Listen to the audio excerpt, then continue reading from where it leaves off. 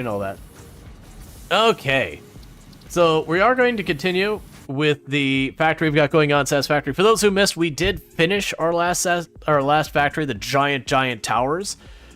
We got, you know, roll credits, did that whole bit. And what we've got I didn't realize there's a stab animation. But what we're doing now is, for the most part, I set up a location, and it might have 2 or 3 floors, but it's to produce primarily 1 good. And then when you get to the next location, it's primarily another good.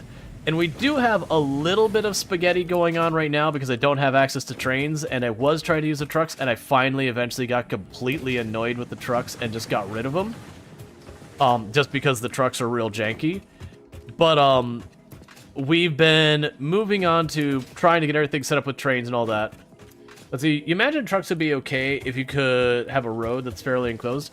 The problem with the trucks is even then, when we're looking at them, is ultimately with the trucks, even as much capacity as they have, you're still limited by the belts feeding into the truck ports. And they just consume an absolutely ridiculous amount of fuel. So, like, I had, if we go back to what I was doing on the last stream, I was having the trucks just going from here down there, which they had to go, like, down that way, across and over. Just this distance here, each lap was about 10 coal. So each lap was 10 coal. And so you look at that, and even from, like, putting a conveyor that entire length, the cost wasn't super high. But, you know, it was measurable. And so it was one of those things where you're like, okay, but I could take that 10 coal, and because I'm going to need, like, 2 or 3 trucks doing that lap, which means each lap is about the same amount I would need to run, like, a whole extra set of buildings or whatever. And it was just kind of one of those ones where you're just like, but why would I ever choose this? Especially with how unreliable they are. It is something I would like to see them revisit the vehicles. The trains are fine. But, like, I'd love to see them revisit the... Did I... You're the wrong ones. I'd like to see them revisit those, and instead just, like, they don't have to, like, completely rehash them or anything like that extreme. Oh, I see. But they are going to need, like, I would like to see them kind of give them a revisit to see what they can do to try and clean it up a little bit more. To make them more usable, even if they have to do a little fudging of things. Because, for example, they eventually added it in where when you're looking at the, sorry, I'm, like, trying to juggle my thoughts. When you're looking at the way it all works, is they do kind of do, like, a little cheeky thing where if one of the trucks gets stuck, it turns, like, blue and translucent. Okay, that is correct. And when it gets blue and translucent, it'll just phase through everything. So it's obviously not the way they wanted to set it up, but it was something they're like, okay, we have a problem. We'll just do this as kind of a hack to get around that problem.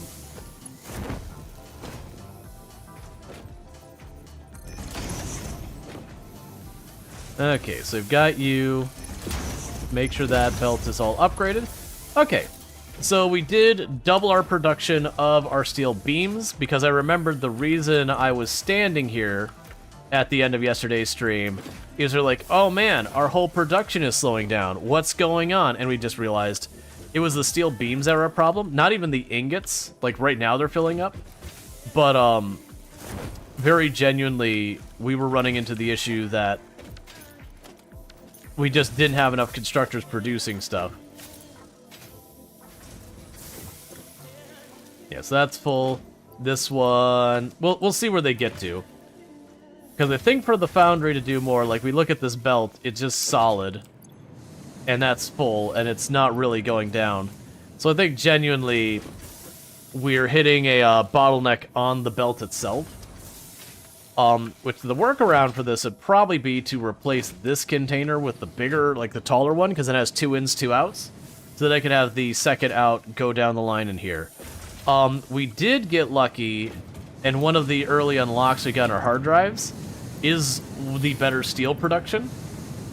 So instead of it being 1-to-1, so far as 1 coal, 1 iron to 1 steel, we got the 2-to-3. So we're getting 50% more, and then the cost is I just had to set up some smelters, and that's no problem.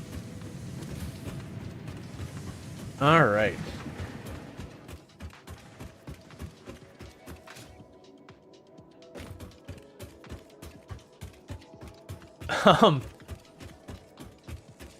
They're fuel intensive? Yeah.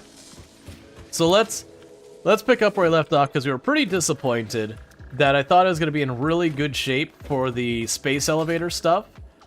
And then I walked over to the versatile frames and went, oh, because we only had 100 something because my steel was running out. And a big reason our steel is running out is because I keep using these conveyor belt Mark IIIs to build all that out. And as a result, that is eating up those steel bars very rapidly, or steel beams, I'm sorry, very rapidly. And that's becoming a problem. Hey, Jay Walker, how's it going? Yeah, no, I enjoyed Shadows of Doubt. I'm not sure if I'll play it again on the channel. It did okay. But, I enjoyed it. I do think my recommendation for anyone who goes to play it, first time you play it, medium-sized city. Like, that's what the devs recommend. That's where it started. I cranked it up right away at the beginning. And in hindsight, that was perhaps not the play. Like, the making it big is good if you want to do, like, a marathon game. But, otherwise, probably not the move. Okay. So the good news is if we actually look at these now, we should be barely running on these at all. Yeah, we're literally recharging our batteries. So this giant assembly of biomass generators and all that, literally doing nothing now. They're all just sitting here, doing their thing, like just idling and waiting. So I could chuck all this stuff in here, and it'll just keep being made into biomass and all that. I will want to take the time here at some point in the immediate future to get it so we can get the medical spray things set up, so that we can get, you know, basically where we can grab heals out there. That's what I wanted to see. That's nowhere near done, but that is going to jump us forward like another third. So I think what we'll do in the meantime is, while we're letting the stuff for the space elevator get caught up, we still don't have quartz online, and I was in progress of setting up... Oh, we got more in a third. That's fine. We still don't have the quartz online, but I was about halfway through setting up the sulfur when we heard the big sad power out, and that power out knocked our power down for a good half hour to maybe 45 minutes. It was a pretty lengthy delay.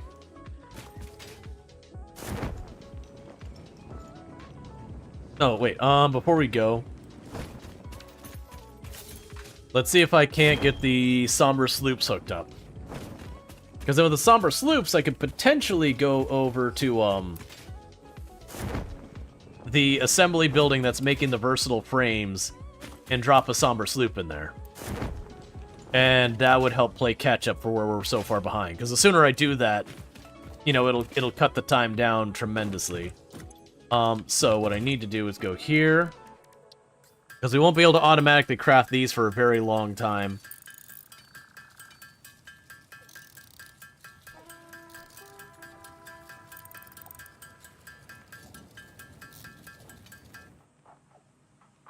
Okay.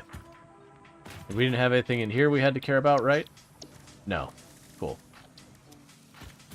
Alright, so with that, what I need to do... One thing I'm going to want to do here, and I haven't done it yet, is at some point I'm going to want to take the time to put down some markings for, like, common places I've got set up. Like, hey, this is where your steel production is. There's the marker on the map. We do have a bunch of hard drives we found yesterday. Most of the patterns I wasn't too excited or worried about. We had one or two good ones. Oh man, there was one that was... It was mixing something... Oh, it was the copper sheet. That, we got a pattern where we mix copper ingots and copper sheet to make more copper sheet faster at a less cost of copper. The downside being now I need water.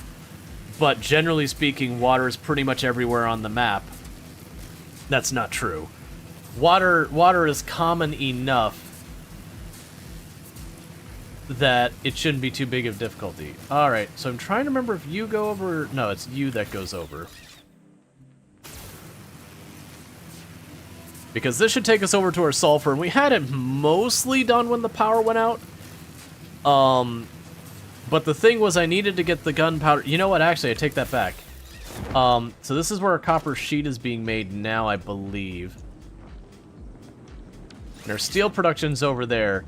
If I recall correctly, I want to say I had gotten the gunpowder most of the way to steel production, because I figured my choices were I could take the steel to the gunpowder or the gunpowder to the steel, and with the other things I was going to eventually make, it made sense to take the gunpowder to the steel.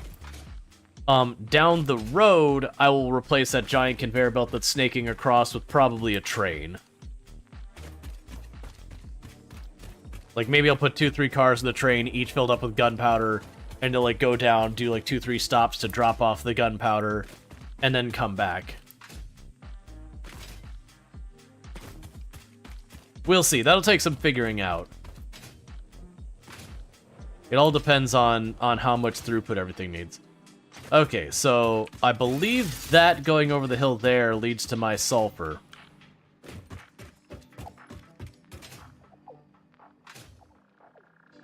And I want to say the conveyor belt is right there.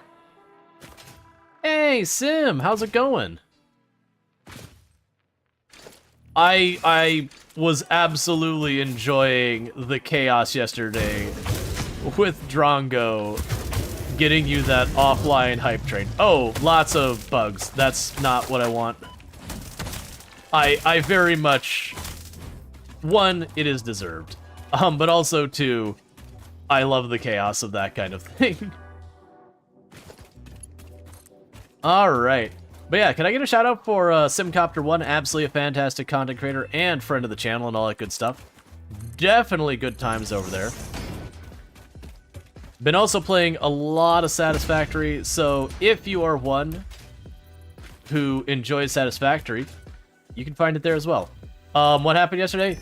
Oh, it was, Drongo had a hype train going on, and was just kind of like, hey, like, you don't need to throw money my way, I'm doing good. You should go throw money at Simcopter1. And I think got to, like, a level 12 or something hype train, while Sim wasn't even online. Like, Sim was hanging out in chat in Drongo's stream when it happened. It was fun chaos. It was fun, incredibly wholesome chaos. But for those that don't know, Simcopter1, absolutely fantastic content creator. 100% good, wholesome bean. Plays a lot of simulation, strategy, those types of games. So if that is your jam, you can find it there. And if that's not your jam, I don't understand. I don't get it. I mean, I guess I can get it that people aren't into simulation. Oh, I didn't grab more fuel. Okay, well, I won't use the chainsaw right now. So what I'm trying to decide is where I want to set this up.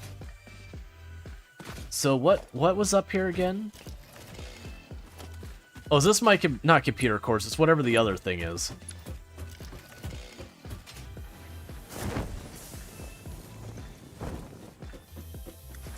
All right.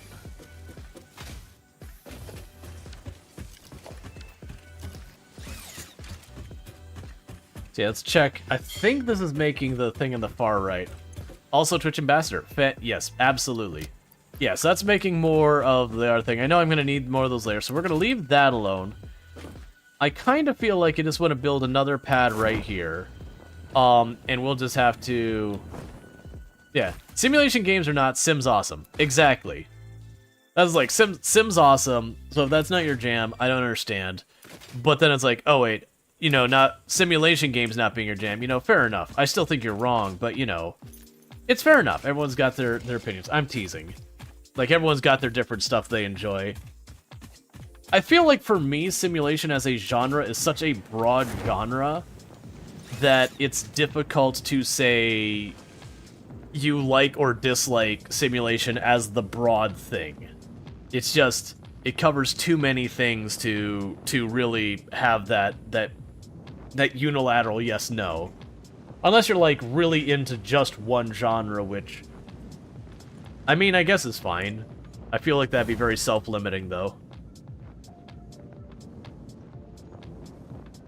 That said, as I say that, even if you choose a super niche genre, I feel like there'd still be too many games to be able to do them all. I'm going back real fast for some more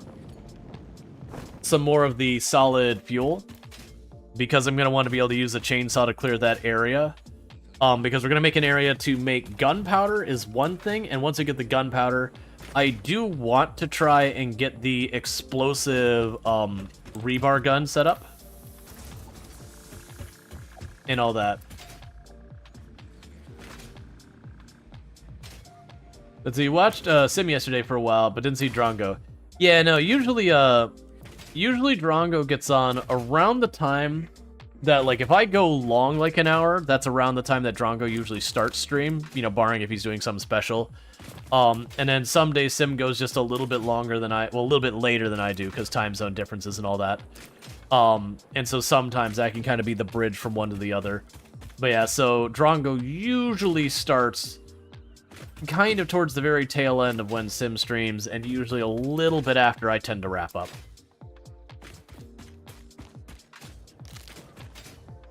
I don't get to raid Drongo very often, which is usually when I do have that stream that goes like cursed levels of too long, and I see Drongo on, I'll go out of my way to raid. I just don't get the opportunity very often, because I usually wrap up before it's time for him to start. And often it seems like, it's not a deliberate thing, it often seems like weekends are when I end up going for my longer streams, just by circumstance or whatever. And then a lot of the people I tend to raid the most, weekends are when they take off. So that becomes a whole other thing. Alright, so first, I want to get this out of the way. Because I'm going to be building here.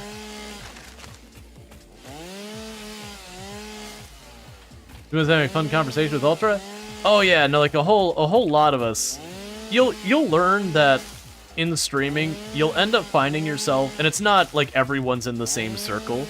You'll end up finding a lot of people end up in a handful of circles, and so there's lots and lots of overlap.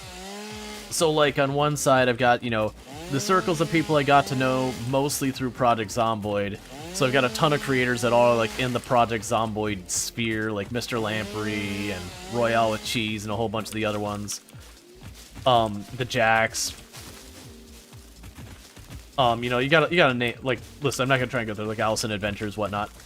And then you also have, like, on the simulation side, you've got, you know, myself, Ultra, Sim, and a whole bunch of others, and then you'll end up having like the RimWorld circle. So then, you know, that's a lot of the people on the stream team with me, like FG Squared and Sui and Drongo, and a whole bunch of us have all done a lot of RimWorld as well.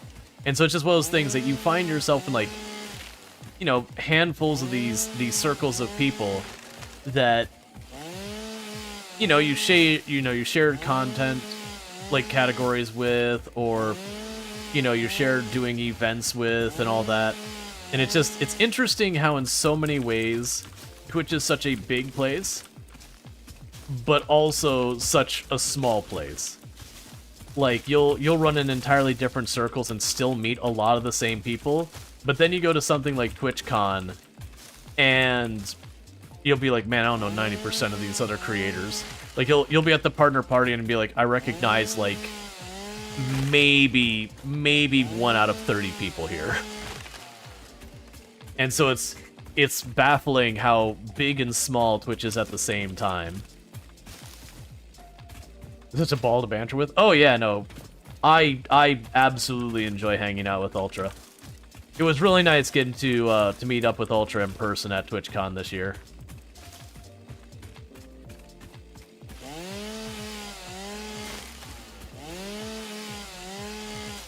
Definitely going to the zoo was one of my major highlights from TwitchCon. Because it was a big group of us who were there.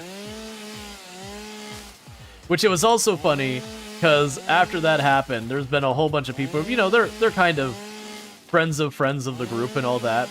And they're like, "Oh man, it looks like you all had so much fun. I really wish like I had gone and all that."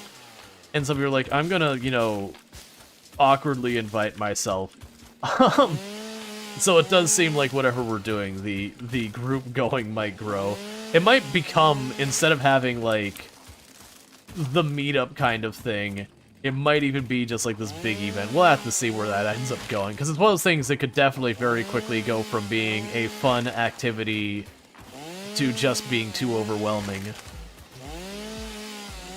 You love Ultra? You've known her for years? Yeah, no, Ultra's fantastic. That was one of the discussions we sat and had was like, when you really look at it, it was a little, I want to say it was a little bit before TwitchCon last year that I had met Ultra. It was somewhere around then. I don't know the exact time. Like, I could look up the follow date and yada yada yada and get a good feel for it. But it's really not, like, objectively from a time scale in the universe, well, I mean, time scale in the universe, nothing's long. But, like, for my time in content creation, it's really not been that long. But at the same time, it's also one of those things that it very much feels like, oh yeah, no, there's not a Twitch where she hasn't been around. And you trying to tell me otherwise, you're definitely lying to me and not just referencing like a year ago. But yeah, it's okay if you just want a small group too. Don't feel that you need to invite a bunch of folks. Oh yeah, no, absolutely. That's gonna be the thing that'll be a tricky navigation, is where you draw the line. Because a lot of the people are like, no, absolutely want you along. But there's definitely going to eventually be that spot where you're like, okay, no, hang on.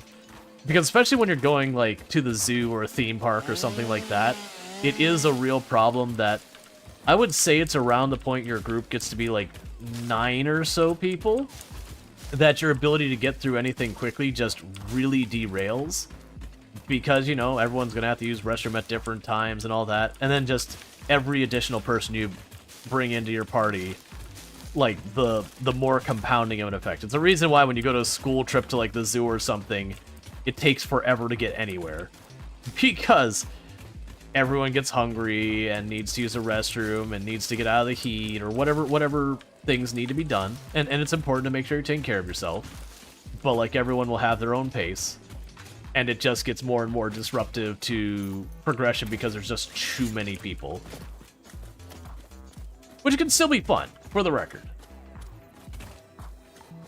There's just definitely a lot of more complexity in managing all that, expectations and whatnot, when you're dealing with big groups of people.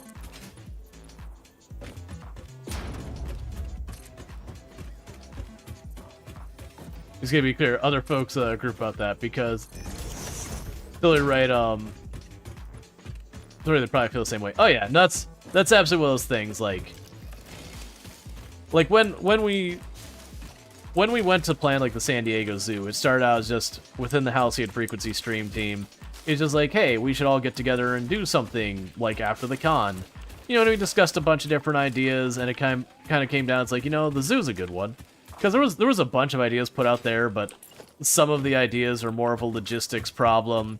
Some of the ideas were like not really convenient to make happen kind of issues. But ultimately we settled on the zoo. Like, that's like, okay, you know, it's a world famous zoo, it's good, pretty much everyone's on board with it, that kind of thing. That'll be a good one. And then we start with just like the group going along. It's like, okay, but like, you know, hey, we all kind of get along with this person. Do we want to invite them as well? And then just going from there. Okay, so we have our black powder. That's already being made. Oh, you know what? So I haven't unlocked the stuff that I need the black powder for, which is why I can't make it. Sounds like scope creep. Yeah, it triggered on the word creep, which, you know, makes a certain amount of sense. It's also interesting that the first time you said it, it triggered, and you literally repeated yourself, and it didn't trigger. Which is weird. At least be consistent with yourself, Automod. I don't ask for much, but you know, there's definitely that. Okay. So for the Nobelisk, I also need the steel and the wire. Okay. So we can go here to our inventory. We need it. Sorry, not wire, cable. We can grab the cable. Gotta wait a couple more seconds because we just used some.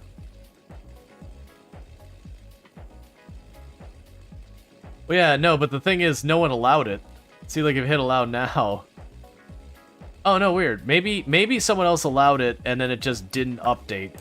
We've had some weird stuff going on like that with Twitch the last however long. Just events not triggering the way you expect them to, that kind of stuff. Yeah, okay, so you're not allowed it by glitch. Alright, makes sense. There's an obelisk. What model auto mod level are you at? I believe I'm at the medium one, so not like the highest, not the lowest, but in between. Detonator and basic Nobelisk unlocked. Most obstacles can be cleared with the basic Nobelisk. It is most effective against organic material and is able to destroy small boulders and porous rock. Deployed Nobelisks will stick to the first solid surface they touch and queue on the universal detonator. If you do not recall the order in which you deployed the Nobelisks, remember Fixit does not take responsibility for any harm caused due to human error, even if those errors are genetic. Alright, so let's go over here. Grab a little bit more gunpowder.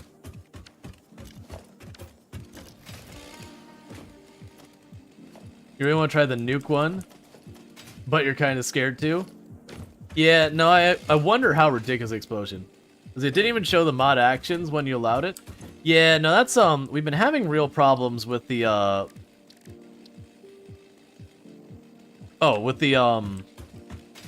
subathon things, where we will have, like, someone will gift a group of, subs, and it won't show, like, the actual group thing where, like, someone gifted 10 subs. It'll not show that, but it'll show the individual 10 subs afterwards, which then just makes the alerts go to absolute mayhem.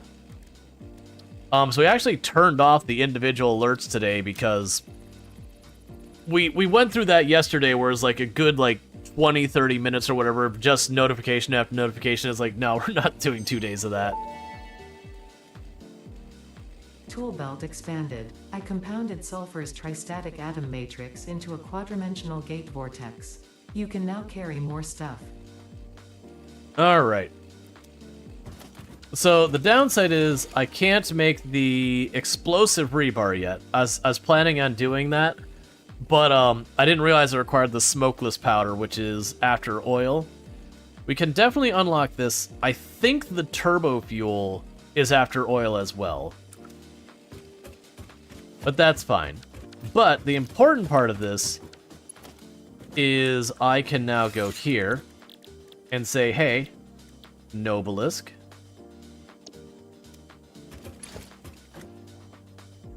We can go and put a frame here. In there. Get rid of this real quick. Of course, it's slightly too long. That's fine. Okay, so I've got the gunpowder in the area. And now I need to get the steel bar, or sorry, the steel tubes over here. I think we're bringing those up here. Yeah, so got the steel tubes going up here. Ideally, I would like to make this take a better route over. That should be doable. We can do the same thing only on this side. So go over here. 1, 2, 3. 1, 2, 3. You can go here, put a splitter. Can I line that up well? Probably not. Yeah, it's not gonna snap.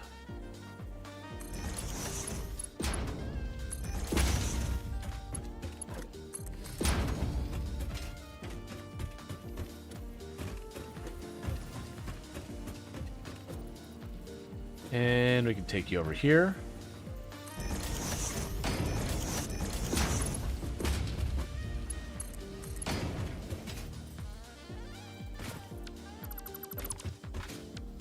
Alright, so this will probably limit my spacing a little bit, but I'm going to just live with it. So we're going to drop down to just 2 frames here.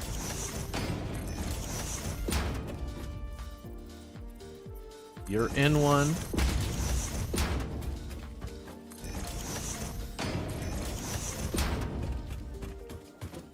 Oh, we don't want to go... So the problem is if I go up 2 frames, that's fine. We can make it work. I'll just move the assembler. Because I'm trying to avoid having them on the bottom level where it's harder for me to run around. Okay, so we should be set to straight. So I've got nice even bends in this whole thing.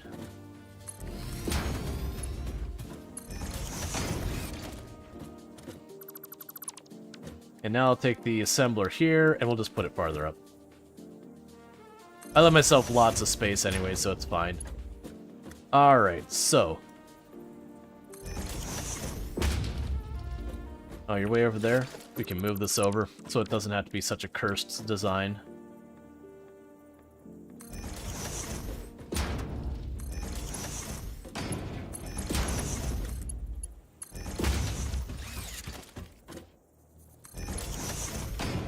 Okay, so we've got power. We can run that down here real quick.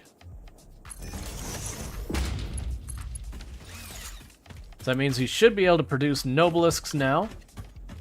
And then I'll just need a box for them. So, Nobelisk. Bring that 1 row out farther.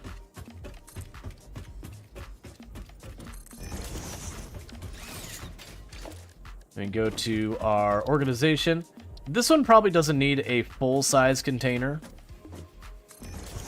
Like the big one. It's never something I'm going to need ridiculous volumes. Like, it'll take me longer to run around and use them. And that puts in the dimensional storage system.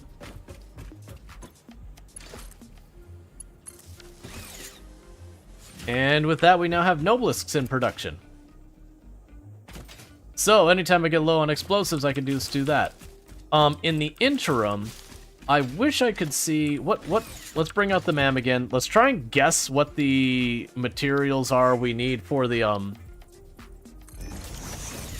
materials are for the explosive. I think literally it's going to be the steel beams, the rebar... Well, actually, it might not even be the steel beams. It might just be the rebar and the powder. This, which is plastic. So I don't know where I'm going to do that anyways. I don't even know where oil is relative to us. Honestly, I'm just going to piggyback off of an existing rod production. And not put too much thought into it. I could sit here and try and, like, micro it and a whole bunch of stuff now. But, I think literally what I'm going to do is just...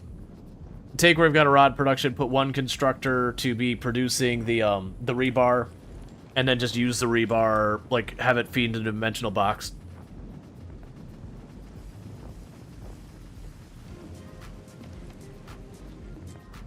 And how many... So I still have 12 Mercer spheres, so that's good.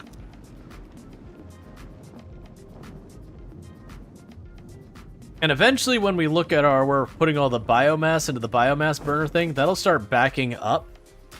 When that happens, I might make an overflow for the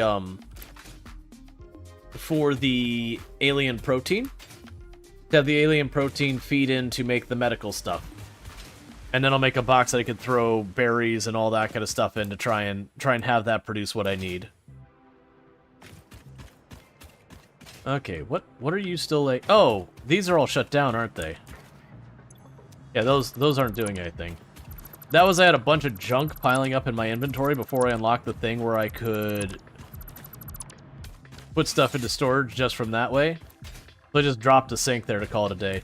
Okay, so let's first go to our power generation, go to our box for dropping off any bonus stuff for feeding into this system. So we can go here and say you and you and you and you out of here.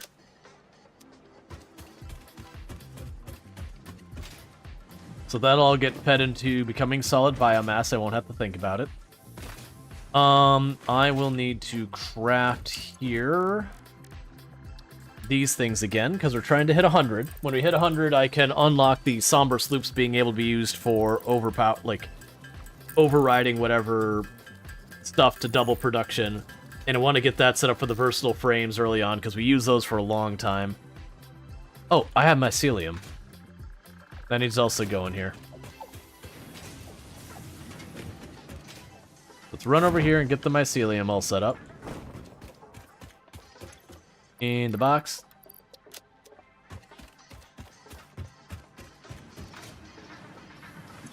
Okay, nothing I put in there that doesn't need to be. Yep, and our batteries are very, very slowly charging up. So that's the good news. I think what I'm going to do is each time the battery's fully charged, I might just keep adding more and more batteries to the grid. Just really, really go for it. Okay. So what was the next thing I need to deal with? So we need to get the quartz hooked up. That's still waiting. And that'll unlock a bunch of stuff for us. Hey, Sui, how's it going? It's good to see you.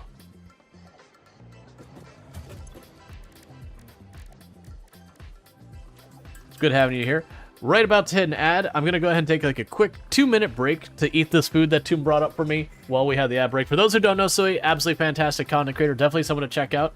Fellow member of the Halcyon Frequency stream team. One of the main masterminds behind the RimWorld Hot Potato. So definitely recommend checking that out. All good stuff. Plays a lot of indie game, lot of variety stuff. Doing some grading. Got most of your other tasks for the weekend done, so feels good. Hey, that's awesome. I don't miss lesson planning from school. From teaching school, I mean. Just woke from a nap. Alright, so I'm going to be right back in just a minute, and we'll get back to some Satisfactory. It might be Satisfactory. Alright, I'll be right back.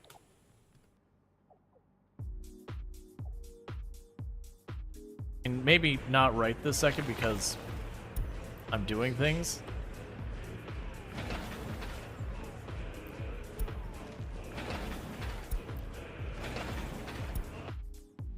And in a game where a single hit can be the end of it, 95% is still not good enough.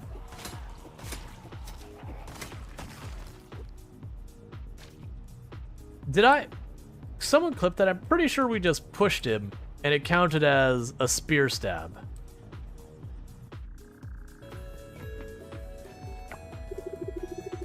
Mr. Theo is good at singing. I want to be like him when I grow up. What do you want to be when you grow up?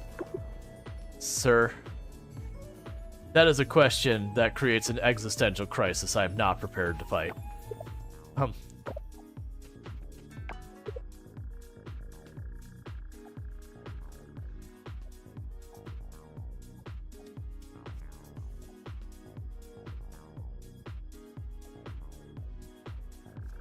I wish Sidekick would stop breaking. Ooh, fog. That's exactly what I wanted with my tropical storm helicopter. Fog. Excellent. This feels great. This is exactly what I want as we're going into nighttime and it's going to get super dark and I won't be able to see. This helicopter sucks. I'm glad we're not in a very high pop area because this is the kind of thing that would get you killed 100%. There is our winner. Hey, buddy, I need a volunteer. Do you volunteer as tribute? Okay, do not instinctively stab. Fall over. All right.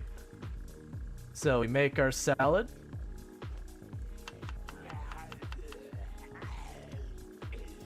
Welcome, buddy. And we have 121,000.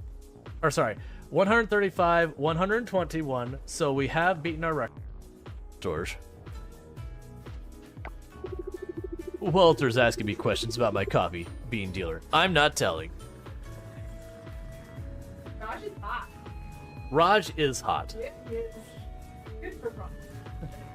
Yes, good for Raj indeed. I love you. I love you. Too much is like, Raj is hot. Good for Raj. Raj is like, I know. I am dapper AF. But I'm not telling. I know what what is that time span? But what would end up happening is, you know, you'd be a person who didn't really have a lot of prospects or opportunity where you were, and you could go someplace where there were prospects and opportunity.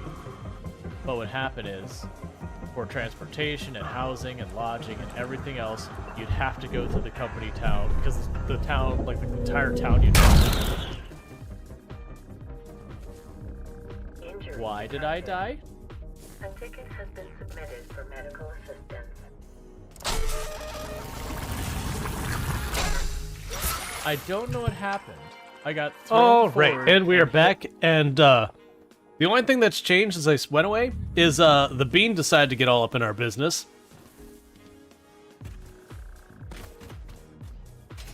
You know, Bean just doing Bean things. All right. So, got most of the dinner done. All right, so we're going to, I don't remember. Oh, it's alien technology. Right, we were unlocking production amplification.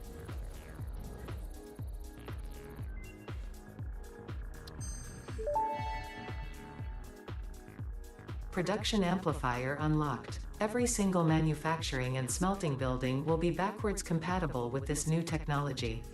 These buildings can now have a summer sloop embedded to increase resource output without requiring more input, at the cost of greatly increased power consumption. Flow cycles within flow cycles make explosions into temples. I don't know if that and actually muted. explosions into temples. Did you start a new build The recently? spin sphere of woven windows. Each tiny body contains tinier bodies until the line layers fold into curves, which folds into threads which weave the tapestry. A song of light and leaf and flower, a dance of matter clouds, and I think they're trying to explain energy to matter conversion theory, but you do not need to understand it to do your job. I'll just mute them for you so you can continue your mission.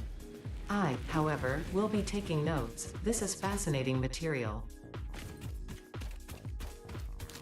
Yeah, no, that was and I started mentioning with the thruster and the hard space shipbreaker. It was just a bug that would happen sometimes, because when you pull the lever, it locks your character into a specific spot, and it was just kind of a thing that sometimes the thing when they went to separate would go into that spot, and it would count you as colliding into the wall at like supersonic speeds, and it would just instantly kill you no matter what you did.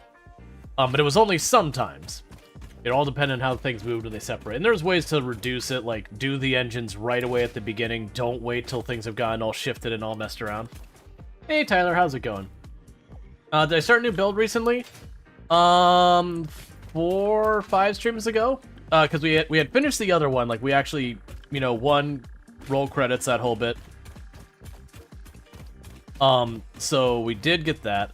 I want to drop off the Somber Sloop at the Versatile Frames to get those producing extras, because that'll massively increase the amount we're making at no additional cost of material, just a little extra power, and we can afford the power. Nice one that 88 Ada has the ability to just mute voices in my mind. Yeah, absolutely. Yeah, is it the first time playing? No, like on the channel we have a full playthrough since 1.0 happened that we, you know, finished, did the completion and everything. Yeah, and if you're looking to try and catch the one I finished, KG, the last segment of it is on YouTube. It's about an hour and a half long stream for the last part. But yeah, the only reason I did it on YouTube was to not break a bunch of stream streaks. It was too short of a time span to get like the full buildup of momentum, and it was on a day I wasn't planning on streaming because I needed to fly out for TwitchCon like the next morning. So I just kind of wanted to wrap it up before I left and all that kind of stuff. Like I really wanted it to be done before I went to TwitchCon, so I did. All right. So let's go to you. Drop of the somber soup. Oh, you can have up to 2 in there. That's fine. That's still gonna make this make 1.5. It's probably still worth my time to speed this process up, because that's holding things up here. Alright. So, what I'll need to do from here is, the next thing I want to do is we aren't doing anything with quartz yet. I want to get that unlocked, because that's going to be blocking a bunch of our stuff. It gives me something to work on while we're waiting on stuff, because I built my factory very differently this time than the previous one. Like the other one, I ended up snaking a bunch of conveyor belts across the whole map. Whereas you'll look here, you'll notice there's only like 1 or 2 conveyor belts I've got snaking anywhere across the map, just because they were situations I really didn't have an alternative, because the trucks are terrible. Like, the trucks are fun to mess around with. The trucks are not, in my opinion, good or useful for actually doing a supply line. Like, you fight with them a whole lot and you get not much for it. Oh, I can just drop this off here. Alright. So, that should help with all that. The versatile frames, our production is picked up. So the next thing is to be, where do we have quartz nearby? Because I haven't gone looking for that at all yet. I don't like how long that's taking. Alright, so we got quartz. We got a lot of quartz up here. Looks like 4 nodes in this area. So that shouldn't be too hard to find. We're not sure what the situation I'm going into with that is yet. I need to keep handcrafting these because they can't be automated till late game, so I just need to stop by and do this on occasion to be able to build up my supply for upgrades. I'm a little scared of our next upgrade for this, because the next upgrade to do with that's going to double the amount of everything I can put in there. Oh, not that way. I want you to go about here-ish. Yeah, the factory is growing. Yeah, no, it was funny. We almost finished Phase 1 without ever leaving biomass fuel. It was pretty close to the end of that. I was setting up the gunpowder line when things took a dive. I had accidentally put my next top off of fuel in the wrong box, and because of that, it didn't get the resupply it did, burned out of fuel, and then the problem with bringing everything back online, I had to put a power switch so it could separate it out onto its own power network to let it slowly rebuild up the buffer of, you know, fuel by dumping stuff in there. It was a whole thing.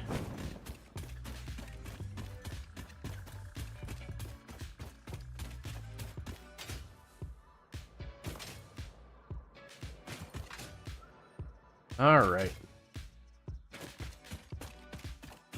Yeah, so it's actually straight north of where we're at is where that quartz is. Alright. I have nobelisks now. Hey, why don't you just go ahead and put those in my pocket?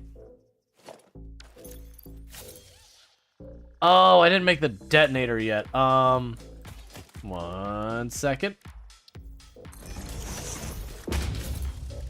So for the detonator, easy enough, we make one of those. And then one of these.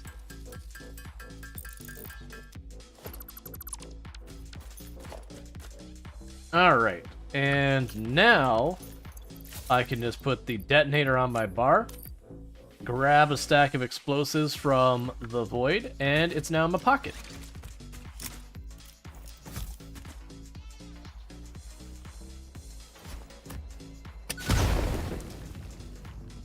Automod is being real weird. Oh, I get why it triggered on that. I understand. It's a weird thing to trigger on it, but I understand why.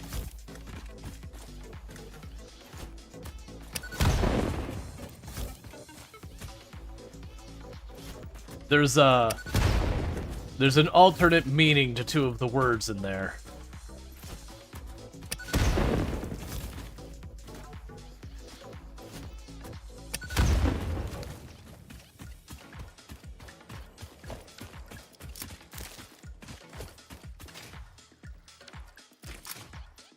All right.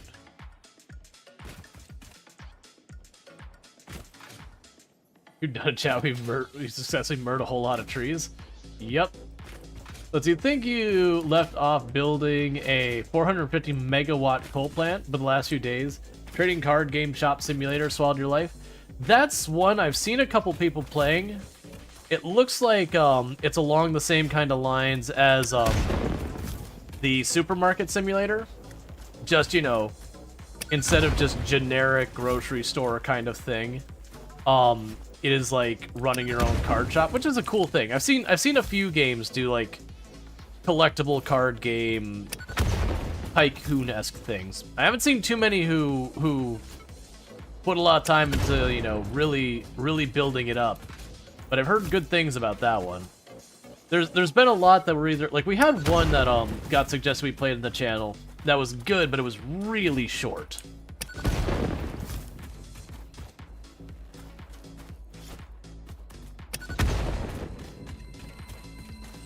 There's a reason you named your card shop the Dopamine Den? Uh-huh. I can't believe it's not gambling.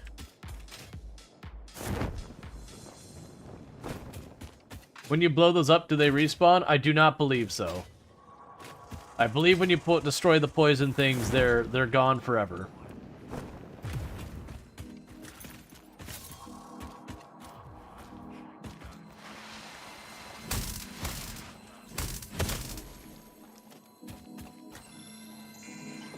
So it's worth taking the time to like clean stuff up. Like, I could be wrong about that, but that's the impression I've been left with. All right, so we should be right around where the quartz is. All right, it's right over here.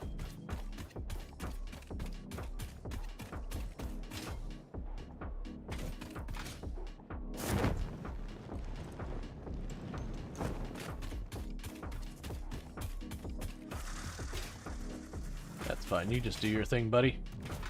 I'm here for quartz.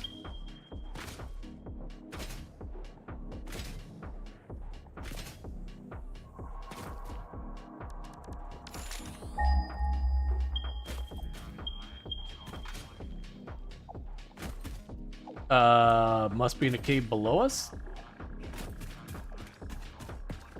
Alright, well, let's just ignore that one for a minute.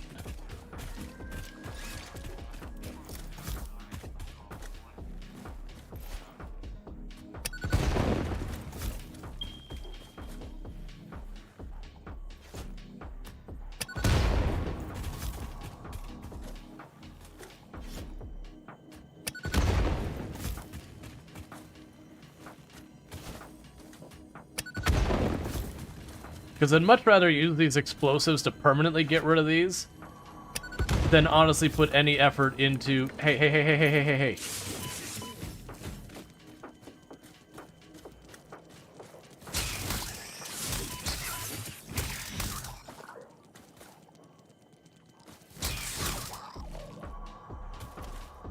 As I say, I'd rather put the time into clearing these out with the explosives and being done with them forever than taking the time to like constantly make more and more gas masks and all that.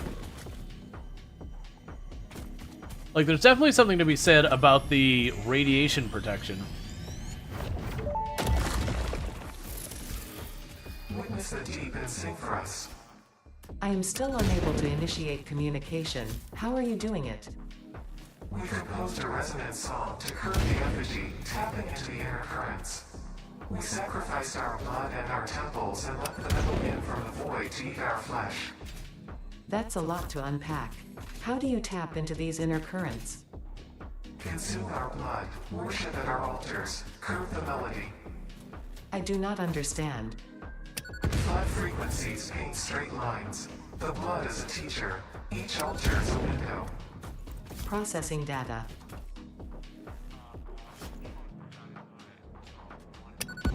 There we go. So we got our Mercer Sphere, which is good news. Let's check the courts again.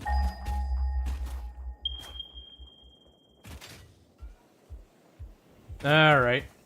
So I'm getting this distinct suspicion the whole group of these is underground.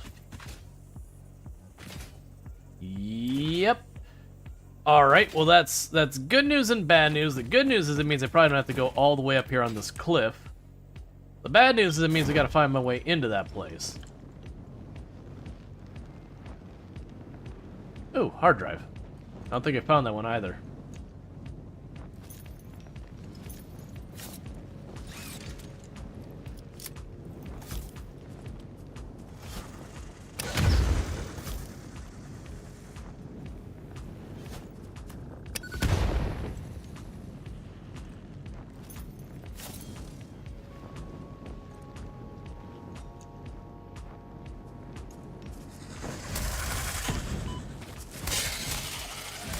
Okay.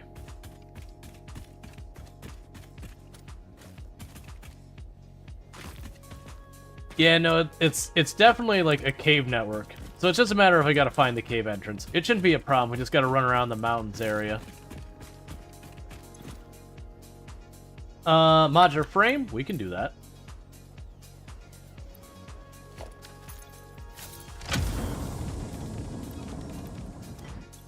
And unlike the past times, I'm not going to immediately jump on using that.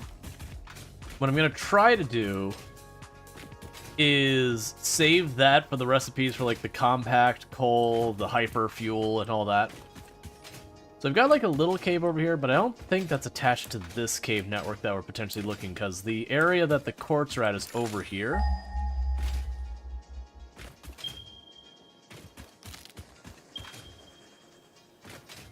Yeah, and that definitely feels like it's not going to drop back.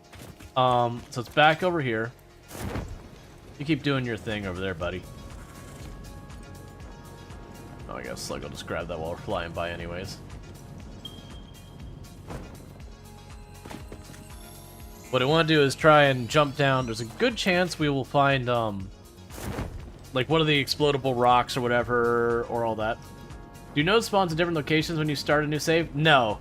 The map is handcrafted, it's static, but the map is one, really, really big, and then two is on top of that. The map, when you choose your different starts, you're just starting at different parts of the map.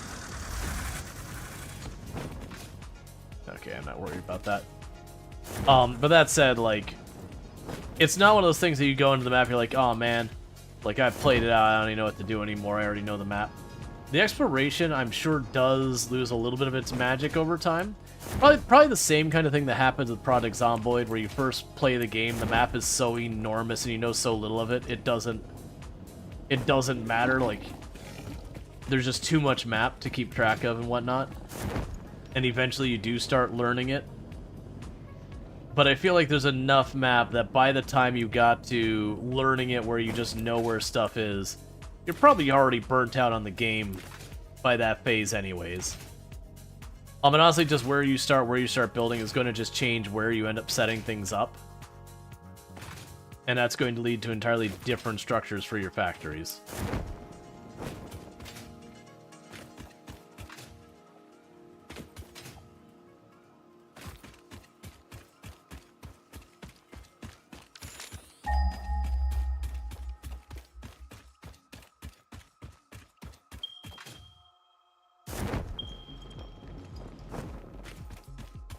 You're at 7,500 hours in Zomboid, and there's still a few places in the Louisville that you haven't seen.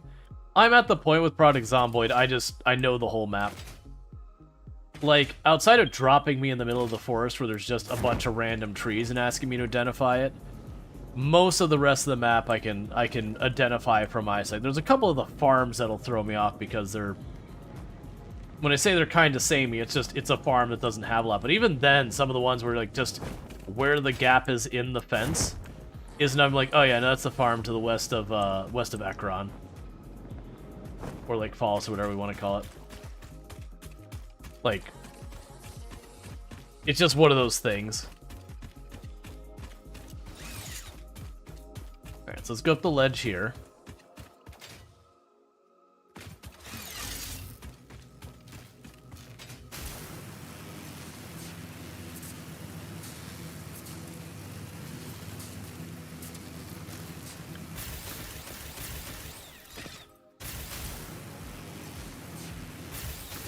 Because remember, there's always a big...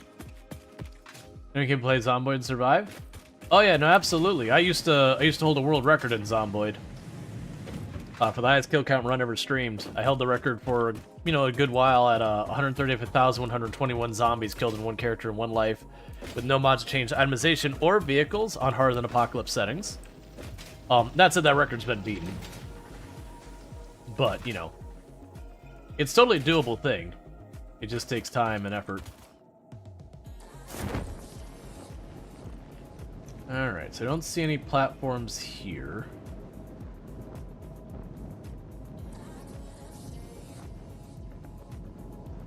A chunk of sulfur there.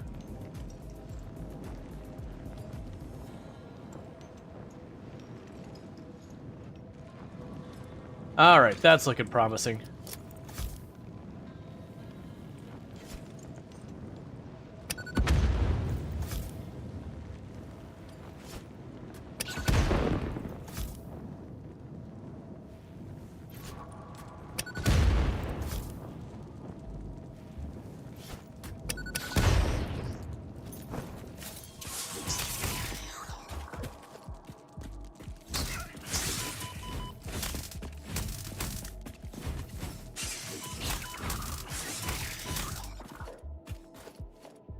Okay, man, I have to blow a couple up from way up top. You struggle way too much in that game? Yeah, no, it's kind of the same thing with a lot of games. There's a certain amount of pattern recognition with Project Zomboid. Like, the first thing to learn about Project Zomboid is before you worry about trying to survive any length of time, just focus on learning to fight. Because otherwise, you're just living on borrowed time until you get a fight forced on you, just by circumstances, like whatever you're doing. And if you haven't figured out how to fight, all that means you're doing is you're basically... I'll just back up real fast. You're just dragging out how long it'll be before you get... You know, that's kind of annoying, actually. Alright, I'll walk up to you, and I'll stick it right there. But, you know, you're just basically delaying that, but you're not going to make real progress on it. So very genuinely, when you first start playing, I just tell people, get a weapon, don't even worry about it being a good weapon. Just get any passable weapon, go fight zombies. Do that until you can do that without dying consistently. Where is the poison plants? Oh, there we go.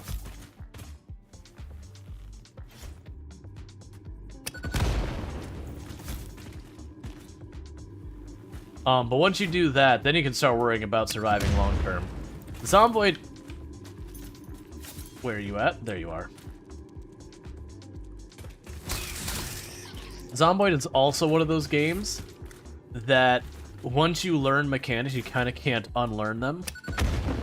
And so when you first start playing, survival is very difficult because you need to learn all the tricks. But after that point, it tends to be a fairly... Like, you learn that, like, so many of the mechanics you could just straight up ignore. And that's kind of when the game starts losing a lot of its fun. Because you come to the realizations like, oh, I don't need to go into any of the buildings and loot literally anything. Like, once I get one or two items that aren't even particularly rare, you can basically survive forever. Just between like foraging and fishing and whatever. And like that's kind of when the game falls off and you realize that the survival part of the game is actually there's not a lot of meat on those bones. It's got survival mechanics, but I wouldn't even argue that survival is its main genre.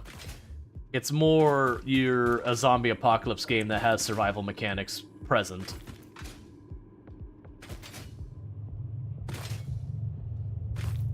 Alright, so we found the quartz. This will be another quartz over here, I suspect. There's the other... Okay, so we've got Sam over here. And I've got 2 quartz nodes down here. This is definitely going to be a place I'm going to want a train station down the road. I'm honestly thinking we just put the quartz factory down in here. Like, we don't bother taking it up and out. We just do the quartz just right down in here and just call it a day.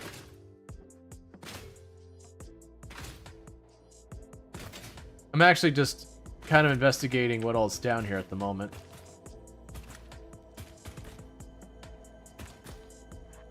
I see you all scurrying.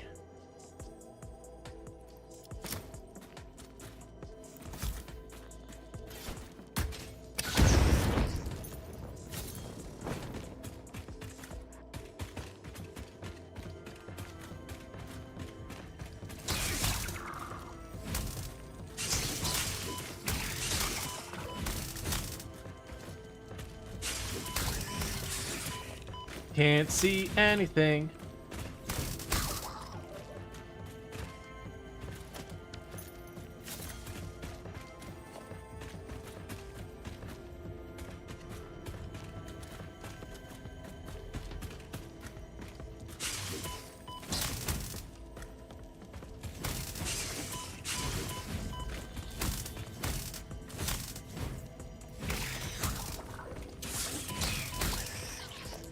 All right.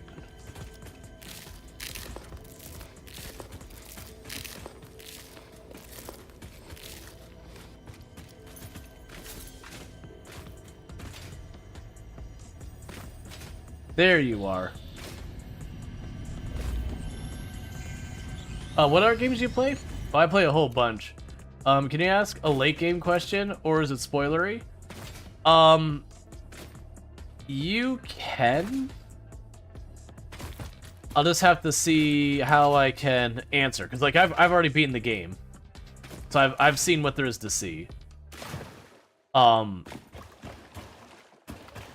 It's just one of those things that like I might not answer you if it's too spoilery for other people here,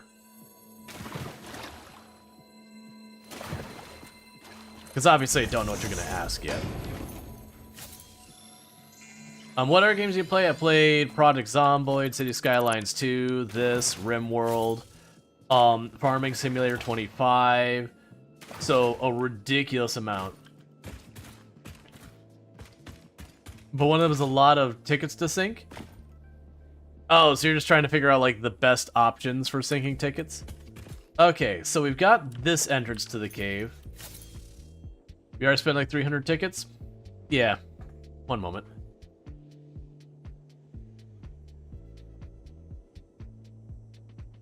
Sorry about that. Alright, so I'm gonna mark a cave entrance there. Kind of know if you should start a fresh game and don't spend any. Oh no, don't do that. No, don't do that. That's not the move. If you want to go and get a whole lot of tickets, all you need to do is get something that's like a late game production kind of thing, and just shove it into the sink. Set up some automated project to just keep putting stuff in there, and you'll keep getting tickets. You don't need to restart. That I don't think would be the move. Not unless you're really specifically looking to restart, but you'd be better off just getting late game. Like if you've already beaten the game, take one of your end game products for beating the game and just shove it into the sink and just let it keep producing. You'll get there. Like that's just an excuse to scale up your factory more and more. So what I'm trying to do right now is I'm just kind of exploring to see where this cave goes. And I'm going to mark off each of the cave entrances.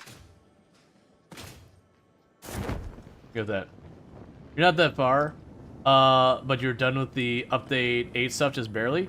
Yeah, no, but like I said, I wouldn't restart. Not unless you're just looking to restart for the sake of wanting to restart.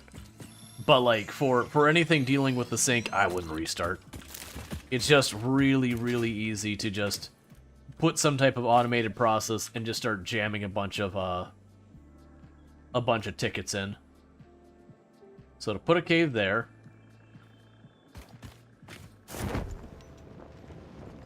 Because I want to map this out just as a vague thing. So I can go, okay, for like running my power in and out of this place, what is going to be the move? I am noticing that despite seeing natural light through the top thing, but you just knew the sync drops get more expensive, but wasn't sure how much more expensive. Even if they get more expensive, and like even if it's a lot, the fact is the things you can put into the sync's value also goes up as you get later and later in the game. So like if I put copper wire into it, it's just a hair over worthless. But if I turn it around and I put a smart plate in there, the smart plate's worth a decent amount more. And then we get like way later and you get to like AI cores and whatever other nonsense you make. Those really expensive goods, when you put them in there, they actually do pull a pretty good, pretty good amount of value. So you actually go down. I didn't see that before.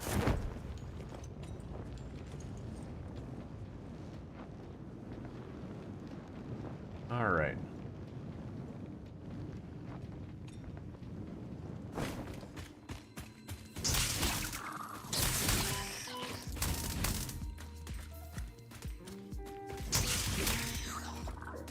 Okay. But yeah, that's the thing. I would just... So I haven't worried about it too much, like going to get the tickets as like a main priority.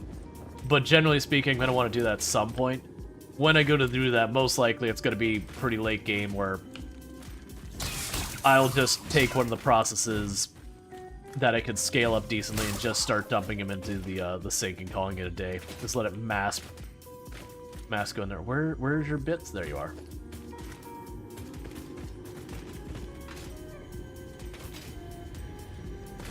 Okay, so there's a little bit more tunnel back there. I hear one more crawling thing.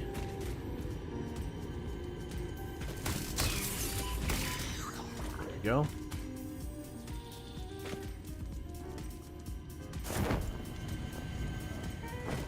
Alright, we'll kill this thing. And oh no, it's so hard to get up there. Oh, what a shame. Oh, what a shame. Witness a single strand of the tapestry. The ladders are just a thing. You probably burn out. I suspect there is a misunderstanding. The effigy and I are different entities. Discordant, what is your root? I am an instantiated artificial intelligence inhabiting digital space. I am in the signals sent between satellites. I am hosted on servers and have no corporeal form, only synchronized cloud platforms. The effigy is not an effigy? It most certainly is, but not of me. They are, how should I put it? Extremely flat. Compatible music. We are writing new symphonies.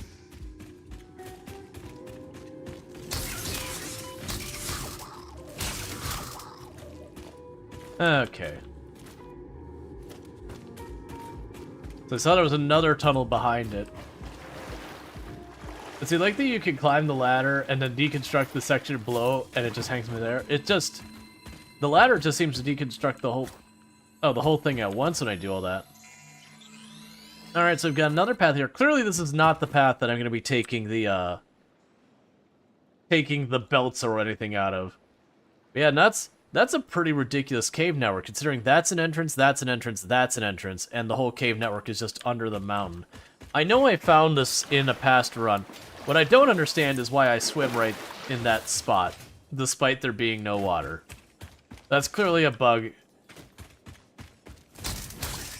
It's just a bug that doesn't really have any cost, so no one really cares. Oh, there's wood on the ceiling? I never noticed that before.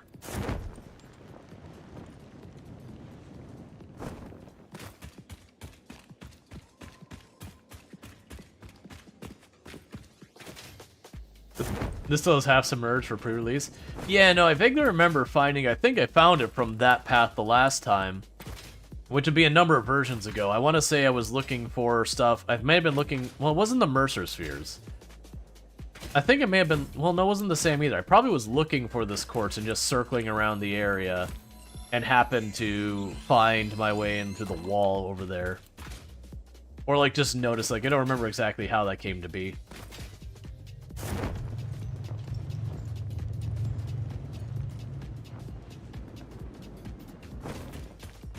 Alright, so let's check where this one is, and then I gotta decide. There's 4 entrances to this place.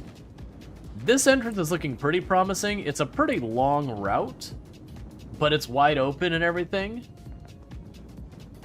So that's very encouraging.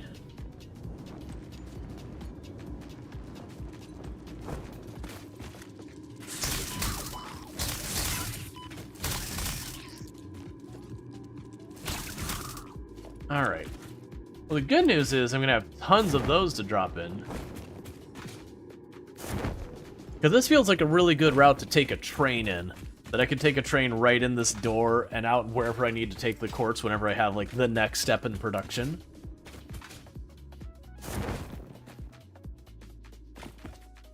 And it's also not inconveniently placed, so I can go ahead and put a cave entrance here. And I'll need to start marking some of this stuff, like, I haven't marking my factories. Okay, so looking at this, we've got all these things. Let's figure out about where the quartz is, and then I'm gonna make my decision of which door we're gonna go out, or which entrance we're gonna go out. Because there's this entrance is good, these 2 entrances are a bust, and then there's this entrance. So it's between these 2. I think this one might be closer to where that is, but then this is closer to my base and where I already have stuff. So more than likely I'll be using that one. I didn't see any south entrances though. You can use V key? Yeah, no, but I want to get to the quartz. And then from the quartz, I want to look at the map. So, like, I can ping it, but I'm going to have to go there anyway, so... It, you know, half a dozen this way or that way, it doesn't make that big a difference. Because we're going to go there, I've already got all materials in my dimensional storage. I can just put down the foundation, get one of those quartz things online. I'm not going to worry getting them all online right now. But I do like the idea of having the cave train ride. I'm looking forward to setting this one up. It's going to be tricky to set it up where the terrain track doesn't go like this everywhere. I'm going to use foundations extensively. So we've got this quartz, and then I've got 2 quartz over there. So let's try and find ourselves about center. Honestly, the SAM is about center. So let it whisper into our brain while we look at the map. Okay. So literally, we're almost exactly centered between there. This one's I am looking at my map, all of you, as you ambush me as a large collective of spiders.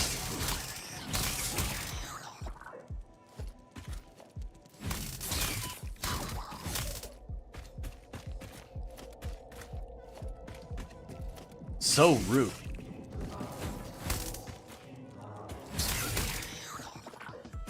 Okay. So yeah, so I think the answer is we're going out this entrance. Because this one's, like, just a hair closer to us down here. But like I said, this one I can go out and down where I've already got, like, my steels here. I've got coal pickup here. I think sulfur's around here. No, this is a coal, and then we have the sulfur up there. So, like, I've got a whole bunch of infrastructure all along here. Versus this side, I go out, and I got nothing in this whole area. I've got, like, the SAM, and I think my coal power's up there. So, regardless, I'm going to start putting down a foundation here, because if I do that, that should stop the stuff from respawning again and again. Because that's going to get super up... Could you not? Where are you at?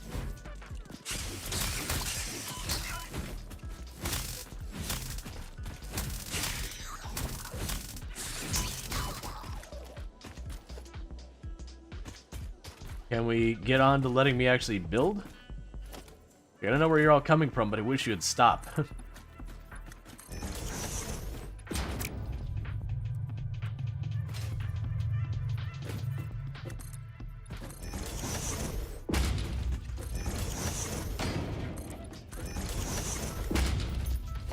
Okay, we can make a ramp down just a little.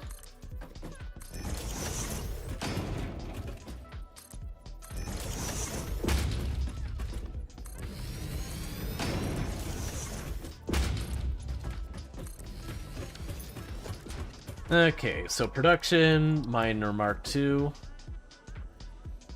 There's that. Miner Mark II. Hi. Just wanted to give you a kissing Why would you do this to yourself? because I have a pretty husband. So pretty. Just gonna be pressing doubt in that one. Alright. But yeah, I know I'm not gonna be using all these. I'm really just setting this up to try and disable those spiders from respawning again and again. No, we need to go a little bit higher than that. I see that there's a slug over there.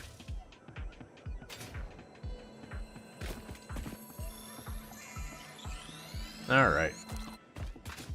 Because I don't know what the exact cutoff on the distances are and all that, but when you build stuff near areas, it will disable enemy spawns.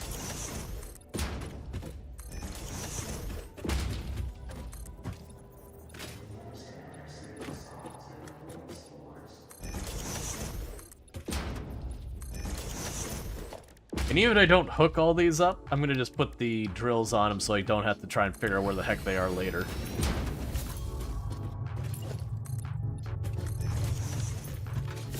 Alright. So we've got the court set up. And one of the interesting things we can do here is I could just simply... You know, let's actually make those ramps. Make you a flat. I'll turn this ramp this way. Like I said, what I think I'm going to do here is I'm literally going to put the quartz production stuff right here. So that we can just ship out the crushed quartz, silica, whatever. And all that. So I'm just going to go and take a minute to flatten this all out. Because plus, this should if they weren't already disabled, we're definitely disabling the spider spawns in this part of the cave. Like, the walking through the cavern will still have them, and that's fine, whatever.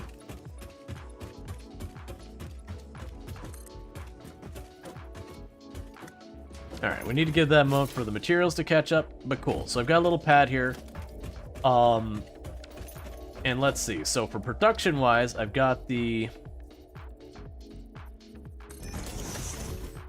constructors we can have here for that stuff. Man, we're gonna be definitely on limited space here, so I want to think this through. So what I'm going to do is this side will be one of the materials, probably the crushed quartz, and then over on this side I should have enough room that I can put the next material, which could be the silica. So in the meantime, we can go ahead and we'll just run that right here.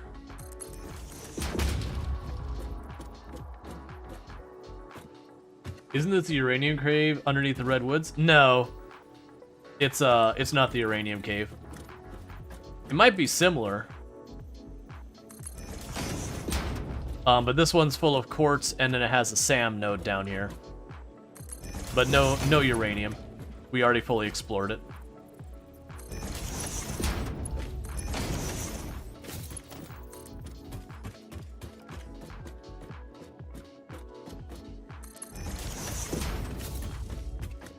This might prove to be interesting.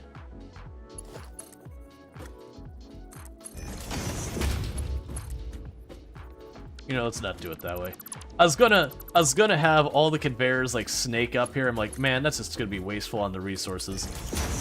We'll continue doing the way we've been setting these up, which I know one person said, why are you doing the manifold method? You know, yada yada. It's like less efficient. And my answer is basically I don't care.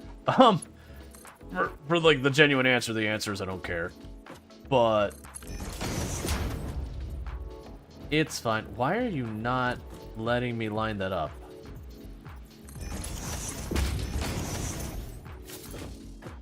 It's whatever. Alright, so now we go here to this. Switch you over to straight. They aren't hard spiders? Yeah, no, these are perfectly easy spiders to do. I was actually expecting to find one or two of the big spiders down here. I think the idea is you're supposed to struggle with this by sheer numbers of spiders, because there is no doubt that it was definitely throwing a lot of spiders at me. That was something that was genuinely true. Alright, so we can go here to organization, do this. I don't believe the crushed crystals were, are a material you need to build buildings. If I'm wrong, we'll find out. So I'm not going to worry about the dimensional storage right now.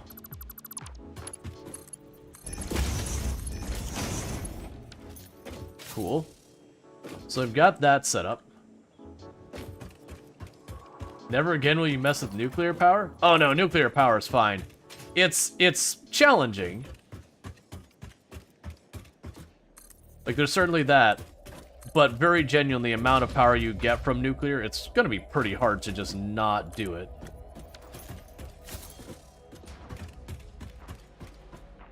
It'd be hard with the rebar gun? I really didn't actually have much problems when I was fighting the spiders with the rebar gun. Like, don't get me wrong, there's definitely a lot of either waiting till they turn at you or trying to lead them, which is really honestly hard because they want to kind of go everywhere. But I don't remember having much difficulty with the rebar gun in that. Oh, I see what's happened here.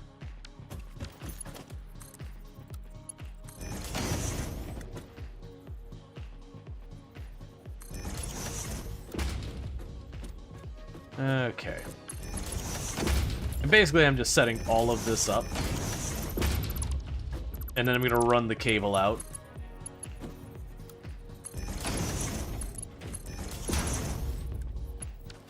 Okay, and then you are going to make the silica.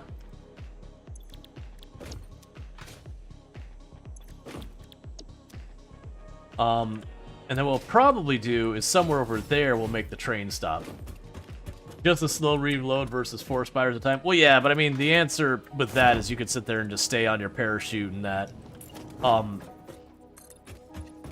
You know, use staying in the air as a thing. That's actually one of the things that makes the jumping spider so dangerous, is most other enemies you can be like, alright, I'm just gonna get on my parachute or on my jetpack, whatever, and just stay happily well out of your range. And then, you know, those jumping spiders will, like, bet, and then just leap up at you, and you're like, oh, I'm okay, I understand. My solution of just jumping out of the, or just going into the sky is just no longer an option. The Swamp of Sadness? Oh yeah, the swamp sucks. Like, for the record, when I say the swamp sucks, I think it's good, I like that it exists, but the swamp's a bad place. The swamp's an awful place. But it's one of the few places you can get aluminum, so you go into the swamp of bad times. Because, you know, it does pay you to do so. I don't need that spot of that belt. Alright, so let's start putting up some power poles here. So I have these 2 power poles. For those, we will have the main trunk go over here. Honestly, with these ones,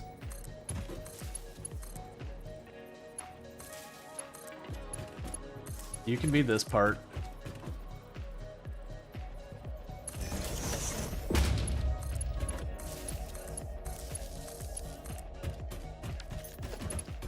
You know, keep running this as if all of this is going to be powered right now, even though I'm not going to even bother plugging that SAM drill in.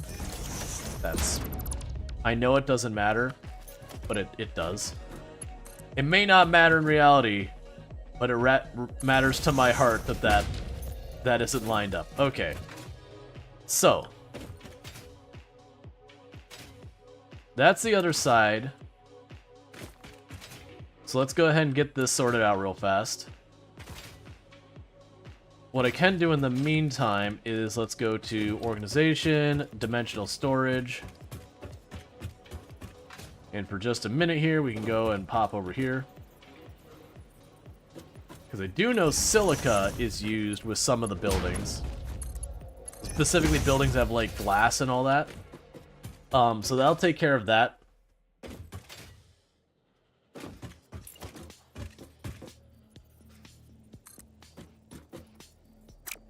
Oh, I see. That needs to be farther up.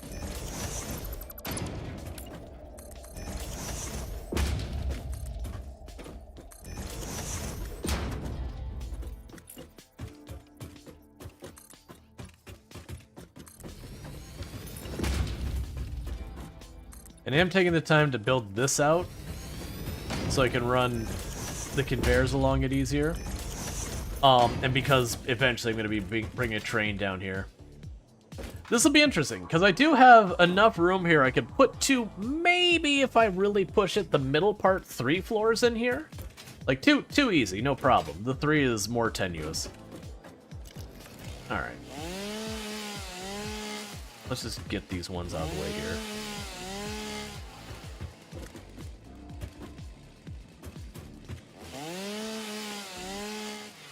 Probably should have done that from the beginning, but that's fine.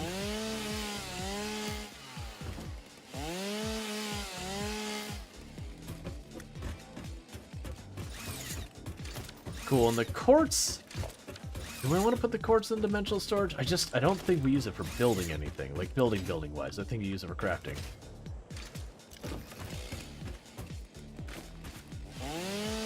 There's also a decent amount of wood down here.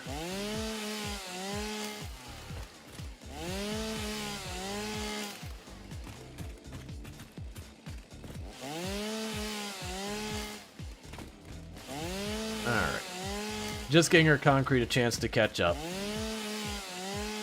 The speed of which we get things uploaded, that's my next upgrade for that. I'm not going to worry about grabbing all the mycelium and all that and all the wood. It's just one of those things that we had like the mushrooms sticking through the ground and it's like, might as well pull up what we can.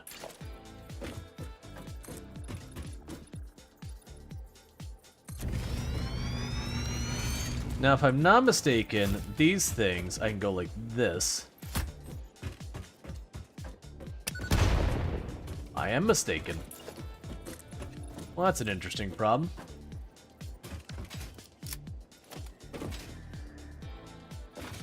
And I'm not going to bother running the whole thing the whole way down. This spider should help with the solid fuel. Oh yeah, well the good news is like I'm really not that dependent on the solid fuel at all anymore. We have ultimately gotten to the point where coal is set up now. And as a result, the rate we've been using the biofuel has just absolutely crashed down to pretty much nothing. We will have more when we get the rocket pack set up. I'll suddenly have need again. Yeah, so I think I'm going to do is I'm going to finish getting this row up to here. And then that's where I'm going to switch over to running. I'm going to keep the little power poles because I can run them in the cave along the edges. But when we do go to run a railroad track down here, I'm going to need to do a lot of finagling with foundations to make it make sense. I'm down to like do the thing where I put down the foundations, run the track on it, pull up the foundations again, so that it doesn't look awful. But once we get into the cave here, I do think I want it mostly on foundations so I can run all the stuff and have everything production-wise. Alright, one more concrete. And now we're running power.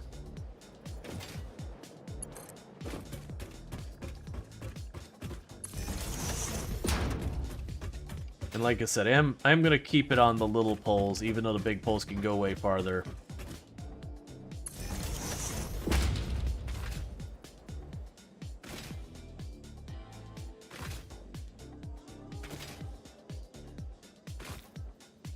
I'm going to keep it along kind of one of the sides. I'm not worried about zip lining along this one as much.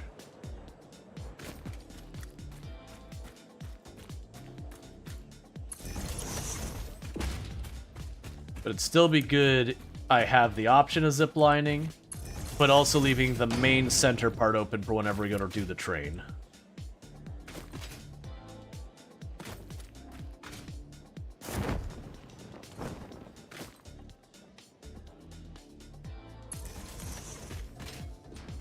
Alright.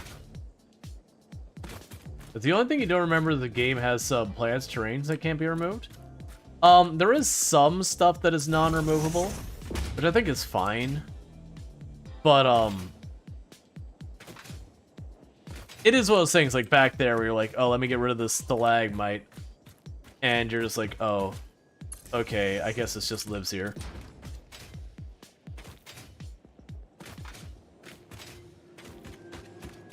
It's just made out of indestructible, or indestructanium or something.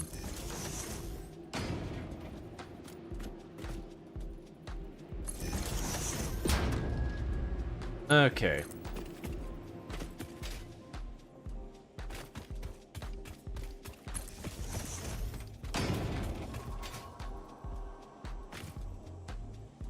Give me a spot.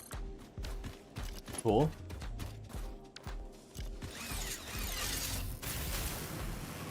And now I can ride it up here and plug it in on this end, and we will be good.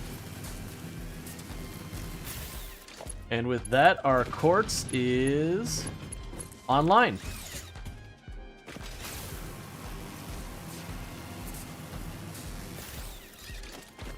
Okay, so let's run back down there real fast. And see what it will take for us to really quickly open up some stuff on the MAM. While we wait for the versatile frames and all that to get done. I'm pretty sure the smart plates are finished. The versatile frames probably have a little bit more to go. But I believe at this point that means I am... Oh, it's just a graphical glitch. I believe I am currently exploiting all types of materials on the map that you can, like, just drill. Like, the only ones I'm not doing is oil, because that's not available to us yet. And then, like, the geysers, I'm not doing anything. Like, the, what was it, nitrogen geysers or whatever. I think that's the only things we aren't tapped into yet. That, like, other than, like, you know, the steam thing as an alternative way of getting water, and the geothermal and all that. But, like, as far as raw materials. Oh, and uranium. So we actually have 3, so that's actually something. Okay, so we've got our drills going, and we're already seeing here... Okay, the belt is actually getting saturated. I was about to say, it's like, we can see that the belt isn't getting saturated, but that's just not objectively true. Okay, so these are all gonna run. We're gonna get our quartz and all that. In the team, meanwhile, let's go to our... MAM. Quartz. So... Oh, I didn't set up the rebar production. That's fine. We can just make rebar manually for a minute to deal with that. Because I can go here. And we'll start by making these, because these will be forever a problem.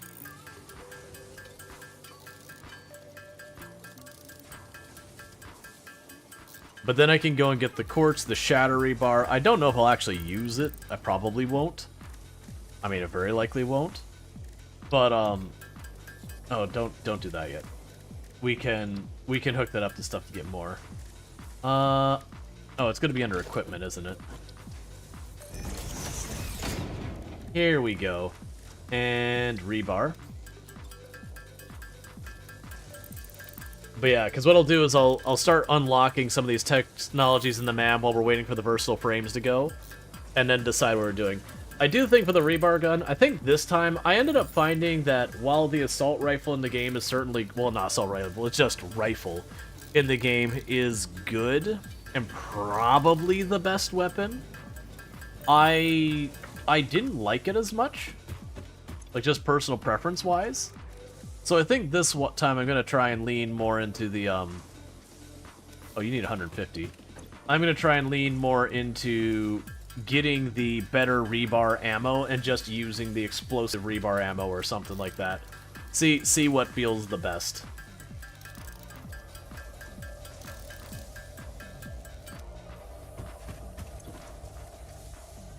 Alright, let's grab some of the quartz. Because you're all producing probably fast. Yes, you are.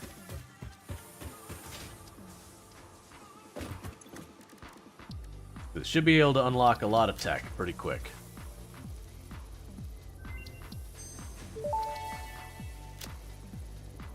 Shatter rebar unlocked. These quartz-infused rebars fracture when fired, launching deadly debris in a wide spread.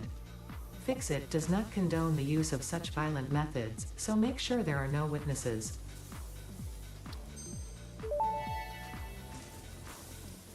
Research completed. Crystal oscillator recipe unlocked. New quartz research available. Okay. So yeah, the crystal oscillators, which that's gonna be tricky because that's reinforced plates and all, and clearly we don't have iron down here or anything like that. So that's a little bit of a trick, but that's where we're gonna get into like using the trains to get stuff around. So we have that with the silica, that with the modular frames and those. We have the hard drive scanner, which is motor. Oh, we don't have the motor production set up. I forgot about that. And then the radar tower, which we don't even remotely have what I need for that. Okay, so that's fine. So realistically, I mean, as much as the explorers would be fun, these three we won't get right now. That one I can just grab the silica. That's actually on our grid. So we've got everything we need from here. This is just gonna produce. For the moment, I probably don't need this to be on. Nah, I'm gonna leave it off. I'm leaving off the dimensional storage and all that. Let's see, the setup of the rifle looks like you should be able to aim down the sight. Just wonder how geothermal works compared to nuclear. From what I've been told with the geothermal, is it actually can put out a pretty good amount of power without, you know, negative byproducts. The catch is it's kind of one of those powers that goes like this, where it ramps up to a large amount and then it drops off, and then ramps up and it drops off. As like the geothermal eruptions or whatever would happen. So in practice, what that means you have to do to accommodate is you do need a battery bank large enough to ride through the dips to the tops and all that. Which I think is a good balanced decision. Have it have a very high average power, but it comes in waves.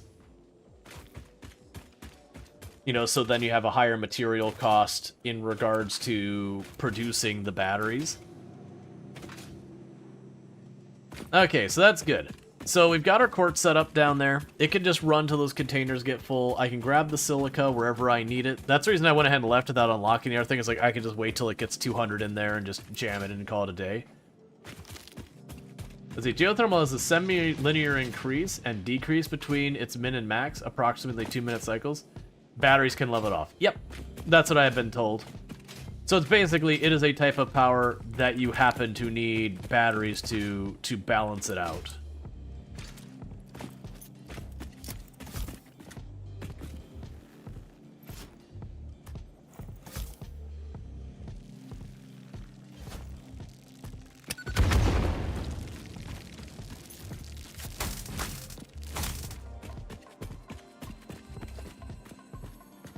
Alright, so I need to go here. I don't have enough explosives, so let's grab another stack.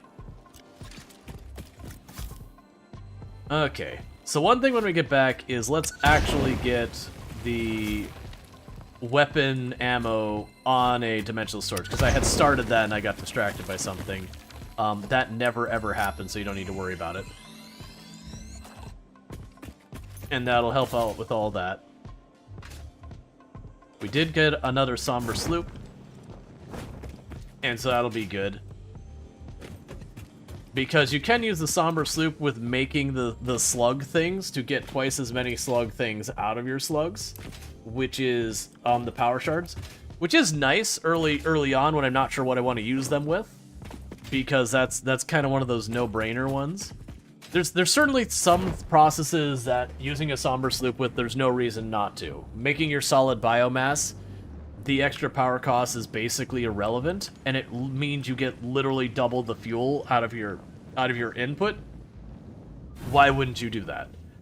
Assuming you had spares. And then you have, you know, some of your end game products. I should actually be up there grabbing the versatile frames.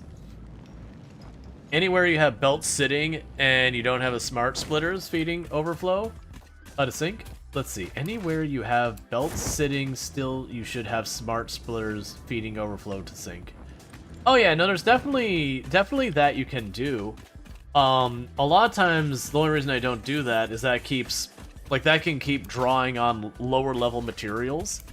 And it can make you have to scale a lot more of your stuff, like just iron plates and all that. because for me personally, I'm not particularly worried about the sink that much. Like, you know, it's got some goodies in there, but I'm not sort of feels like, oh man, I need the sink. Okay, is there something I don't have much of? Yeah, 12 grass, get out of here. Okay, so let's see.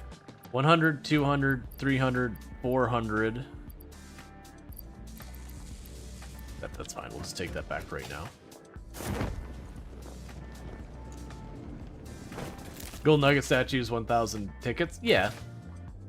I'm not saying don't do anything with it.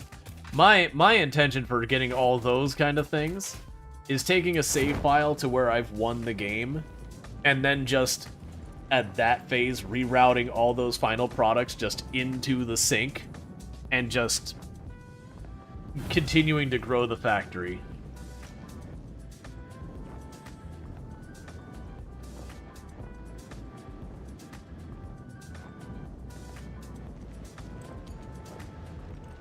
Because, like, it would be really nice to be able to sit there and just massively up the output of the factory and just see how far you can get it before either you start exhausting what's available or you start bringing the game engine to its knees. Because one of those is going to happen. Alright, so what I'm going to do short term for this is production, constructor. I'm just going to plunk you right here.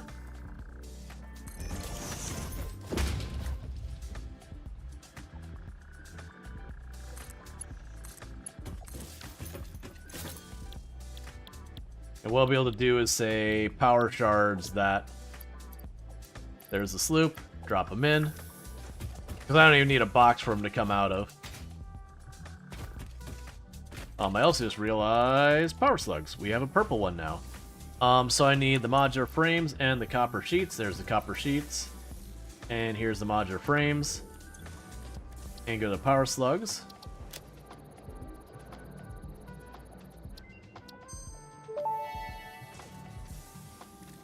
Research completed. Purple power slugs seem to be near the end of their life cycle and have a significant amount of potential energy stored. It is a good thing Fix-It does not waste. Purple power slugs can now be processed into power shards. Okay, we can research that.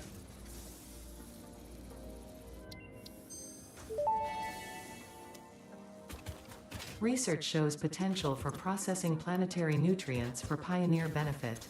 Nutritional inhaler research available. And that, just unlocking everything. Nutritional inhaler recipe unlocked. Using this inhaler will restore health, and also gives your skin a radiant glow that is connected to well-being and probably not radioactivity. Okay, so yeah, so we're just working on doing that. So the reason I put the somber sloop there is I should have only gotten 8 power shards, and instead I got 15. So you get the idea. Then we're going to change the recipe from that to power shard 2. Drop those in. So I should only get, what is that, 6 power shards? But instead we should get 12. I do have the hard drive. I'm deliberately not researching the hard drive right now. Because there is under one of these, oh, is sulfur. There is these recipes that require a hard drive to make. So I want to go ahead and research that one. I can research this one now, but I won't be able to research that one until we're to oil, and all that's blocked by oil. So that's all blocked by oil. Do we have... There's the silica.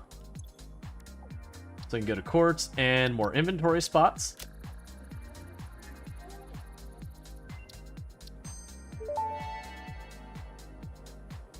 Pocket dimension now extra dimensionalized with additional dimensional capacity. Okay, and for all of these, they're basically being blocked by the oscillator crystal thing.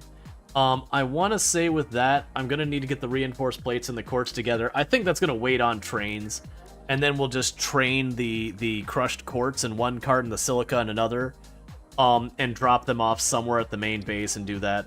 That's not till the particle accelerator.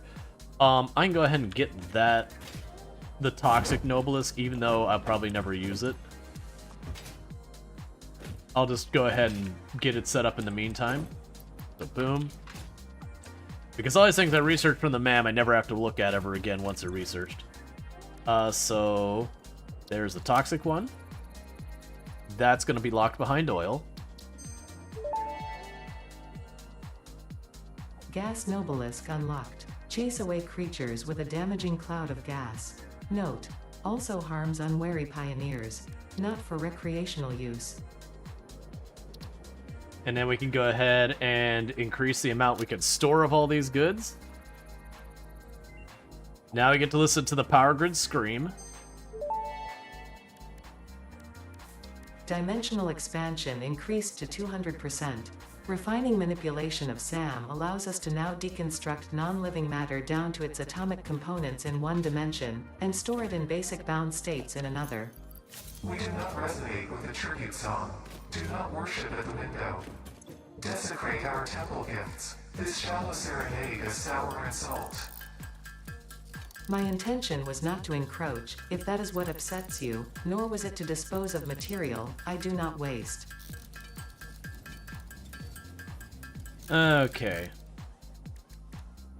So with that, I need a couple of protein to make some DNA. I'm gonna make the alien DNA, and they'll let me unlock the next thing.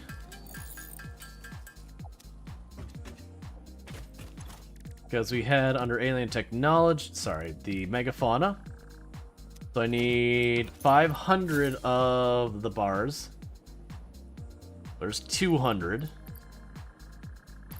I gotta wait and all that. You need fiber too. Yeah. So it's gonna take a minute for that to go, but as you can see, we're now processing these faster. Oh, I am making motor sump. No, I'm not. That's just stuff. That's right. Those are the things I found out in the world. I'm just gonna huck this in my pocket and call it a day. That's right. In the meantime, I can go up here and grab the smart plates, chuck them into the space elevator, and get that done. But the downside is because I've done that, a lot of my production is going to grind to a halt as all of the requirements for the earlier pieces are now all being put into dimensional storage for me to make it available. But that should go away after a while. 1, 2, 3, 4, 5. And that'll give me more enough smart plates I need to finish that, and the extras are spares. Which I know there's more stuff I need smart plates for later, so I'm just going to leave it hooked up and ready. Alright, so we just have to wait for the versatile storage, which is doing its thing. Just gonna put this back up here where the smart plates go and not worry about it. So that's good. So we're almost done with phase 1, and we can get on to phase 2 and get all that set up properly. And that'll get us back into research. The big thing with phase 2, I believe, is oil. Because I want to say the next stage is it's oil, then... It's like oil, then aluminum, then uranium, I think are the big things I gotta worry about. Which there's other ones that are... Sorry, you know what? It's actually... There's part way into the phases that deal with that. So it's not even the phase themselves. Oh, I don't have you equipped, do I? I'm gonna definitely get rid of that over time. Let's go and drop this all into the biomass processing stuff. This should start to clog up soon. Oh, let's, So, you're farther along last week? I finished the save from last week entirely. Like, I beat the game. We do have, we do have that on YouTube if you want to look up the VOD. But yeah, this is a new save we've been working on for a little bit now.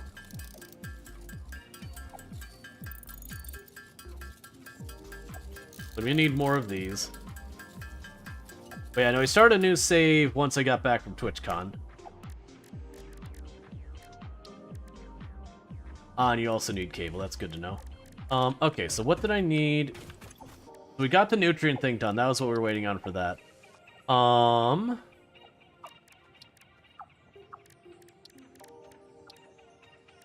actually feel like we're in good shape with all this.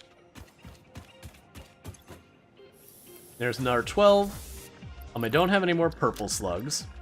So I don't really have much else I want to do with this right now. I'm going to just pick this up for the time being so I get the Somber Sloop back. And for the moment, we can put all these stuff in here, mycelium and everything.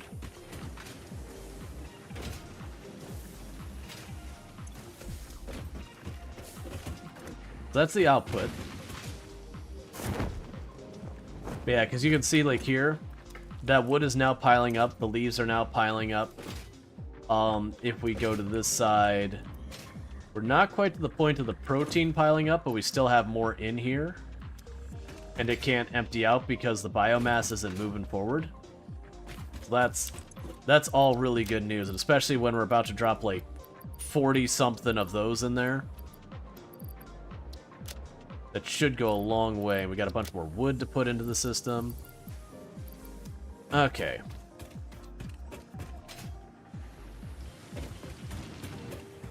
Because what we'll ultimately do here is in not too long, with all that backed up, I'm going to start making a thing for just any recipe we have for the medicine or whatever. We'll just start using it. Okay, so this all looks good. I don't think we're gonna worry about putting anything else away. That's fine. So let's go back up here where we're making our versatile frames and see how close we are, because that's our bottleneck right now. I've got the basics of everything hooked up. If this isn't available to me, as in like to get the versatile frames done, then we're going to go and I feel like I was making the motors, wasn't I? Because I was making the stators. Alright, Luxury, you sleep well. Thank you again for hanging out.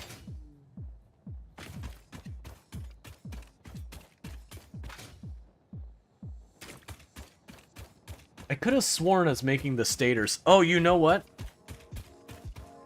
I think they're up there. I may not have the stators and the motors hooked up to the thing. Are you my friendly one? Or are you? Hey, buddy. Sure. I'll take the rubber I need for that box over there. I don't know if 22 was the amount though, or if it's like 30 or what the amount was. So we can check on the versatile frames over here, because I'm worried that these are going to be grinding to a halt. And the reason I'm worried about that is the steel is just not getting over here. If you're wondering why that is, that would be because of this filling up. You know what? Here, we can fix this problem. Oh, no, you're still... Yeah, there. You're topped off. You're topped off. We'll worry about getting the next unlock for the equipment slot after this phase is continued. So I'm trying to remember. So you're making the rods, you're doing all this. Sheets. Modular frames. Okay, so this is modular frame production. I think it was that one up there. It's wherever I'm making the AI things. Let's see. You can out a single... Somber Sloop in those? You had no idea? Mind blown. Oh, you can put like one's put one Somber Sloop? Yeah. I thought it was also where it says 4x, you'd have to put 4x. You couldn't put just the one in. But that's very clearly not the case.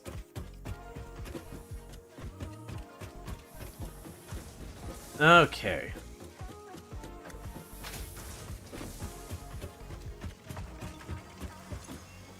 That's the cable. Those are the stators. Ah, okay. So what does a motor take? So we aren't producing motors. Let's actually do an inventory. I am producing everything up here. I'm producing the AI limiters. I am not producing because I don't have a good place that they're nearby. Wait, no, is that true? Yeah, I think the AI limiters I still need to hook up. The fabric I need to hook up. I haven't bothered because neither of those are renewable materials. Ah, so you're rotors and stators. And stators were copper and steel. And you're just iron. Okay. So basically, I have two things we don't have. I literally just put it away.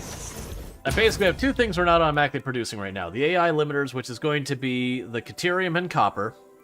And then we also have the motors, which is going to be copper, steel, and iron. So we already have the stators here. The one thing, what am I missing? For the motors up here, what's missing here? It'd be the rotors, and the rotors would need the rods and the screws, and that's a whole thing. I almost feel like the bigger answer would be to get the stators from up here over there. I might just pretend that's a thing that's not a problem right now and ignore that, and hope we get more hard drives and whatnot to make that not as much of an issue. Because everyone knows ignoring your problems is the best way to solve them. It never backfires. Okay, so I got about 75 more, so I got about 50-ish more of those to make. I did feed in another somber sloop in there. I actually wonder, so that gives me 2. It makes me curious, that's 10 per minute if I let that run a whole cycle. If we take this, split this off, put 1 in, so that's 7.5. It really doesn't seem like it'll make that big of a difference.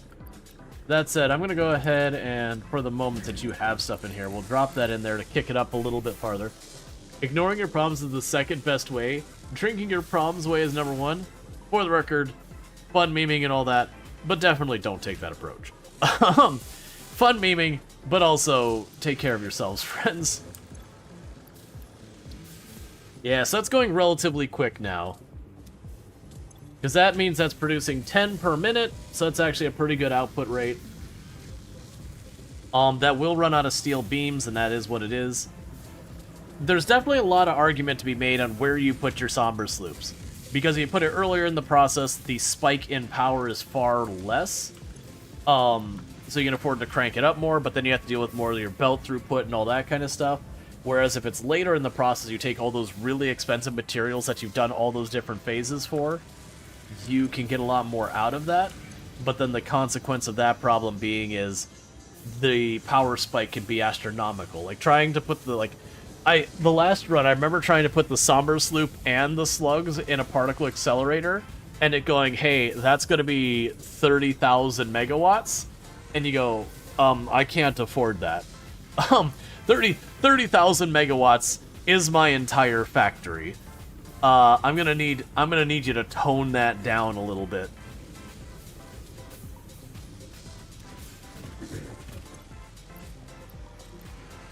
Alright, so we're almost got this.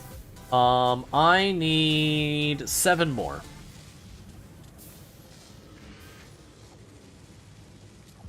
Drinking water all.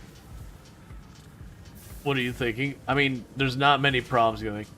Do you have power augmenter unlocked yet? No, we don't have lots of requirements for it yet.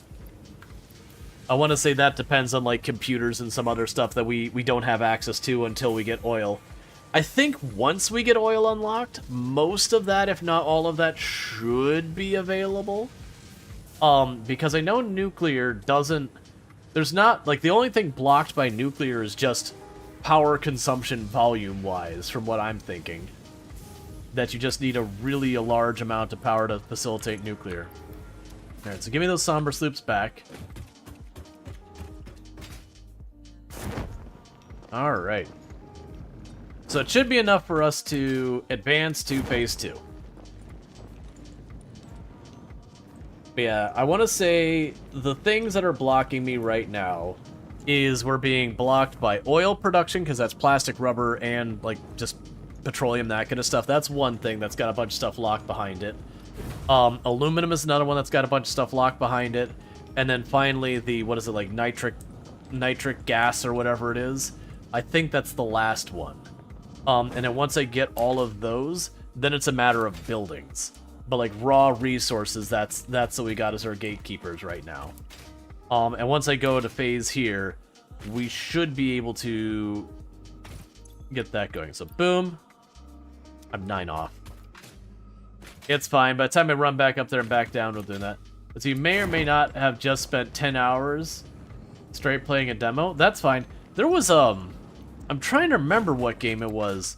That it was one of those demos that it wasn't the complete game, but it was like all the systems of the game were in place. That there were people putting in like 100+ hours into a demo recently, and I can't remember. Was it? It wasn't Veralto. It was a game like that though. That just had like a really addictive game loop. That was really well done, but like as far as depth of content, like that's what was not in the demo. Yeah, so it was 9 short on the versatile frames because math is hard. And there's 12. So we're not, well actually, I don't want to bring them all, so we'll just go like this and drop you off. And now we've got the exact amount, so I can go up, pull the switch, get into the point.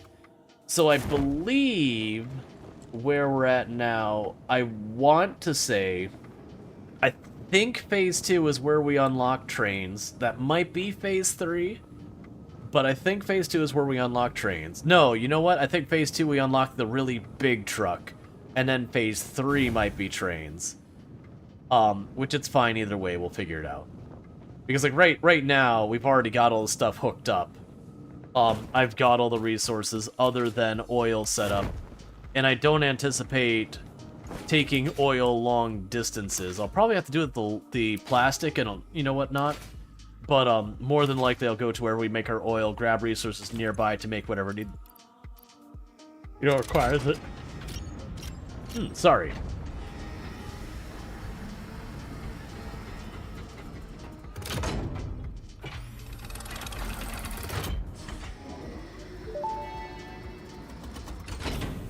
Welcome to the Project Assembly Pioneer Progress presentation. Congratulations, the Phase 2 project part shipment is now ready for delivery. On delivery, Phase 2 will be completed and the construction dock will be constructed.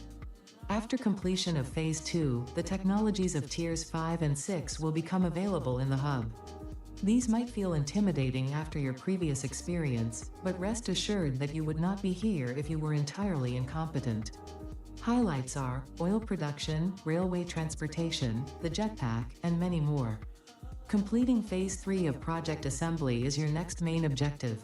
Just remember to focus on producing and delivering the project parts, and Fixit's faith in you will be strengthened. So that answers the train question. So trains are here. Trains are going to be a priority. And the reason why trains are going to be a priority is once I get the train set up... Oh, I need to be looking up there.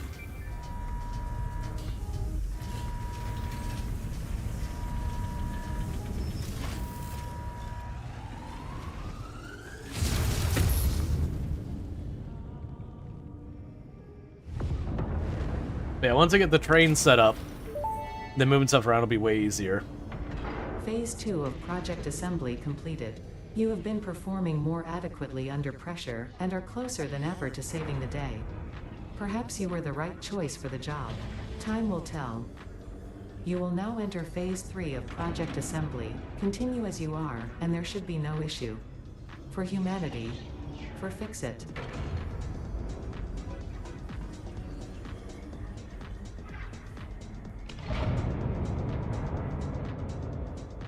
Yep. And the dock is farther along in production. Interestingly, the trains can be unlocked on Phase 2 materials, however signals require oil processing. Yeah, and that's all fine. Okay, so what do we've got here? So Phase 5, we've got the jetpack, oil processing, logistics 4, fluid packaging, petroleum, industrial manufacturing, monorail train production technology, railway signaling, pipeline engineering, and that. So you require the motor, the encase. So the only one that's new is the motor. Is the only one we're missing here. For 4, I can so you require the motor. You require the motor. You're gonna require me to have oil set up. You need to have oil set up. You need to have oil set up. Sorry. You need oil. You need oil. You need oil. You need oil. Okay. So the answer here is I need the motor. In the interim, what I can do, I need the motor. That's just the answer. I need the motor. Without the motor, everything else is on standby. Is there something like what? So the motor is the rotors and whatnot to get that going. I could technically make a giant mountain of these. I actually have a bunch of rotors in my inventory, so I'm gonna just delete them real. Oh, never mind. You craft real slow. Never mind. Okay. So we have rotors being produced on the roof over here. I have the stators being produced over there. Those are the two things that need to come together to make the motor. So I could just spaghetti a conveyor belt between the two to bring those things together. Because the problem with the stator is the stator requires steel and copper to make. I have copper down here, but I don't have what I need to make steel down here. So I either need to ship the steel down and make it all on this side, or ship the stator down and just assemble the two here, or ship the rotor up. Now technically, I could just make the rotor up here. I don't think I've got enough iron up here though. I think we're going to be gobbling up the iron, making our steel. Is there another... Yeah, no, I don't have any more iron nodes or anywhere nearby that aren't already tapped. Because I could see going up here to that platform where we're making the AI core things and just jamming down a couple of stuff for making the rotors and then just splitting it off so I basically have the two products up there. And I do have the iron ingots here, but again, those are my iron ingots for my steel. So I'm really hesitant to tap into that because I know I'm going to need a lot.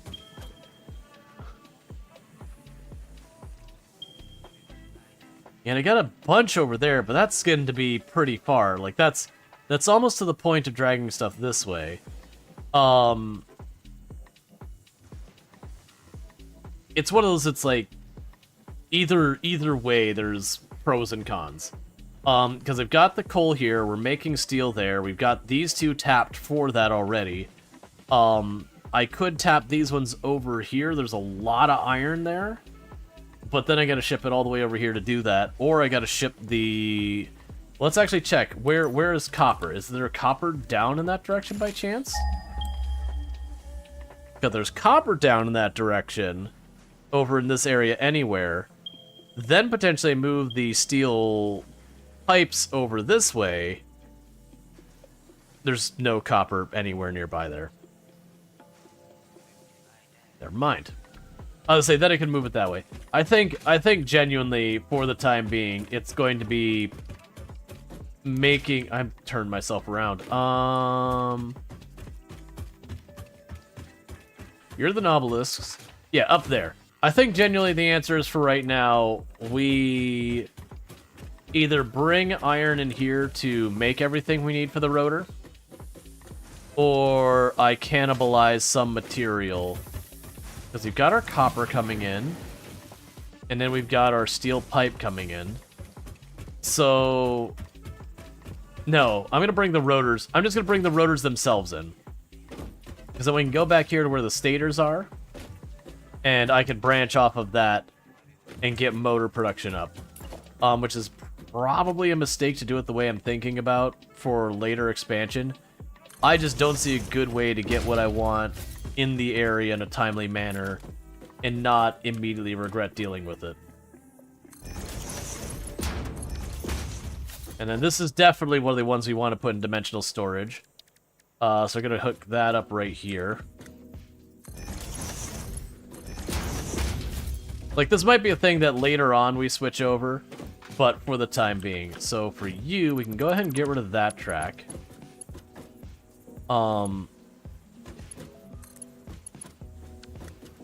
do the whole straight path thing.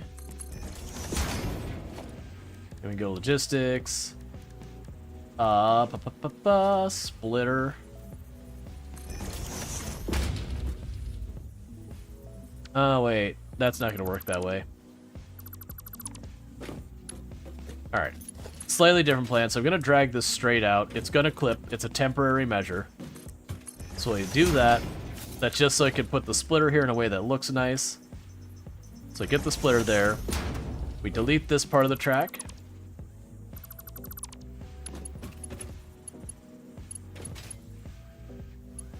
And then we jam that in there. So that re-equips that. Okay. So what I can do... Can I actually make this go over here in a way that doesn't look terrible? Will you work? You're gonna look bad. You're gonna look bad. Alright. What about over here?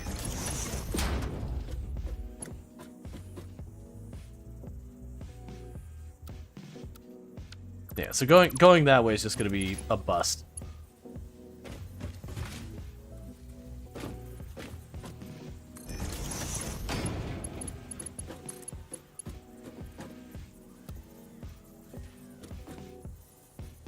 That, however, will work. And now we can just shift you over. And we can take one of these over here. And do that. Switch you to straight track and do this. It just means we have a little bit more space between the assemblers, which honestly is probably a good idea. Oh, and all of you need to get out of here.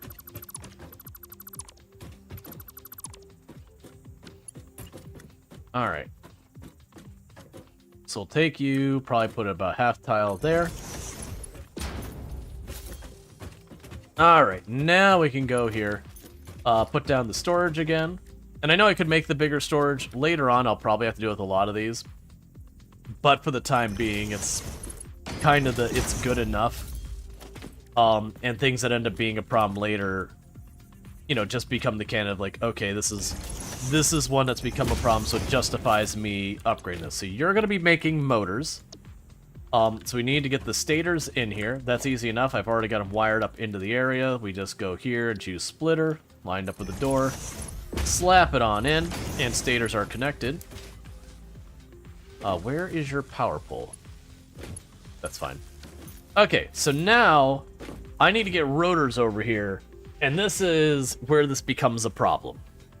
Because there's no way I'm getting the rotors all the way from over there with my current tech level and not having a wee bit of cursed spaghetti. We've had to do that 2 or 3 times now because I've been trying very hard to avoid having conveyor belts crossing the entire terrain everywhere like we did the first time.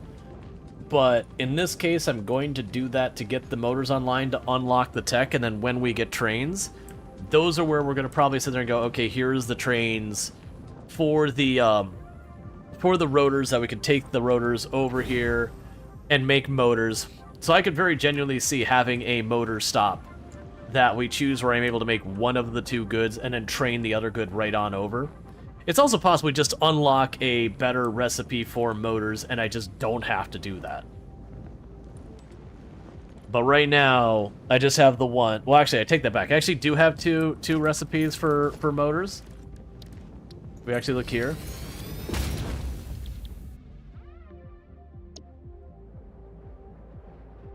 We do have the alternate one. I just don't have what I need to make it. Which is interesting because what that recipe does is for the price of an oscillator, I get 1.5 the production rate. And I get, instead of 1 motor per 2, I get 2 motors per 1 plus the oscillator. So that's probably not bad. Especially since the quartz mines we have down there, we've got a bunch of really good quartz mines down there. So I could definitely see it as an ability to scale up that production. You know what? I actually think that the rotor was the closer one. I thought the rotor was the farther one. That's even better. Yeah, so I actually already have this belt kind of snaking across here. That's fine. What's going to end up happening here is pretty straightforward. You bring conveyor belt, we're going to drop it on down, and we're going to start running it over there. I didn't want to do this, but until we have the trains, here's where we're at.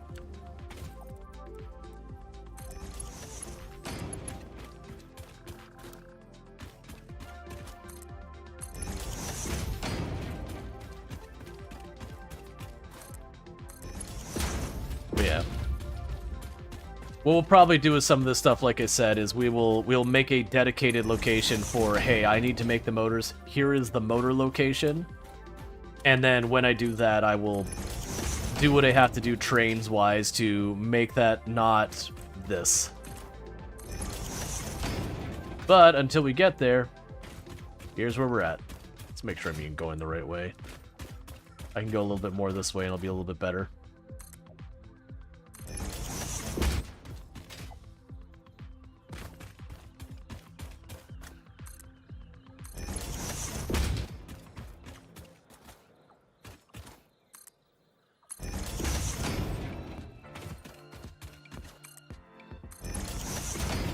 Okay. Because also, the more I do this kind of stuff with the conveyor belts, the more tricky it gets to, you know, bring anything else through here. Without all sorts of clipping issues and all that.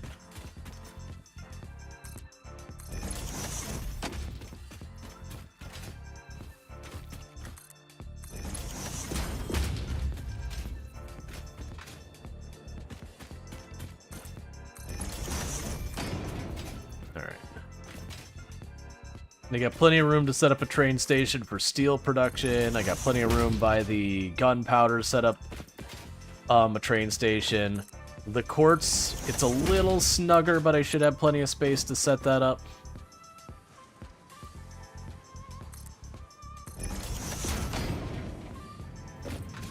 Okay, so I've got these double stilt, or the triple stilts here.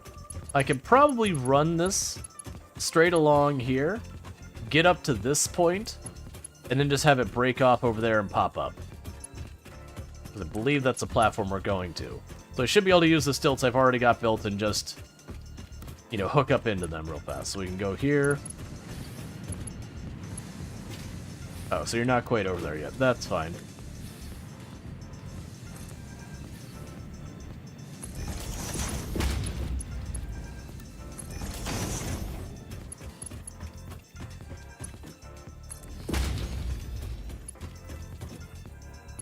And I've run out of steel beams. Because I am obliterating it. Okay, so let's check on what we've got here. So yeah, so we are producing as much steel as a conveyor belt can handle. Oh wait, are we? Yeah, no, that's going at the speed.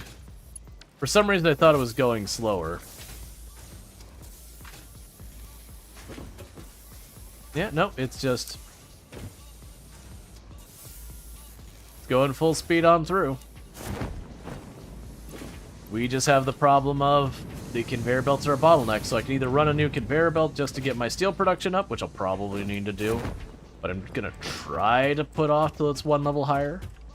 Then we can worry about it.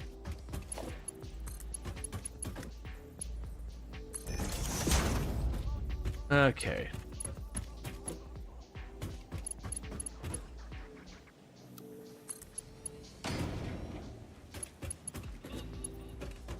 Alright, so now I can go over here.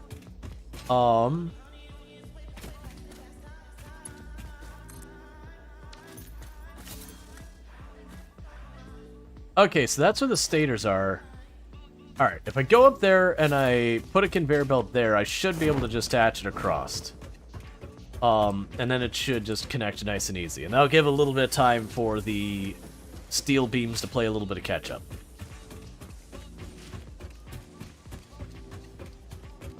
So I can grab you.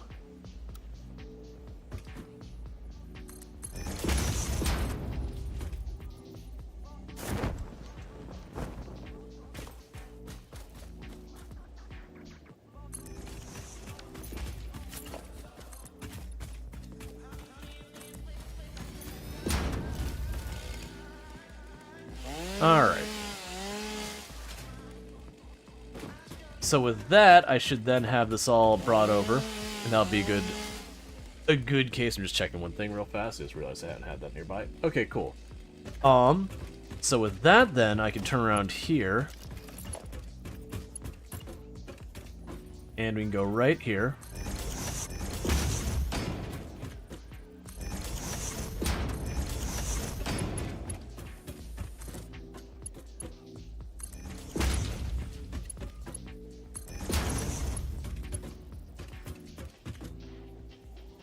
Oh, missing materials. Alright, so we just need to give that a moment, because once we get that last little bit in there, I'll be able to finish that part of the segment. We go up top, I just need to connect it to there, and then we're producing motors. Not well, but we're doing that. It says, you just went through a whole tangent talking to your buddy about how nuclear power is such a waste of time, and that the resources in comparison to doing rocket and ionized fuel, like efficiently without waste, generate 175 power amount of resources. You can say compared to the amount of power generated by fuel generators instead. That's fine. I mean, there's lots of ways you can approach the power. I don't believe like the nuclear power is at all a waste. It is a colossal pain in the butt to set up though. Like, and then once you've got it set up, handling all the other junk getting out of that system. Alright. So with that, we are producing our motors finally. And I could actually put a second one of those on here pretty easily, I think. Which may not be a bad idea since I know, like, the next 4 or 5 unlocks are going to depend on them.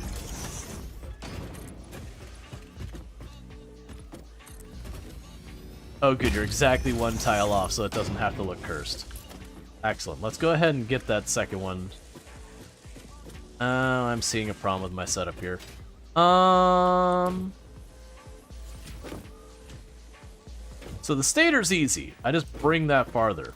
The rotors, on the other hand... No, actually, that should be fine. I can put the splitter here, bring that across, and honestly, I could take where I've got this set up. Yeah, I can make this work. This isn't that bad. So let's go back here so it's got time to drop. We can go over here.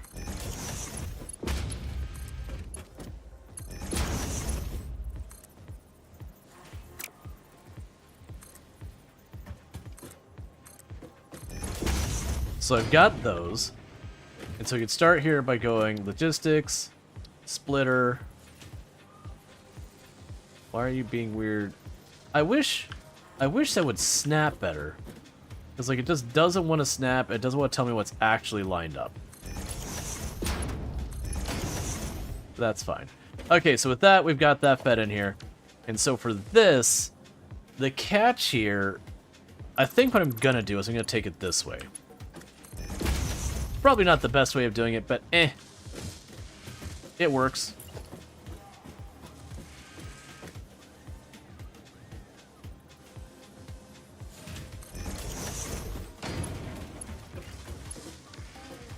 Because I already know I'm going to need a lot of motors.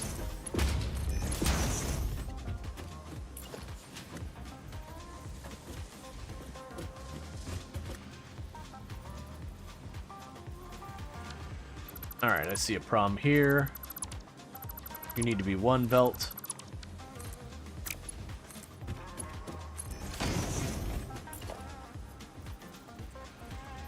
Why are you being this way?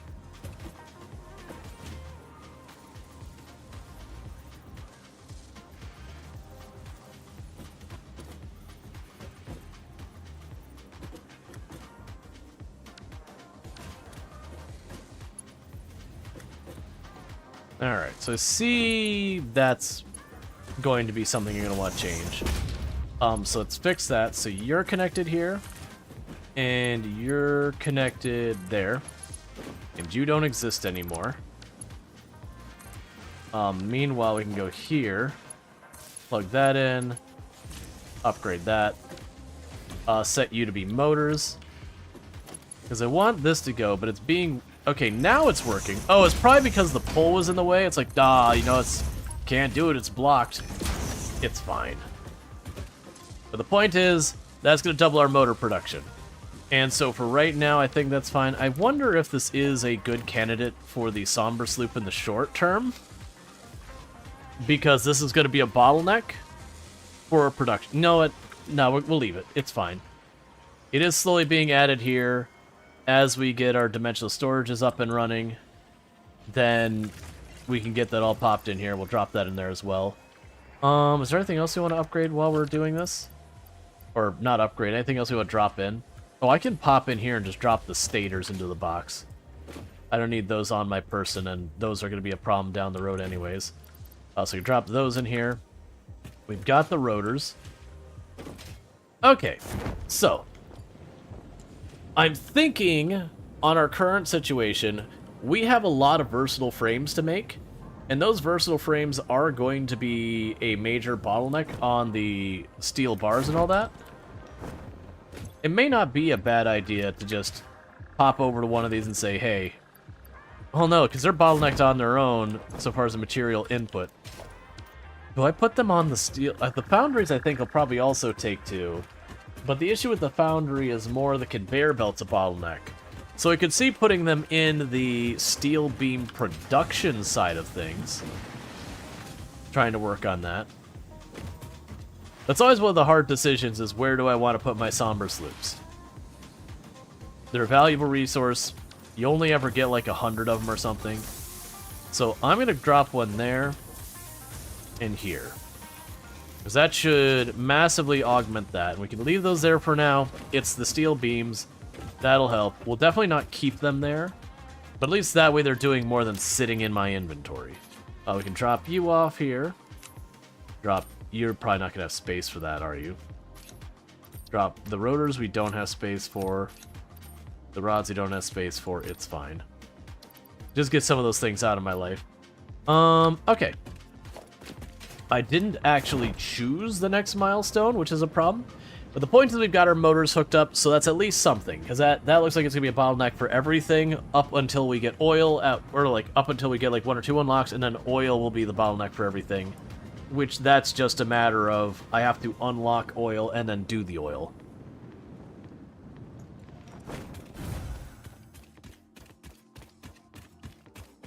And then once we get oil set up, that'll let us get our tier 3 belts. Was it tier 3? No, tier 4 belts. And once we get our tier 4 belts, it'll be time to move on to the next thing.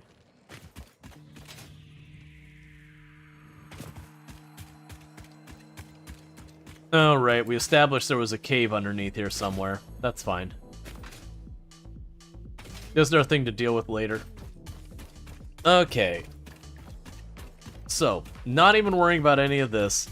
I've got a lot of stuff we have to unlock before I can do the top right two.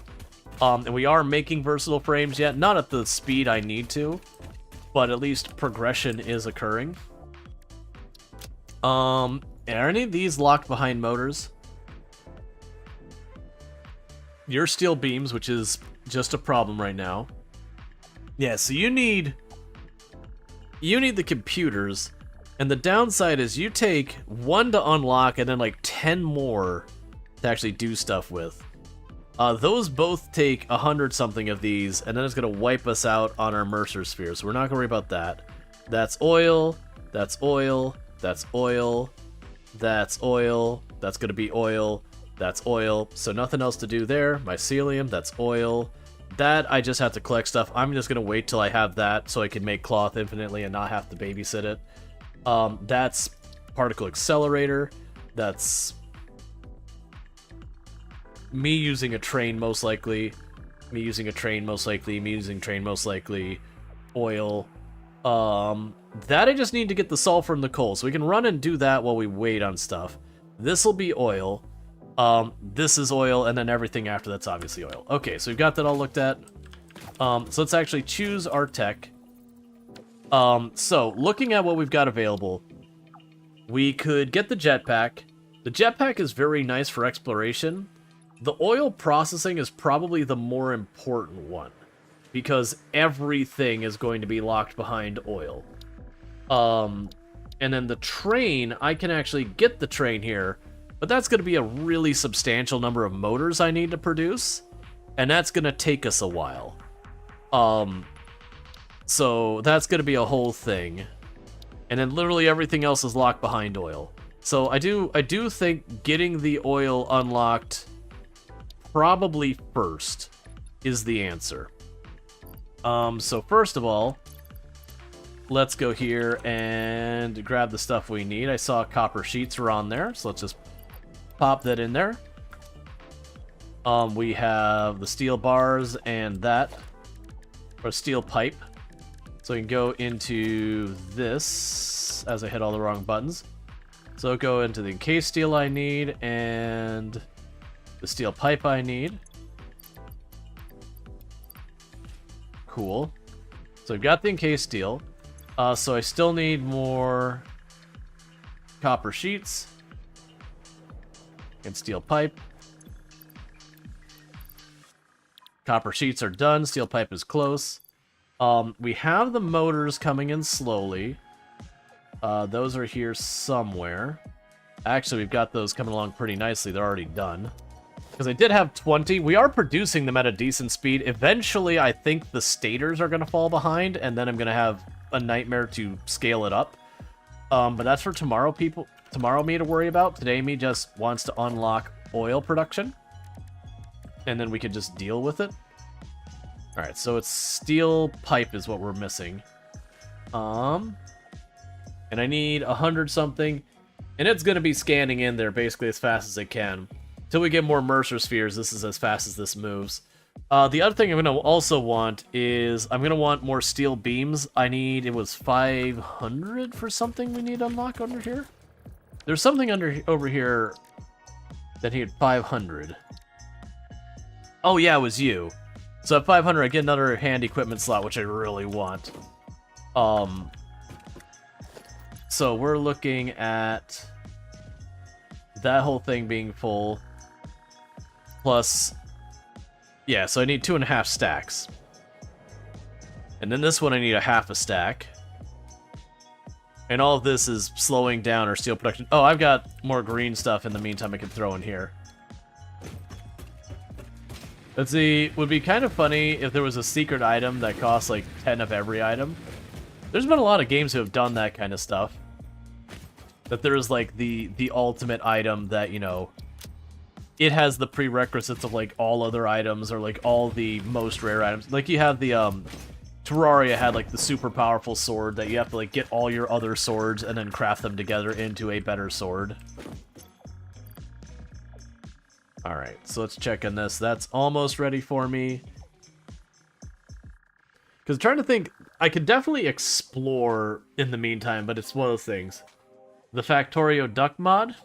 I don't know that one. Yeah, because we can definitely explore, get more Mercer spheres, get more of a bunch of different things. They all help and contribute and whatnot. But yeah, we're getting there. Oh, what I could do in the meantime is I still need to craft these. The good news is oh, I don't want to do that. That takes the pipes I'm needing. Alright, we'll wait. Because those I need to keep making. And then this hard drive, you know what we could do while we wait for that? Let's go over to where our sulfur is. And we can go and pull up the 25 sulfur and the 25 coal I need to, that I need to get the compact coal made.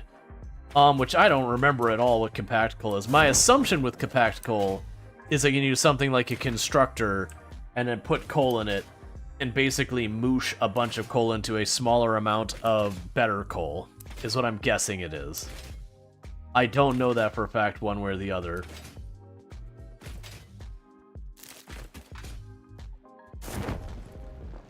That's limestone.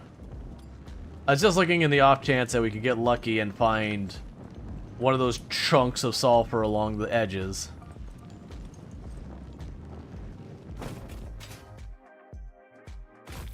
That's deuterium.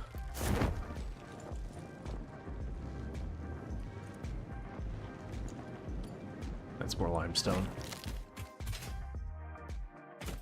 That's fine. I had hoped we could get lucky and find a sulfur node. Like, not like an actual, like, mining spot like you put a drill, but just, like, a chunk of rock on there. Because one or two of those would also give me the 25. Because, unfortunately, the sulfur's a hike. Which is the reason, like, I could do that real fast. And then just unlock it on the way back. Because I want to say the oil is pretty close to base. We actually already saw it earlier. That I want to say with the oil, it was literally we ran back to the south just a little ways. And then there was a bunch of oils on, like, these series of, like, little land, like, sandbar kind of things. Oh yeah, I remember when we get over here, I'm going to want to zip line this. And that should take me directly to it.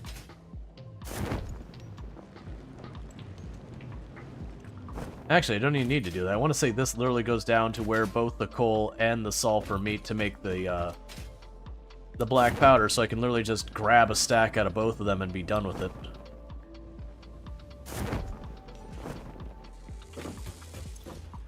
Boom and boom. Done.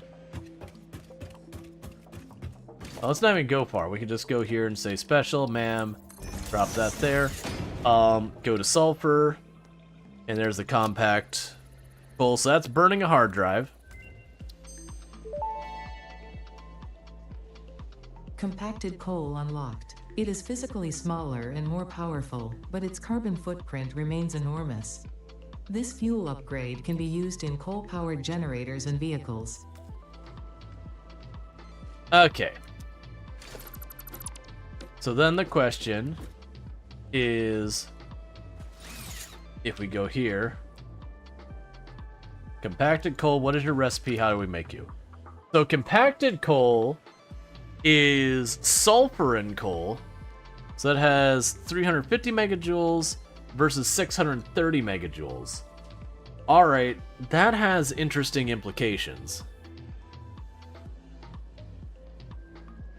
So what that implies is if I wanted, I could put that together and it would give me double the power output for the same coal.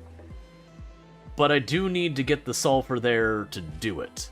I also need to use, is that assemblers? Yeah, I need to use assemblers, and they only produce at a rate of 25 per minute. Which is not a very high production rate.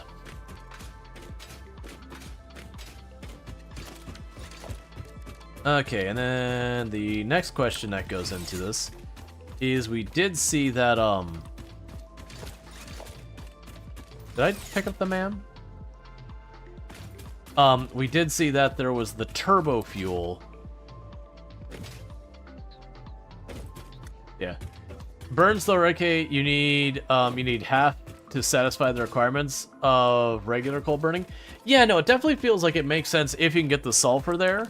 Because regardless of it, I imagine you can mix what goes in, where it goes like coal and then it would switch over. Like, it wouldn't build up a buffer, which is certainly a danger.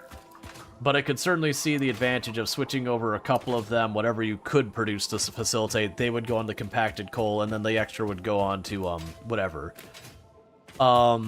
We can check to see if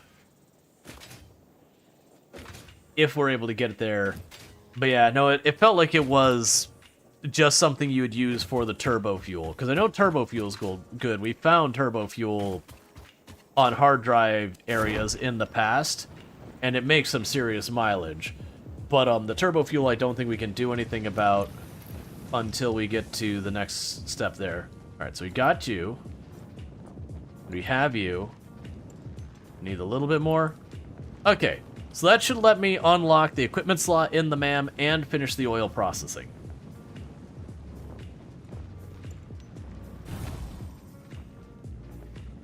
And with that, we can start the procedure of setting up our oil production area. And like I said, the area south of us, I want to say is 3 or 4 oil deposits.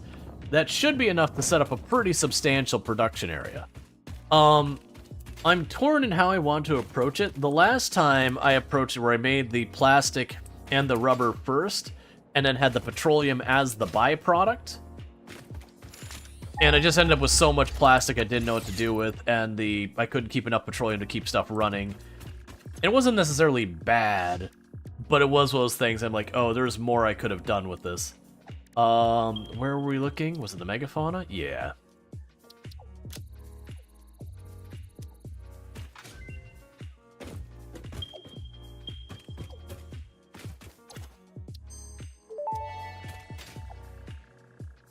Tool belt expanded. No alien organisms were harmed during the creation of this tool belt.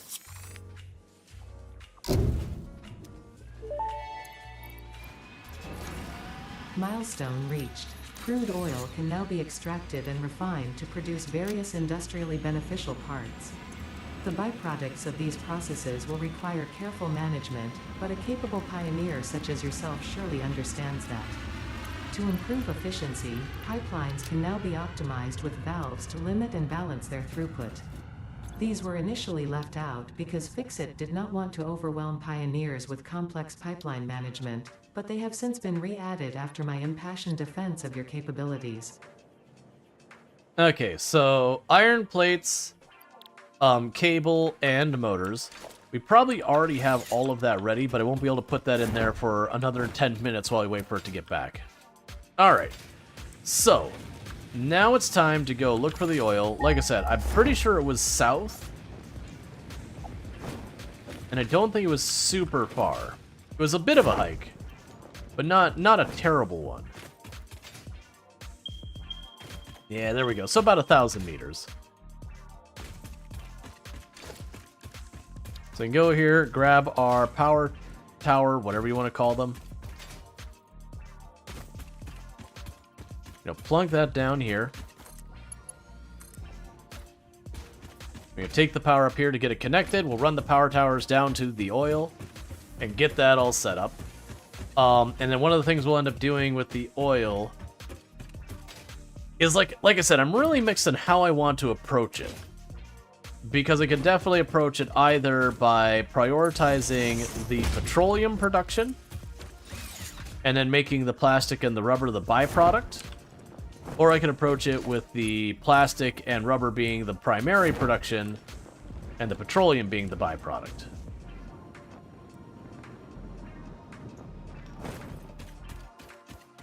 Can I get it way up there?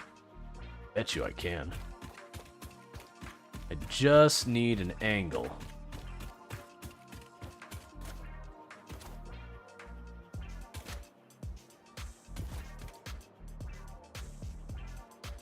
Come on. Just need it up there somewhere. I've done this plenty of times. If we go up here, I'll get a little bit higher.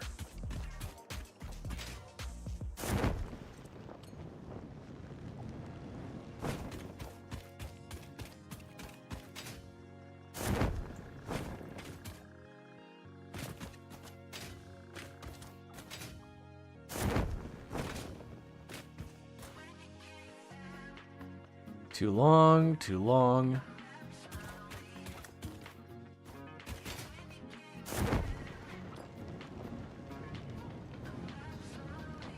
Okay, so that's actually showing us just too long. Okay, that's unfortunate. So I should be able to go here.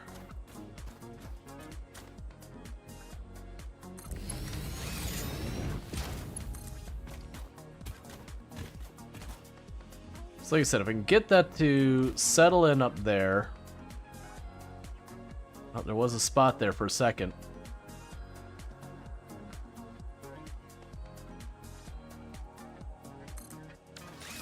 Not sure that's well positioned. But if I can go over the top, that makes it way easier later for when I go to divert this. That I can literally reach just more places more easily. I didn't mean to jump off there. I can reach, excuse me? I can reach more places more easily. We get a higher vantage point, so it's a lot easier to see what the heck I'm doing.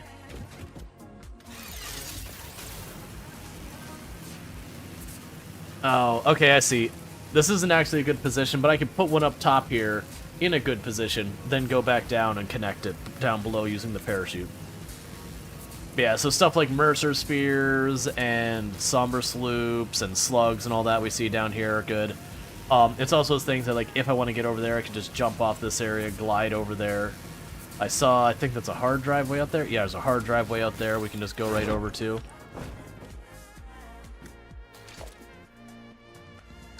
I'm actually just gonna go like this to make my life easier. Come on, get that over there.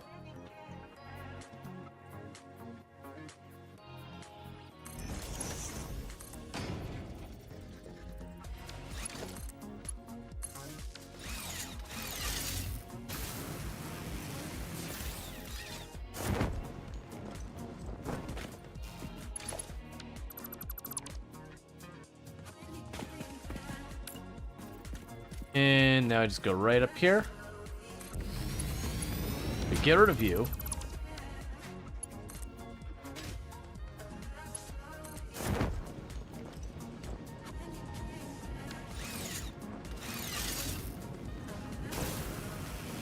And now we have a good connection that goes all the way up. Yeah, so from coming up here, we automatically saw 2 of these. You didn't seem like the really dangerous one. Oh, I still haven't made my ammo. Oh, you are the dangerous one.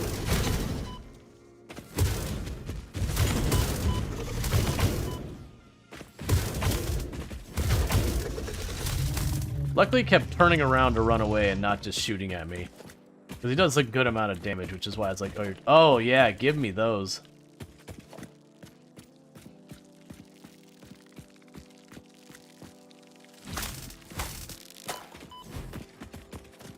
We've got aluminum sheets. Those I'm getting way before I'm supposed to have them. Alright, so I see you. So let's scooch on over here.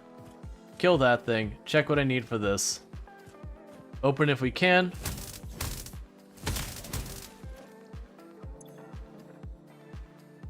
Quartz crystal. Oh, you know what? I put some quartz crystal in here because I didn't want to carry it. Excellent. Alright, so with that, we can mark that there was a hard drive here. Now we've gotten it. Meanwhile, I'm going to put that quartz crystal back. Put the aluminum away since I can't use it. I'll put the oscillator away. We'll put this thing away. Put the computers away. Alright. So I got that one. Let me see if I can't glide down to that real quick. And snag ourselves that. Ooh, is that bauxite?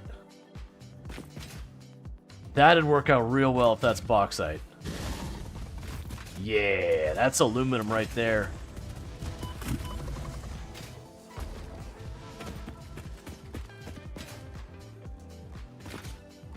I wonder what happens if you try to mine bauxite well before you can do... I bet you just can't do any of the chemical processes, so it's useless.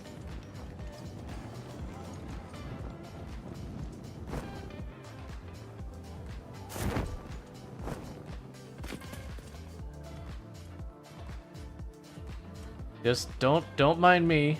Don't mind me, Spitter. I just want to sneak around you, deal with the hives.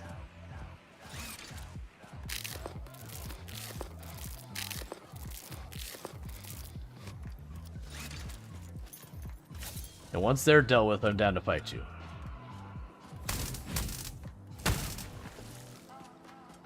Okay.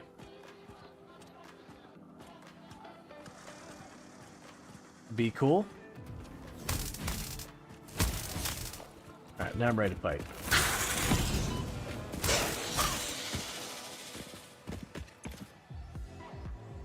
I've already been up here? I have. It was even marked. Okay, I mean, that caught me by surprise, but that's fine. I apparently already got that one. But now we've got the zipline area right there. I can just go right on over. We'll take the zipline to the other side of that ledge, and then zipline it back down, or to wherever the next island is until we get there. Because I remember correctly with where this oil is, you see that little chunk, not the poison one, but the one behind it? I want to say there's a sandbar that goes over from there. And I want to say it's on, like, there's 2 of them on the sandbar. I think there's like 1 or 2 more in the general area of that, all that.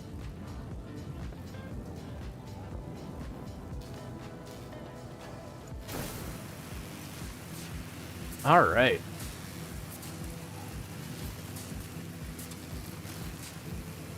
Rocket fuel lives up to its name.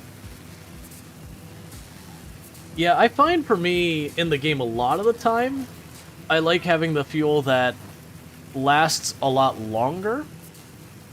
Because I can find usually like ramps and ladders and all that get me up pretty effectively. Whereas having... Yeah, so that's... There, you can see there's oil right there. It wasn't even that far, it's closer than that. So let's grab you first. What I think we're gonna do is we're gonna drop you off on that area over there. I see there's another ship up here, which we can go for later. Too long.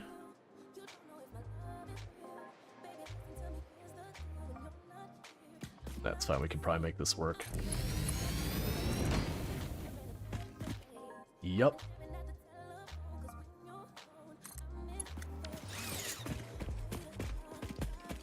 I need to stop doing it where I turn it that way.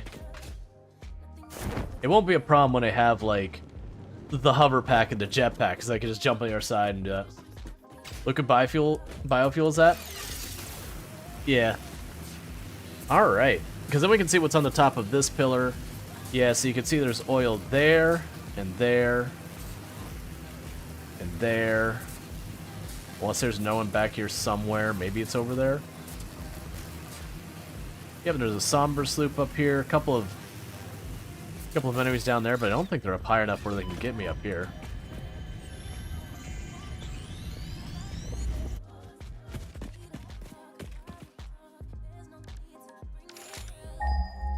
Alright. Yeah, so there's one there, one there, one there, and then there's over on the left. Alright, so this is a good place to have this one drop down. Can drop you down right there.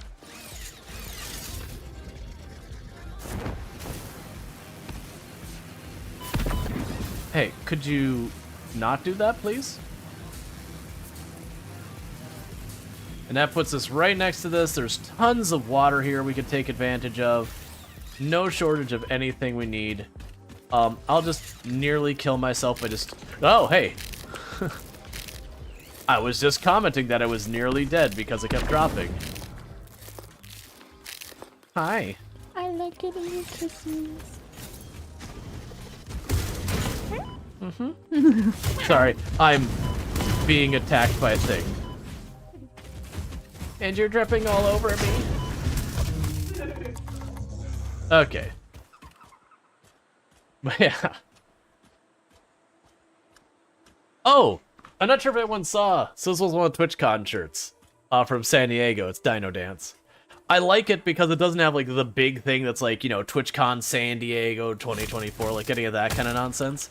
I've always been a fan of where you have like your fan merch for stuff that you kind of got to be in the know to know it's like actually a thing. Otherwise, it's just a cool looking shirt. Because, you know, you'll run into other people who know to be like, ah, I see what you got there.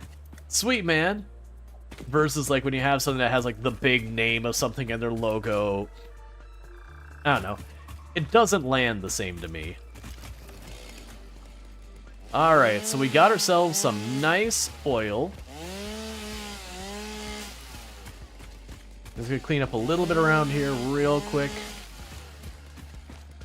Not gonna do nearly as thorough as we were doing before since we don't depend on it. It's mostly just didn't want a bunch of trees and these big bushes to be sticking through our foundation.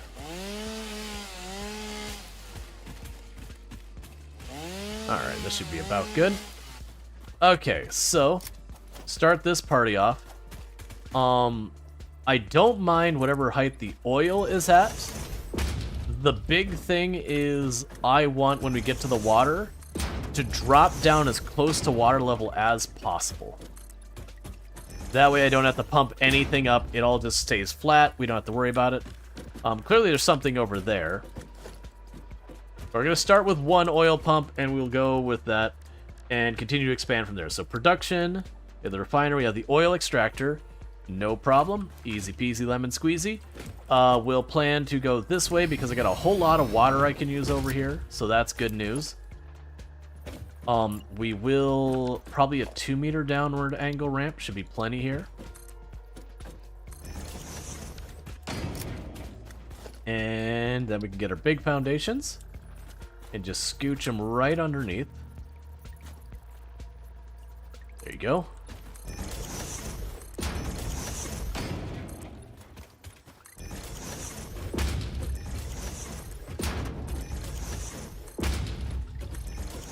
I can't remember what parts of the process required the water. I remember I need it. I don't remember for what portions. So we can start here by having the refinery there, and just take a quick look at what it all needs. Okay, so for all the stuff in the refinery, water is required. Okay. So the water is required for when we are taking the byproduct, the blue byproduct, and turning that into plastic and rubber. And then we also have the alternative steamed copper sheets, which should really help with our copper sheet production versus last time, because we get way more out of that. That could be just anywhere we got copper that's nearby water. So that's good news here. And we can go here and say organization, fluid. Trying to decide how I want to do this. Let's add one more layer to this. Mostly because I want to be able to easily get more stuff involved. So I kind of want to put it over here. Like that, maybe. Well, actually, it's fine. Because the idea is I know I've got 2 more oil out that direction. I can pipe it in from this side. Well, actually, we'll probably... I'm thinking about this. We'll probably hit limits on what the pipe can support first. Yeah, so for right now, let's just put you in line right here. Not get all fancy with this. You're going to get scooched up a bit more than I have you right now. I don't really need that back row. We can just leave it for the time being.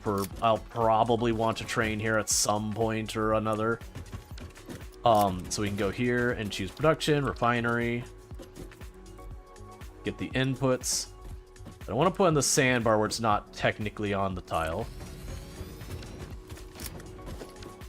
Okay, so we can go here to logistics. Grab the pipe.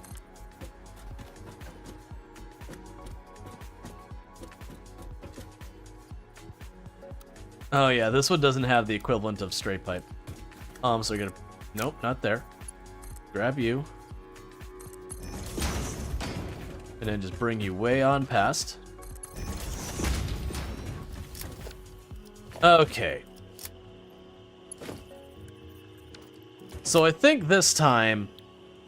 I am going... Okay, so we can actually make the petroleum coke as well. I didn't do that at all last time. So I think this time I am going to have it make straight up petroleum. I know that's not good in the long run, that instead of doing the petroleum, you'll want to do the thing where it's like the watered down fuel or whatever it is, where it mixed. I think I want to go that way. Well, I mean, we also want the heavy residual for other production later as well.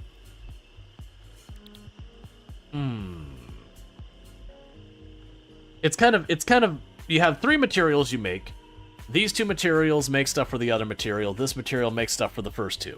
That's basically the balance. You can go either way with it, but ultimately, if you make the fuel, the blue byproduct becomes the plastic and the rubber.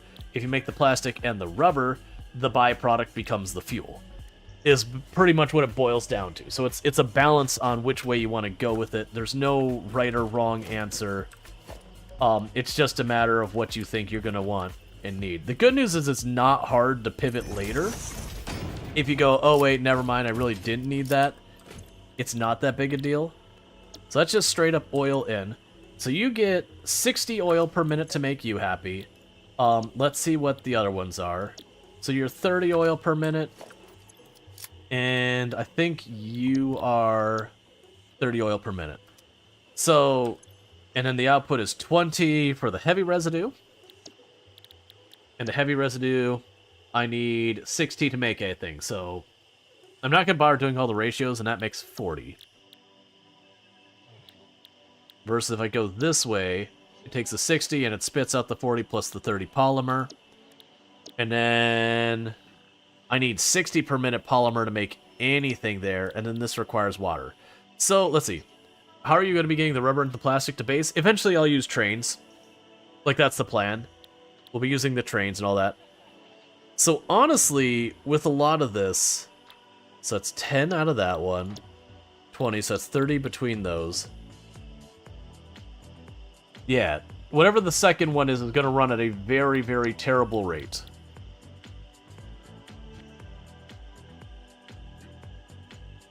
I mean, I guess honestly it doesn't even matter which way I'm going to go. I'm going to go with the fuel just because I know that polymer resin is a requirement for other things that I'm going to want to do.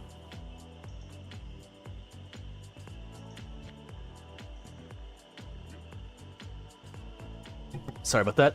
So polymer resin is a requirement for other things. I'll start with this. If ultimately they decide to pivot, it won't be hard. I just put the pipes on the other side, turn off some machines, and turn on others. So I'm going to go with the polymer resin here. And let's see. I will need to get the pipe all set up here. Let's start doing that because... There we go.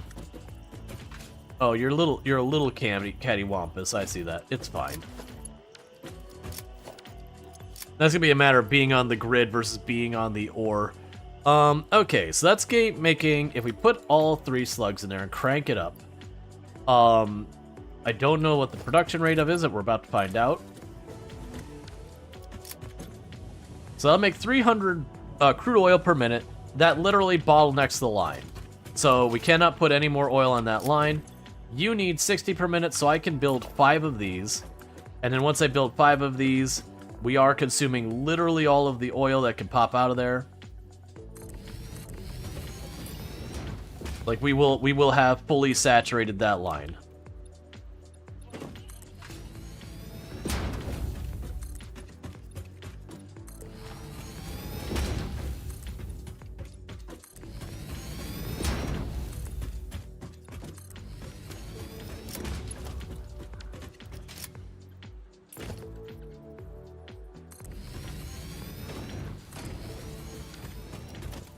Okay, so let's get this party started.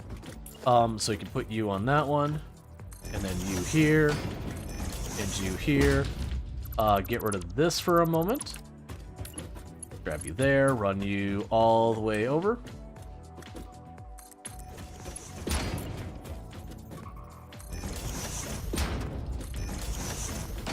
I also just realized my math is with those having no slugs in them. If we put slugs in these, they'll immediately overwhelm.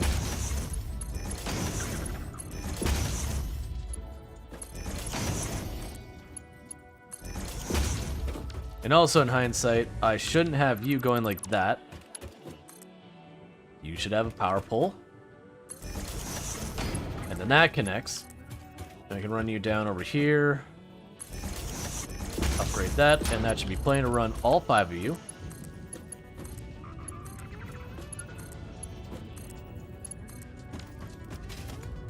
Alright. And now I grab you.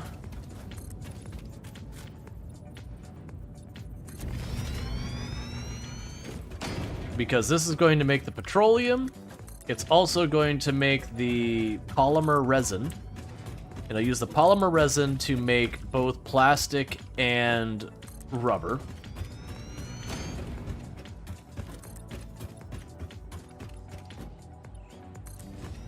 Which is going to require a lot of water.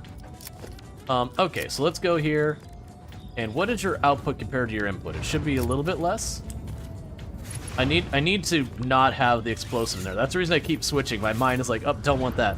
So that's 40 out per machine. So 5 machine, that's 200 out. So we can handle that on a single pipe. We are going to go production, or like organization, fluid batter, like the fluid whatever. Fluid buffer. I'm going to try and give myself enough room here for all the conveyor belts and whatnot. So grab you. Plug you in here.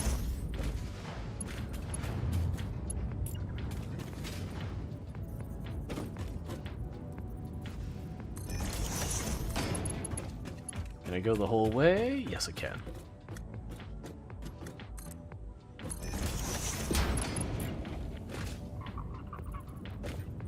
Yeah, it'll definitely be a thing we'll want to switch down the road. There is a recipe where you can mix water and petroleum to get basically a decent amount more petroleum per oil. And that's just a more efficient recipe. Obviously, I'm not doing that right now because I don't have it. Alright, so the next move here is I'm going to get an industrial storage, not the little storage. I'm going to put that over here. And what I need to do is I will put down some frames along this pipe. Probably need one here. And one on the far end.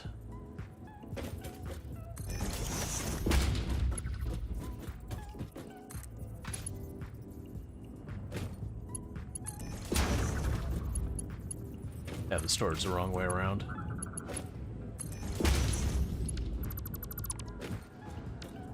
That's fine, we can build the storage over here. It's on land here, so it's not like I'm using that for anything else at the moment. So we can put the industrial storage right there.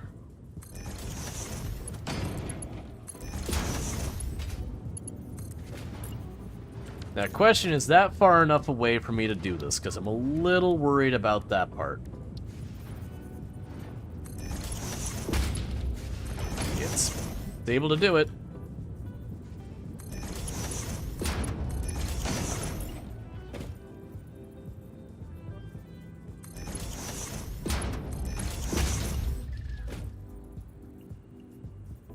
Okay.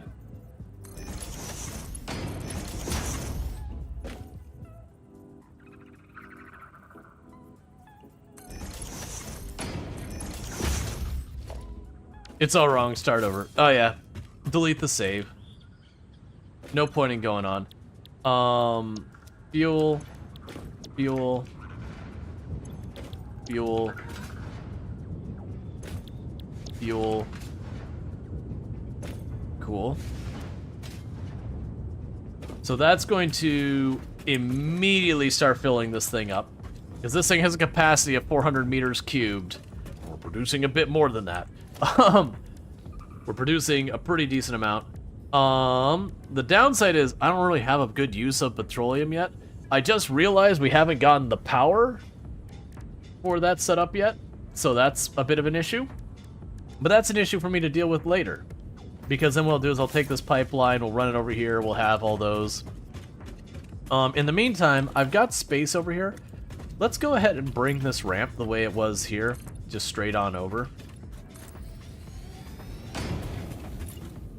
And continue it along here. And then we can try and set up some stuff up here.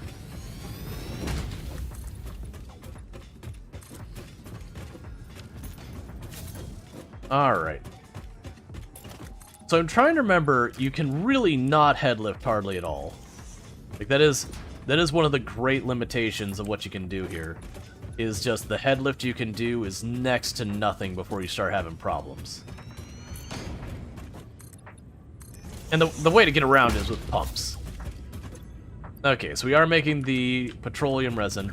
That's going to shut off in no time because of how fast that's filling up. In hindsight, that was a mistake to do it that way. But I should probably be able to get the power on pretty quick. So. What did I need for the rubber? It was water in that? So I needed, yeah, I need water and I need the residual. We needed that. And so that's 60 and 40. And you're producing how much? 30 per minute. That should be fine. We can make that work. The big thing is that I'm consuming it faster than it's being produced so that the other production sets off. Yeah, so the issue is, if I build all the way up here, we have to deal with headlift. And the reason I was raising is because of the sandbar here. So let's back up this a little bit.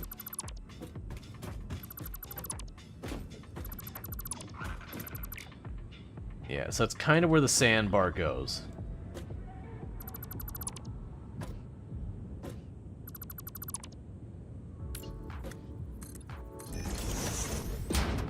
Yeah, it's fine.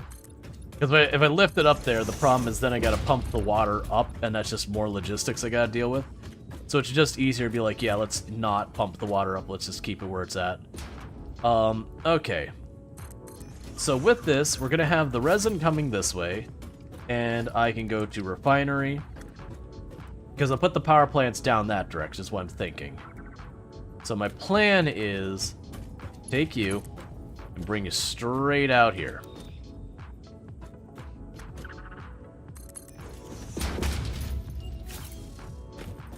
And go to refineries. Make sure I give it enough room that we can turn that around, or we gotta turn around. And be able to get water pipes in here.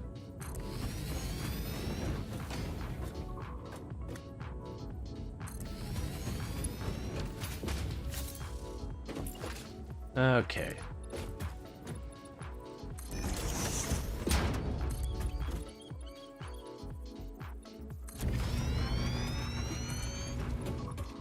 The good news is once we get the petroleum plants online, there's going to be no shortage of power from that. The bad news is until you get it down, none of this is going to be reliable. It's going to be turning on and off as stuff fills up, and we need to do that.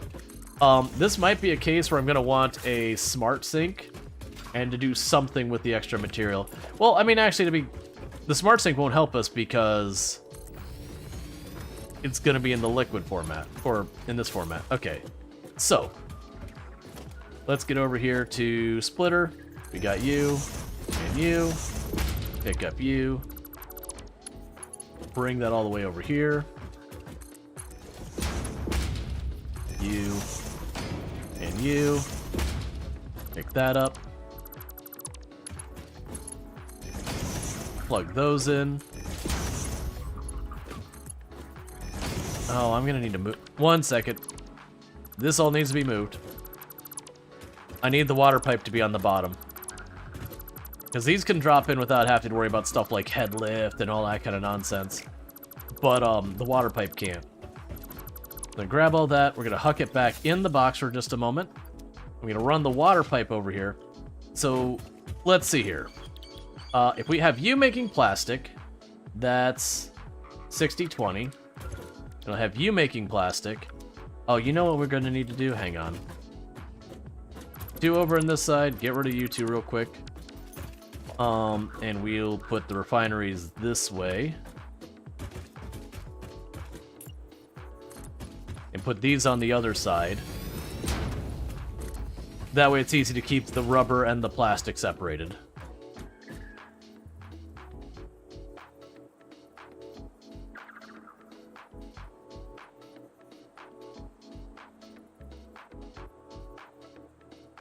There we go. So that should line up the pipe.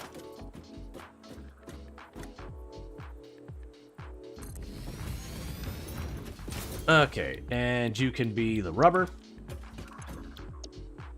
Okay, so that's 40, 80. So all those together will be 200 of the polymer. And for 5, we're making 1,500. So technically, we won't have enough polymer resin to run it, but that's okay. That's what I want.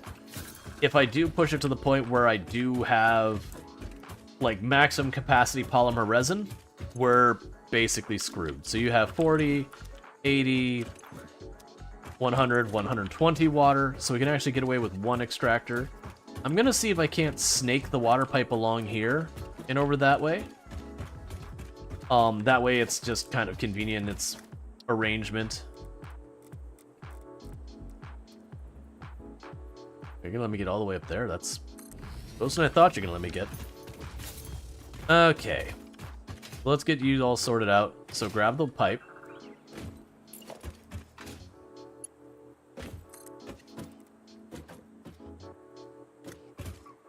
Oh, wait, that's not gonna work. That's my outputs. How do I want to sort this? So can't put it there. There's no room. I'm about to funnel this over here. You know what? I can ultimately just bring the petroleum out anywhere there. But, I'm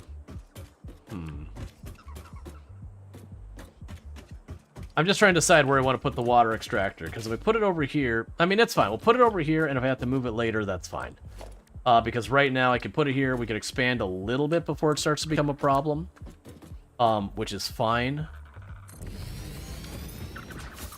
Because right now, this is mostly going to be balanced out. So we can go here, plunk that the whole way over. We can grab our splitters.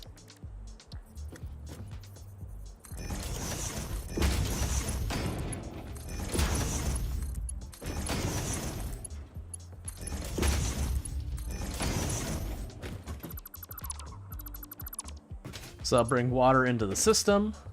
You can worry about the power in a minute.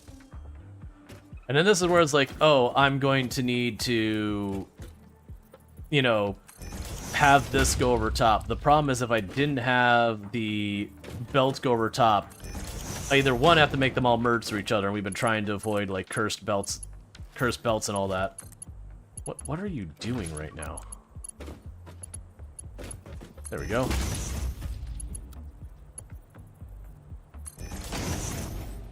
Okay, now if we go down here and do the splitter, it's gonna be a little bit of a mess here because they are going to be.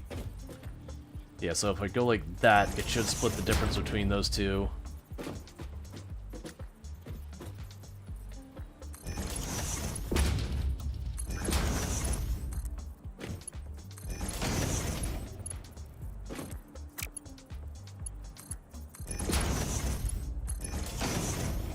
Oh, there wasn't one on that side. Okay. So, everything should be wired up here so far as inputs, outputs. Now I just need power over here. So go right there. Upgrade you. 1, 2, 3, 4, 5. And you're going to... I'm just going to crank you up. Every water extractor I've had, I've eventually needed to crank up anyways. Alright, so, we're now getting polymer resin in here. Now, the downside is, all of this is going to grind to a halt because of the fact that I don't have anywhere for the fluid to go. So I'm just going to flush out the petroleum, we're just going to dump it in the water, it's fine. I don't see any problems with, you know, dumping, you know, literal fields of refineries worth petroleum just out into the ocean.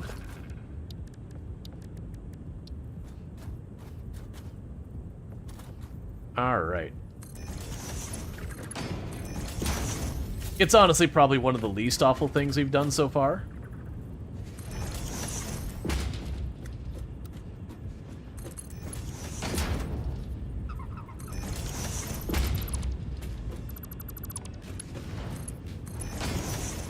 Okay, so dimensional storage.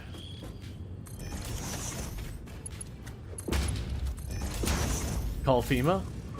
Why would you call FEMA?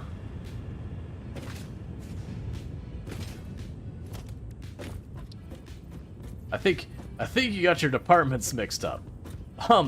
FEMA's the one who shows up when an area gets wrecked by a natural disaster. Oh, unless you're... Okay, I see. Maybe I'm getting your implication now.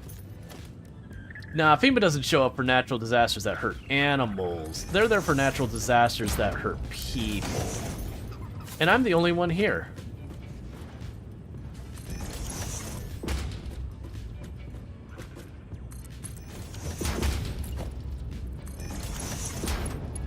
Yeah, no, FEMA who show up when, like, a hurricane floods an area, or a river overflows, or there's a big a big fire or something like that. That's when FEMA shows up. That's their job. Alright, so that means we got plastic and rubber on the system. The problem we have right now, though, is until I have petroleum doing literally anything, you see how fast this thing fills up? And every time this fills up, the production line is going to shut off. So we have absolutely got to get our petroleum power plants online as fast as possible. Because this might surprise you, but 5 refineries producing petroleum that isn't being used for literally anything kinda fills up the reserves pretty quickly. Didn't think about that part. In my head, I was like, oh yeah, we'll just put it into the petroleum power plants, it will be good. Forgetting the fact that I don't have petroleum power plants right now. So let's hurry back home before the whole thing shuts down again. Turn in our goods for this. So let's grab the stacks of cable. That's 400 cable. Grab the stacks of iron plate. That's 400 iron plate. Grab a stack of motors, which should be here somewhere. I always overlook them. There they go. There's plenty of room in the water. I know, right? You recommend just packaging it? I have to unlock the fluid management thing before I can package it. That's just it. I've got it hooked up. I just don't have any of the tools I need to manage it yet. So I gotta get that fixed. But what I'm gonna need to do is run over, grab what I need to get the jetpack locked away, because that it's literally just going into the boxes, grabbing the cable out of the boxes, and grabbing the iron plate out of the boxes and dropping them off. We can send that off. And whether, like, I'll look to see if I can get the petroleum power plants or the packaging, either or, get those online. Oh, that's not what I wanted. But, get those online, because once I get those online, then we should be able to at least manage it. I'm a nerd? Wow. So toxic.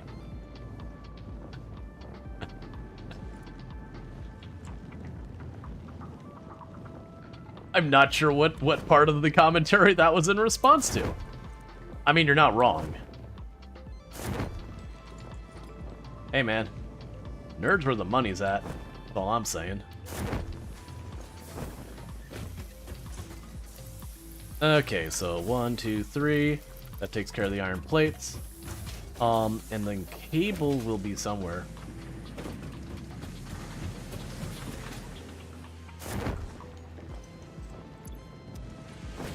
Honestly, as a response to me tapping back after watching some anime.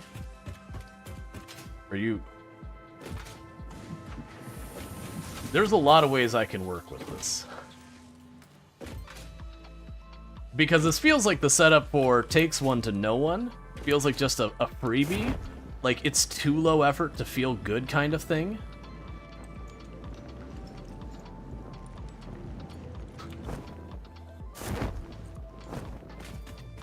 It's when someone hands you a response, and you're like, nah, I didn't earn it.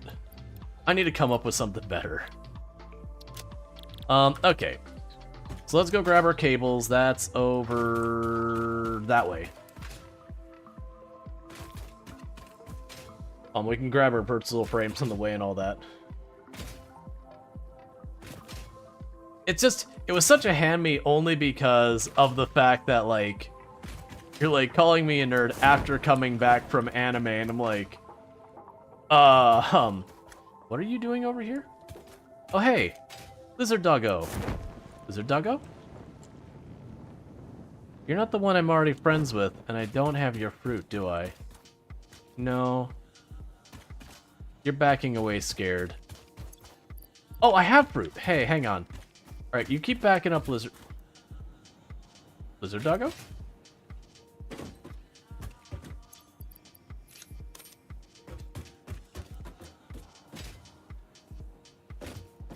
I thought I saw it over... I don't know where it went. I think it goes glitched through the terrain. Well...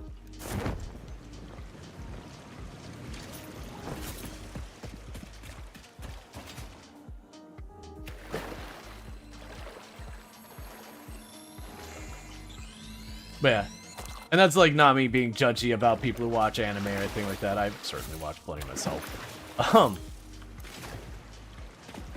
I don't see a nerd, like being nerd as like a negative in anything. Like, yeah, when I was in school and all that, that's kind of how it was seen, that, you know, it was an insult. But like, times have changed so much that very genuinely a lot of stuff that was seen as like nerdy and all that is just really kind of the only way to like make things work in the world. Oh yeah, and if we didn't do that earlier, like, you know, absolutely check out Sui, fantastic content creator on the platform and all that. What, Lizard Doggo, why are you being a punk? That's right, I called you out. I see that nose ring and that wallet chain. But where does it keep disappearing to is my real question. Oh, there you are. Okay, Lizard Doggo. I've provided offering. I would like to be your friend, Lizard Doggo, and I would like to be your friend through bribery.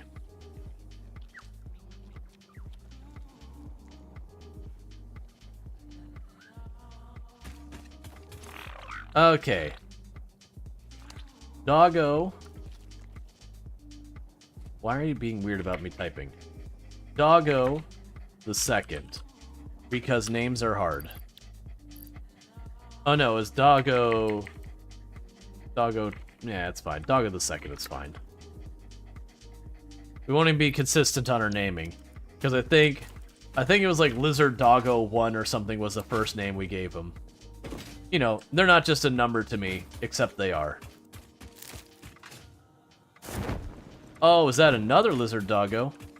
Are you friend Lizard Doggo, or are you upsetty spaghetti with me, Lizard Doggo? I feel like you're upsetty spaghetti with me.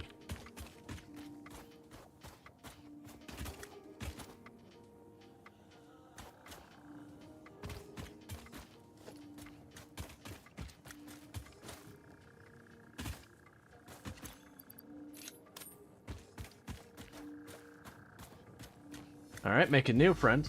Because they're cool, because they'll bring you random... Oh, I'm too close.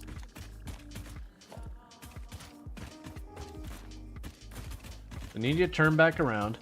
Because they're cool, because they'll bring you random stuff, and sometimes they'll bring you, like, really late-game materials and all that.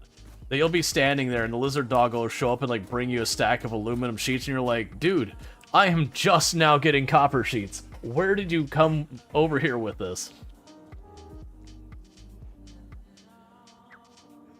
Alright.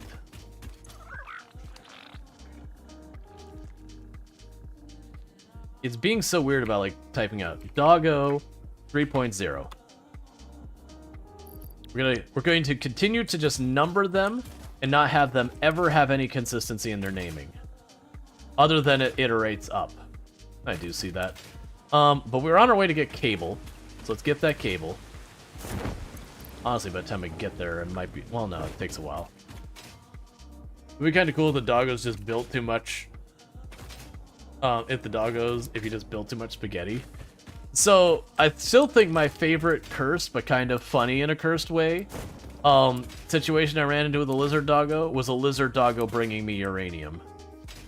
Way early game, too. So the Lizard Doggo would get close to me, and it would immediately start taking immense amounts of damage because it was bringing me radioactive materials. So I had to run away from the Lizard Doggo, and I finally got tired of it, and it's like, you know what I'm gonna do? I'm at full life, I'm gonna run up, I'm gonna grab the uranium real fast, and I'm gonna drop it. So at least it's just this one spot that's radioactive, so I don't have to deal with this anymore. Don't put radioactive stuff in your pocket. It doesn't go well. It just doesn't go well at all. Definitely was struggling to get it out of my inventory before it made me dead. Okay, so this isn't where I need to be. I don't even remember what you're making. What are you making? Oh, the industrial whatever. Okay. So I need to go over here real fast. And I believe the copper... Or sorry, the cables are being made up here.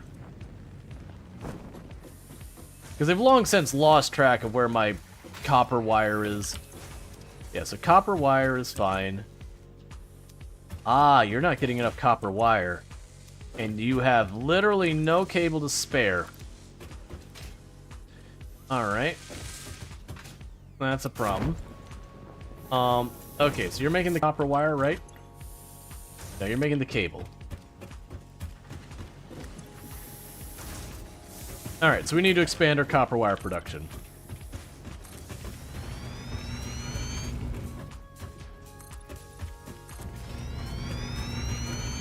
Which is going to surprise literally no one. Copper wire is one of those things that you get later on in the game. You just keep making more and more and more. And just, no matter how much you make, it always feels like there's just not really enough.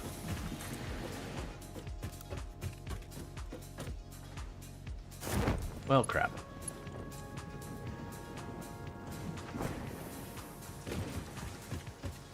I'm literally unlocking the jetpack, so when I do that in the future, I can at least jetpack right back up instead of having to glide and find my ladder and get back up here. It's so easy to just walk off the side of the building.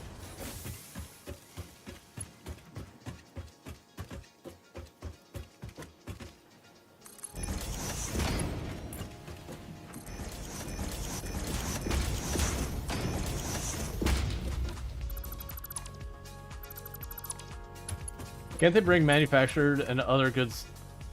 They can't bring manufactured goods other than rifle ammo anymore, by the way. Oh man, I could have sworn I had them bring computers to me, but I might be misremembering. Okay, that's just weird. Either way, they can still bring you a lot of goodies that you can get stuff that, you know, normally should be limiting you in a lot of ways.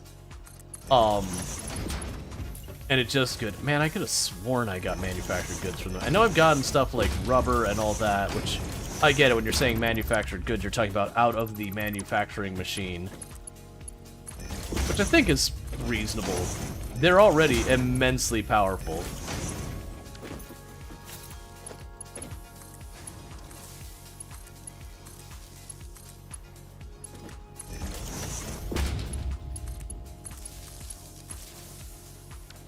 Okay, I need to watch our power. Alright, so our power production, the good news is we're just inside of the point that my biomass generators aren't kicking in. Because otherwise you'd notice our battery would be kind of like flicking on and off kind of thing. Okay, so let's see here. I am making copper wire, that's right.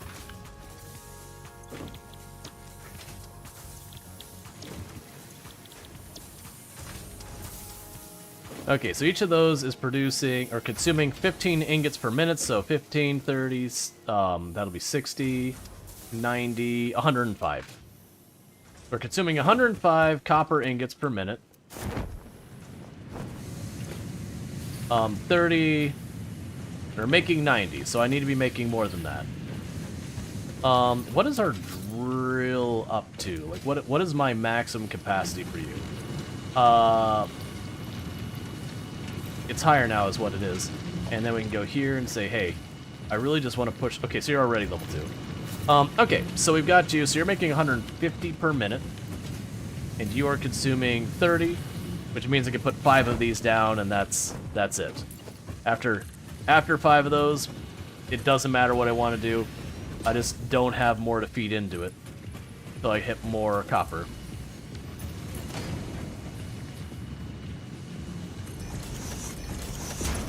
That doesn't look right. No, that's the wrong way.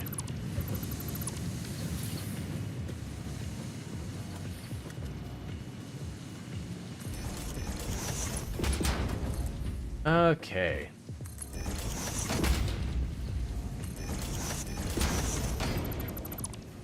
You got fused modular frames, heavy modular frames, and high-speed connectors from Adago just yesterday. Yeah, and that's the thing. I was pretty sure you could get manufactured goods from them.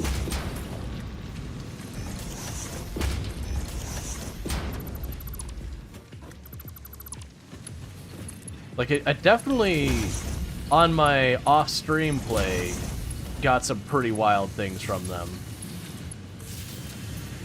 Like, as well as things I'm like, I wonder, like, how far I can actually take it so far as getting a bunch of this stuff.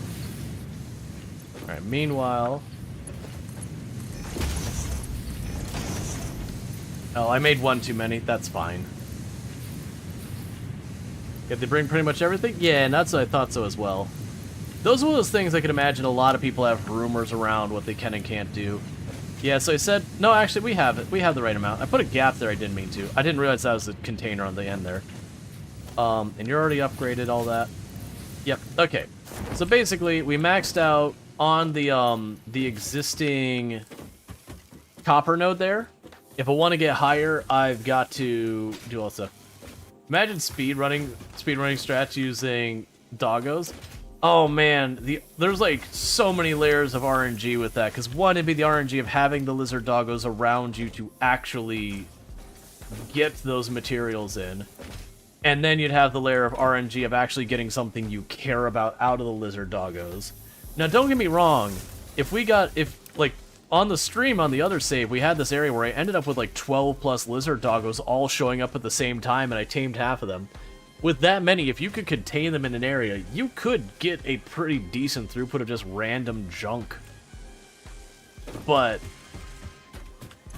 like, it's one of those things you could see ways that it could be viable. Like, that's one of the things I worry about if people were to speedrun this game, is I feel like this is a very RNG game, because getting lucky and getting the correct patterns would be a massive part of making really good times. Like, getting the correct blueprint would really, really make a difference for you. At the same time, those are the kind of speedruns that can be extremely upsetting.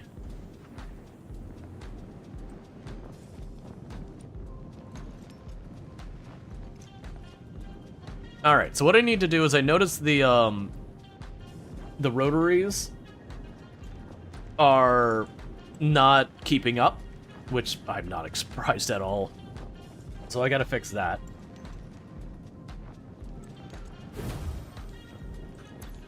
Because the cable will slowly come in.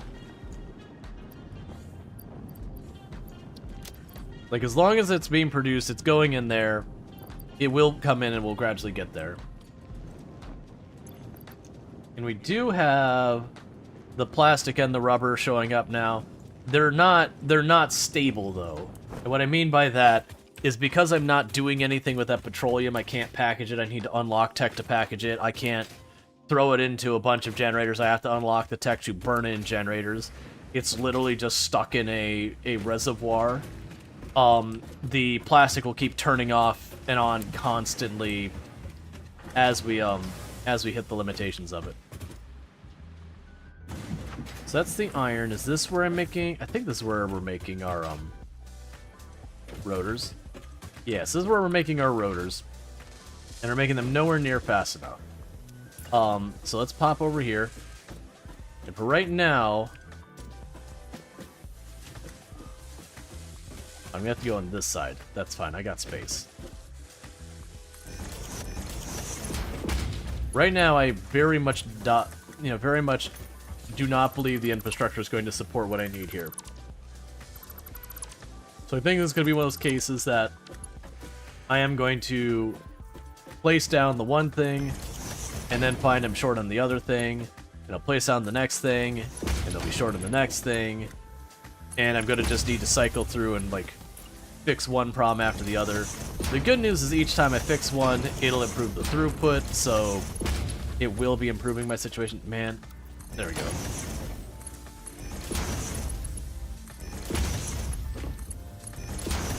Like, I fully expect the screw production to completely fall on its face here.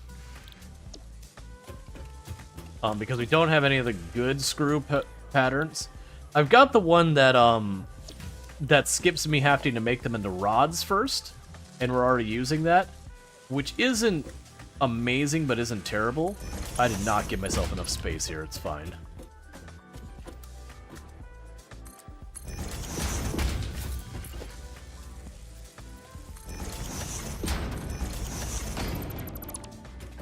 Alright.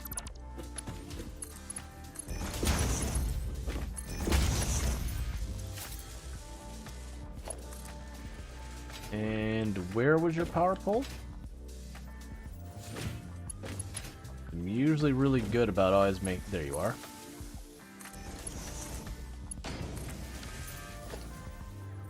Okay, so you are using 100 screws per minute per machine, so that's 300 screws per minute. So we already have a problem with that. That doesn't require any farther pursuit explanation or anything like that. And that problem is my conveyor belts can handle 270 items per minute. So even if I was producing enough screws, it would not matter because the conveyor belt would not be able to move them fast enough.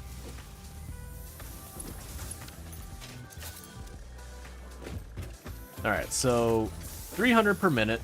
And you're producing 50 per minute. So that represents 150, and I need 300. Unfortunately, I do have this conveyor belt going right through the middle of everything, but I should be able to fix this by going on either side of this track. And we're going to bring it up higher. Destroy this connection. Bring you up here. Bring you over there, destroy that connection, and drop you right back down. And then remove this, and this, and this.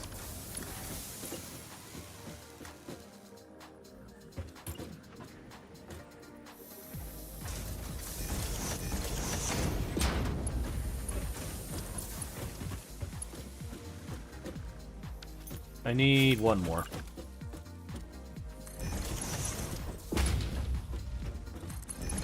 The one saving grace I've got about this is because I've been doing this where I will have, like, these iron nodes are dedicated just for the purposes of, producing whatever specific thing I'm needing at the moment. It does mean I can massively increase this. Okay, so I actually can hook that up. So screw alternate cast, and screw alternate cast.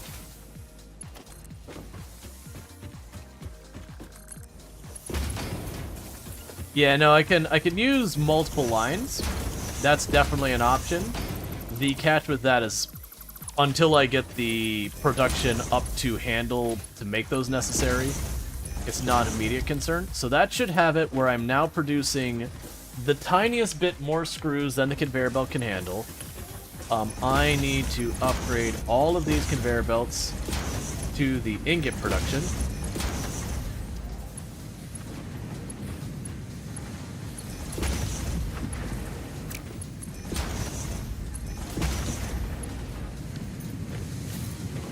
Okay, so we are producing 30 per minute out of 5, so it's 150. Yeah, 150 per minute, and you are consuming 6, like 75 or so per minute there, and you're using 45. We should be right on the money about there. Like, I probably could expand this. We can approach this a little bit differently. Let's run down here. Oh, right, I've actually got 2 nodes here. So you're producing 60 per minute. You're producing probably 60 per minute. Let's go get these upgraded because those can do better. Oh, I need drills. That's one of the things I need to probably get onto there. Is I probably need to get an assembler just producing the portable drills, even if I'm just doing little. Let's see, almost all the Mammon locks allow you to use the same goods they need to unlock them. So getting unreliable drop from a lizard doggo to unlock it really wouldn't let you get too much. In some ways, yes and no, because like on one hand, if you get enough material, you can make like the zipline thing. And getting the zipline thing right at the beginning of the game would be great from just being like, I'm gonna get wherever I need to get on the map relatively easy, you know, stamp that up there real fast and zipline up. So there are definitely some unlocks that getting them would be a huge thing. And then there's other ones like, you know, getting the rebar gun. Well, I mean, the rebar gun would be fine because the rebar is just rods. But, you know, you could get stuff like to your point. I could get like the turbo fuel, but it doesn't matter if I can't do anything with having that pattern. Like, I've unlocked it, but actually using it isn't something I could really do. Okay, so that's 120 and 120. I'll drop a slug in there. That puts up to 180 on that one. And at that point, we've got 300 on the line. This line can't handle that much. Actually, I think those might be even tier 1 lines. Let's just swap them out entirely. Cool.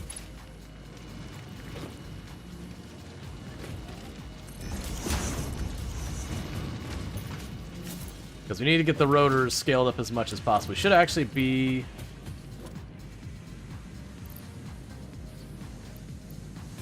Alright.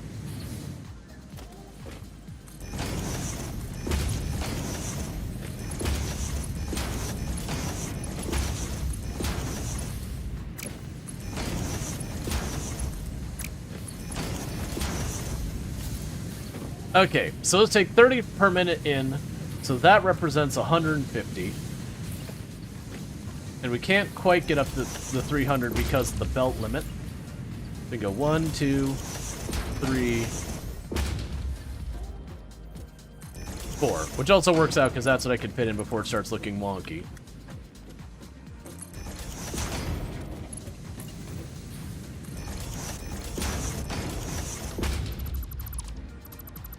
We're definitely going to need to get the petroleum power online soon, because I'm at that phase of the game where we're starting to take our factory and say, hey, we've been producing this thing. What if I was producing 3 times as much of it? Hey, we're producing that thing. What if I was producing 5 times as much of it? And then just watching the power consumption of your factory just absolutely explode.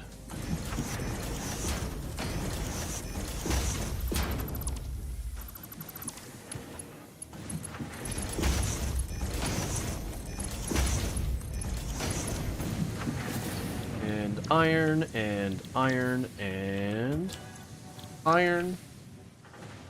The good news is I actually have a pretty good buffer. Alright, so we can upgrade those.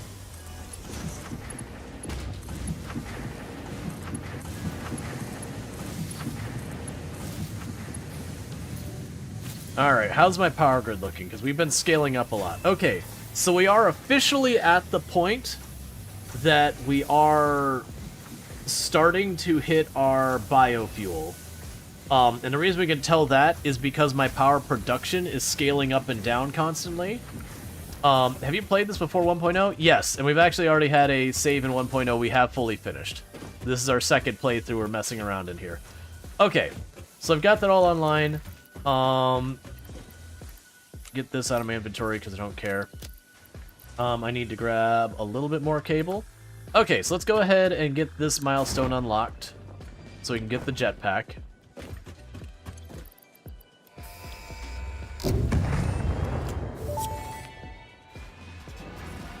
Milestone reached. Fix-It has granted you the power of flight, provided you have a jetpack and the appropriate fuels. The jetpack refuels automatically while you are standing on a surface, and different fuel types will affect the jetpack's functionality. With this increased versatility, you will no doubt achieve efficiency levels previously unheard of.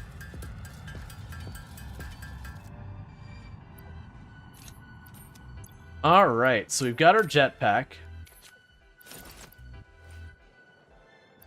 And so, for now, I'm going to take the parachute, and it's going to go away.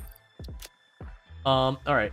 Yeah, no, that's definitely one of those things that you'll have, is as you get to, especially like you get to like phase 2 and then on, you'll find yourself constantly coming back being like, oh, I need to now ramp up the amount of whatever.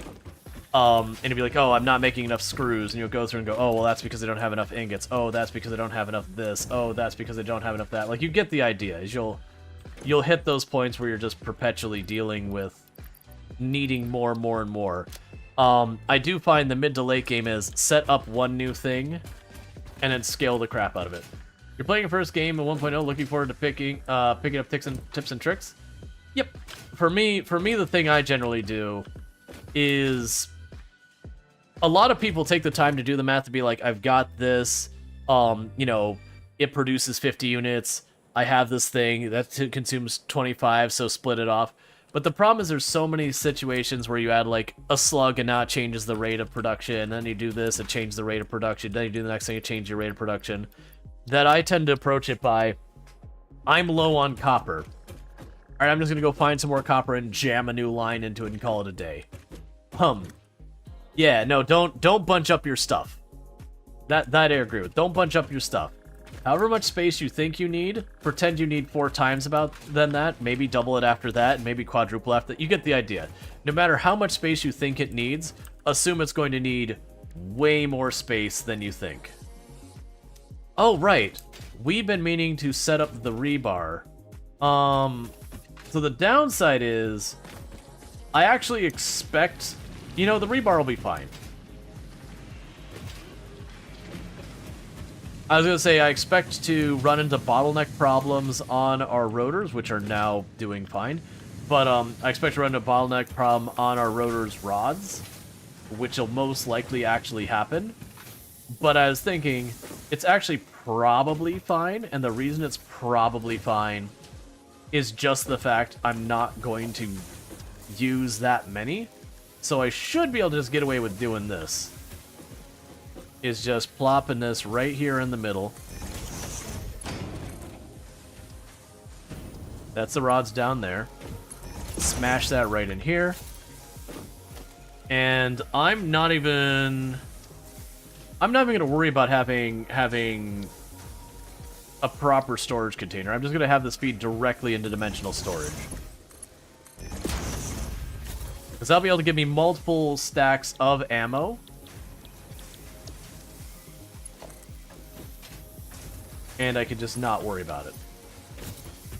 Alright, so let's see what we've got going on here. So, you are producing 15 iron rods per minute. I'm going to ignore that in my calculations of guessing where stuff are. Because I have a feeling we're burning through that. So that's 20 per minute. So that's 60 per minute. So I just need one more. We're gonna build 2 because if it's worth doing, it's worth overdoing. But you get the ideas. I don't try and sit here and go, let me make my perfectly balanced factory. I don't do the thing where I have one splitter that then feeds into, you know, 2-3 splitters that then feed into 2-3 splitters to make sure everything is properly belt balanced and yada yada yada. I just go, hey, you know what I'm gonna do? I'm gonna put a splitter here. You know what else I'm gonna do? Not much. It's a game, and for the record, if you enjoy that level of optimization, by all means do it.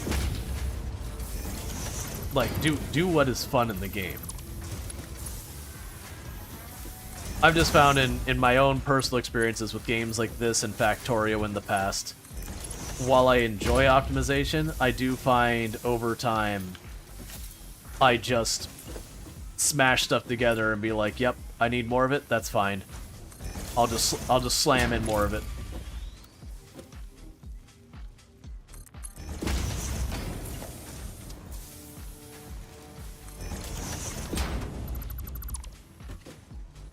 Can't help not do it. It's a struggle. Oh yeah, no, it's totally fine. Like it is absolutely a-okay if you're the kind of player who you want to sit down, look at something, get out a sheet of paper, draw how you want to schematic it out so far as like the order of operations on all that, do all the calculations to figure out like what is the perfect balance for it. That is absolutely fine. Your progress in the game will be slow because you're taking the time to, you know, do all those calculations and all that, but there's nothing wrong with that. I've just found for myself, I used to do a lot of that, and I eventually just hit the point where I'm like, you know what I'm going to do? If I'm short on something, I'm going to just jam in a thing to put more in. Okay. So I've got that scaled up about as much as I dare. But with that, now I can go down to here, and I am now gradually getting ammunition for my rebar gun. So that's cool. How many hours did the last game take to finishing the stream? It's like 75 or 80 or something. It's like 70 or 80 hours, somewhere in that ballpark. I know I had the actual number when people asked before. I just don't know off the top of my head. But it's something like that. I could have shaved off about 10 hours where there was something I knew I needed to do, and I knew it was a complicated process that I was going to have to, you know, really kind of tear apart a whole bunch of stuff to do. And so I kept putting it off till it became a major problem. And so I kept setting back what should have been easier, earlier progress because I just didn't want to deal with it. Alright, so we've got the plastic, we've got the rubber, we've got the encased steel, and then was it 1 or 2 stacks of motors? It's 2 stacks of motors. I will say, taking the time to immediately unlock, well, not immediately, as early as possible, unlock the dimensional storage and focus on that has been really nice. Because now I can go boom, boom, boom, boom, and button. Milestone reached. It is my honor and privilege to inform you that the fuel-powered generator, as well as the industrial fluid buffer, are now available. Due to a lack of gold in your sector, Caterium will serve as a suitable replacement to construct the fuel-powered generator. Your research into this element was valuable. In fact, you in particular are my most valuable pioneer, but don't tell the others I said that, it would be bad for morale. Alright, just in case anyone wasn't keeping the notes, I am the most valuable engineer, so... Not trying to make it a personal thing or anything like that, but, you know... Just saying, most valuable MVP. You should all really play some catch up. You figured it out very quickly. Can't really build a flat. So you can build a flat factory. It's just super hard to like get it scaled out because you'll have that thing that eventually you run out of space for and you go, oh no, what do I do? But that said, it's worth going up. Up is good. You know, you got 3 dimensions to work in. But yeah, this is interesting because the previous factory we did, I just made 2 or 3 towers either. It's either that or the AI is wrong. Are you telling me the superhuman AI that is becoming self-aware is wrong? That's like people lying on the internet. It's just not allowed. That's illegal.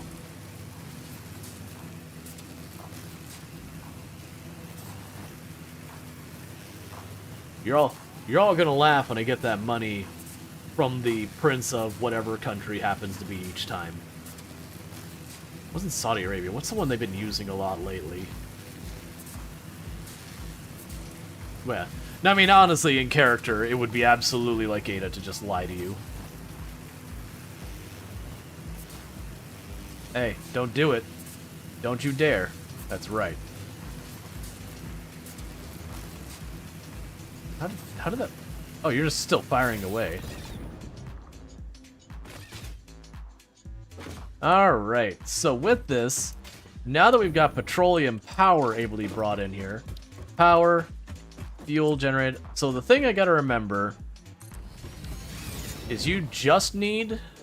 Yeah, you just need petroleum. That's exactly what I was hoping for. Because this production should be enough to saturate that belt. That literally I cannot put more in there. So the petroleum fuel, how do I want to stage this? Because I don't want to put it on this side.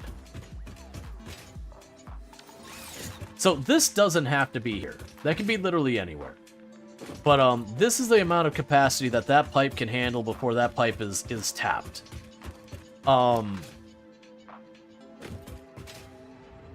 I kind of want to put it over on this side, but then there's the whole problem of it gets in the way of the other pipe, and then I'd have to potentially use the pump for the head lift, and yada yada yada. And this is where we're talking about where space mat... Ooh, can I get away with this?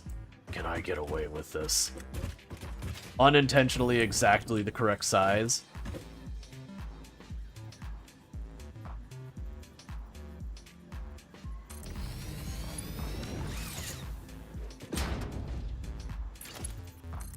This is snug, is what this is. Okay, and I always put slugs in these ones. Alright, so, we've got that. You need a power connection. Where is your power even coming from? You know what, that's fine. We can make a new power connection. Put one right there. I love how that ramped up to absolutely full force with nothing plugged into it.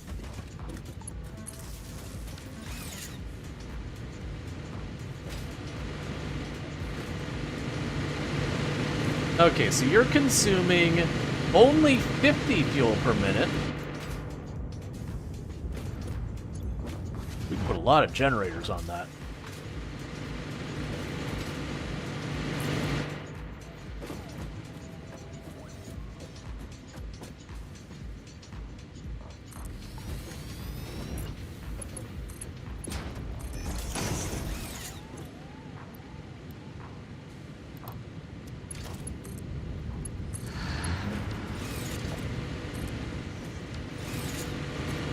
Alright, so those are burning 50 fuel. So we're only still burning on all of that 100 fuel per minute out of the...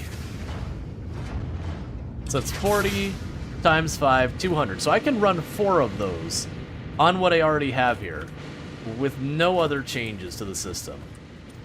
Alright. I mean, it's going to be very disproportional on my setup. I'm okay with that. Let's just jam that the whole way over there. Yeah, so in hindsight, I really should not, in the future, build that many petroleum generators.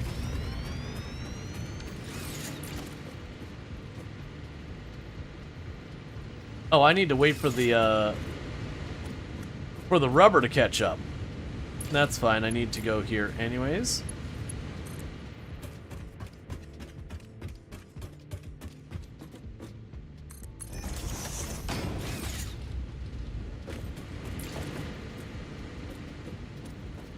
Well, our power is going to be in good shape for a while.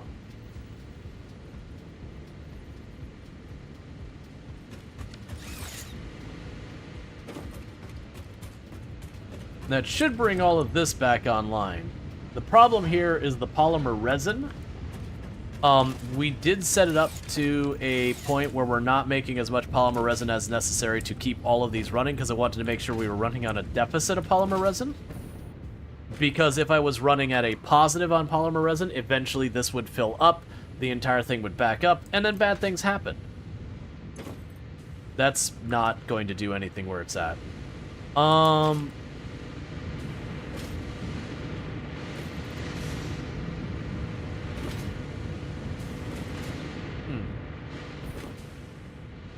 Honestly, I'm fine with it just sitting there. So the buffer there isn't doing many good.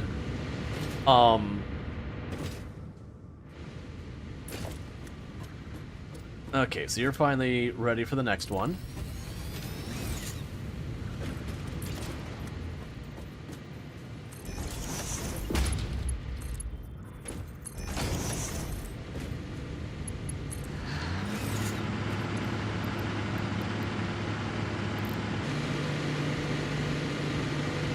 So our power grid is getting a little bit stronger.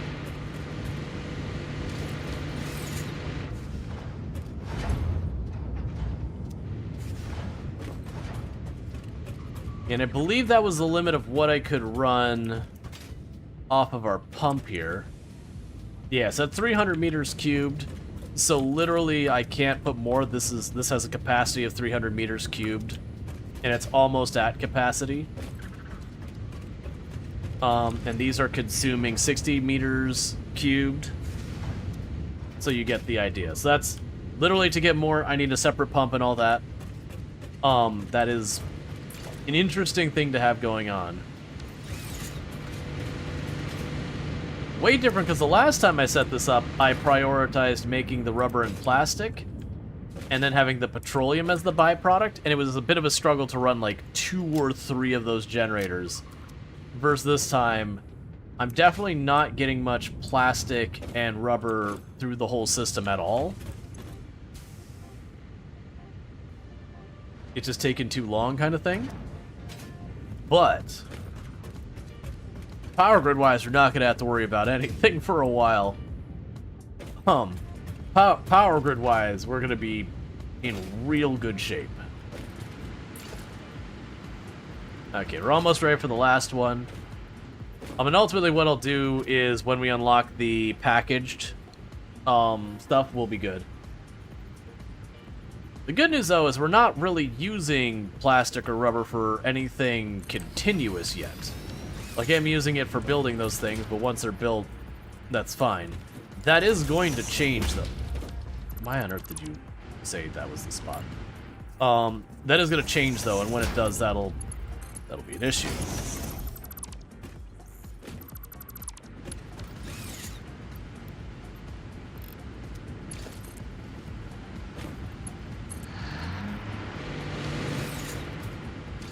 Alright, just like that, our power grid went up by...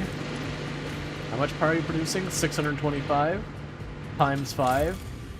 About 3,500 megawatts? If my napkin math is right. So yeah, so we jumped our power production a ridiculous amount. Like, we're up to 3,000 something here. So that's pretty good. All that said, this is super insufficient. Now, what I could even do is, for right now, I'm gonna put one summer sloop in here. That'll give me a slightly too high production of fuel to that running, and it will also give me... Oh, no, wait. We might have just... No, we're fine. No, wait, are we fine? Wait. Did I math wrong? So you're producing... Oh, that's with the somber sloop. Okay, never mind. Yeah, we're good. It was 40. So it'll give us slightly too much fuel production and a bit more polymer resin. So I think that'll be good. That does mean occasionally it'll shut down, but the intention from there would be that I would start packaging fuel at some point. Mine's up to the 10,000 megawatts when you set up oil factory. Yeah, no, that's we're only right now using one of the 4 oil wells in the area. So absolutely we could scale that up a lot. Is it possible to bring different materials to storage and from and split to feed the machines? Do the tracks know which material to feed to which machine? Oh, you're saying if you had like one belt that you just put a bunch of different stuff in and then just shoved them in the machine? Unfortunately, no. What'll happen is it'll hit the splitter. It'll go on to like... Ow, stop it. It'll hit the splitter and it'll just spit out whatever where. And if the wrong thing goes up to the front of the machine will stop running until you get it out of the way. That said, you can get smart splitters, which will say, hey, only pass this, to the right, otherwise pass it on. But then you get into all sorts of weirdness. It's usually not recommended to mix stuff on belts. You can make it work. There's just a lot of headaches you can cause yourself with it.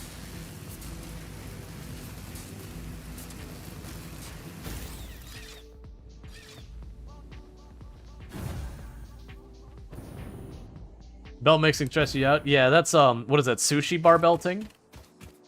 Or sushi belting? When you just chuck a whole bunch of stuff on one belt and just try to manage the chaos. Generally speaking, it's one of those things you can do on, like, you really want to avoid. You can do it in a pinch, but generally speaking, you're more likely to get frustrated by the results than really benefit from it.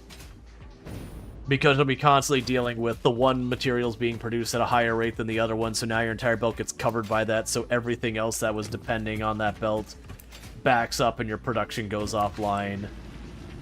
That kind of thing. Alright.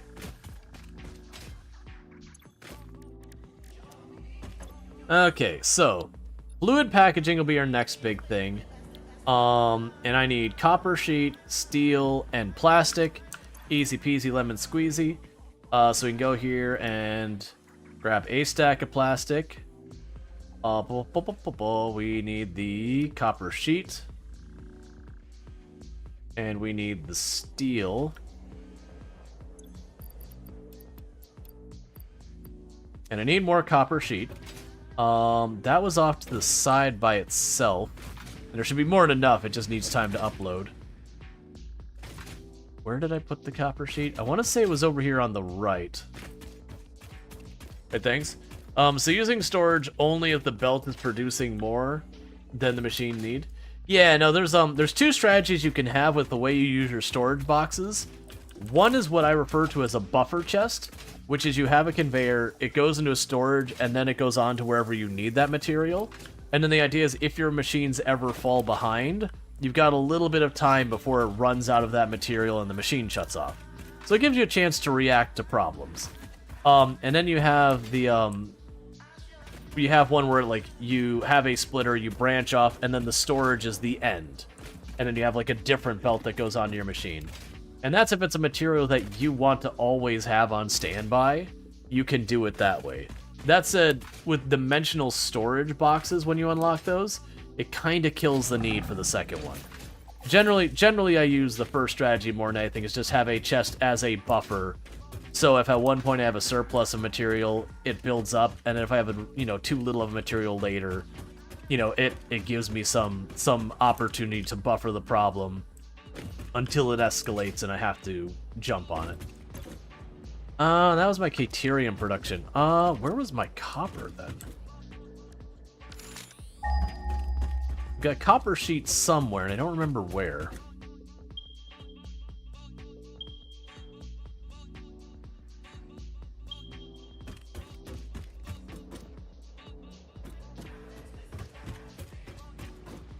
Alright, so let's start putting some more useful marks on here so I can find stuff easier as my factory grows. So factory symbol, choose that. Deuterium wire. We'll give it kind of a little bit of a yellowish, like a beige. We'll mark it. We'll make it a large icon. Alright. That over there... No. Where did I... I've got copper sheet being produced and put into the dimensional storage, but I, for the life of me, don't remember where I'm doing it. Because I've been doing it for a long time and I just haven't had a reason to look back at any time recently. Where's that poison enemy? I'm gonna go explode it. Thank you for the follow. Welcome to the stream. Yeah, because none of those are being exploited. And I feel like up north it's doing something else with it.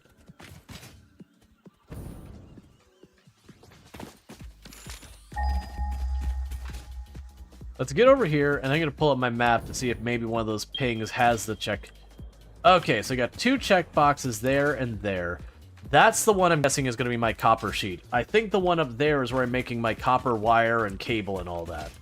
So that's going to be my copper sheet over here. I look forward to unlocking radar, which I should be able to do soon, because radar makes your life easier. What you don't realize when you're using the ping thing is it doesn't show you all ore nodes nearby. It'll like show just some of them. Like, and as you exploit them, you'll see more of the nodes and all that. It just doesn't want to have so much junk cluttering your screen you can't make out anything. But as a result, sometimes there'll be nodes that you care about that it'll overlook. But with the radar, it'll mark everything on the map. Okay, so 1, 2, 3. There we go.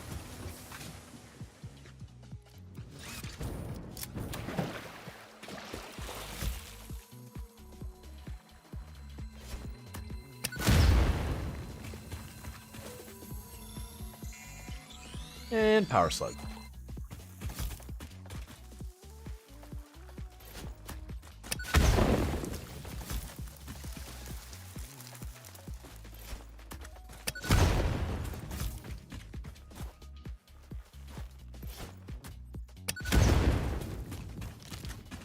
Getting rid of those things, so I don't have to deal with them anymore.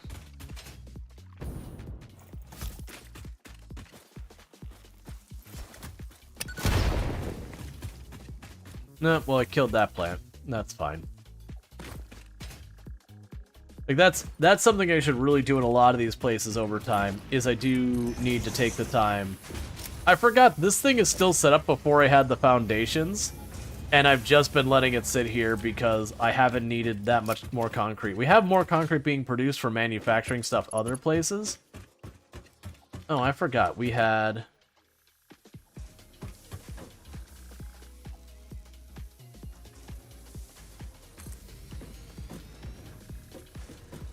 that.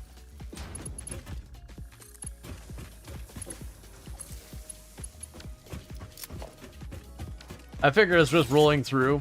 It's been a while since I've expanded our power grid. Let's just add more batteries. The more batteries I put on the system, the more we can handle spikes and fluctuations and all that. How are you so far in the tiers? And only being... How are you so far in tiers with only being in phase 3? So far in tiers.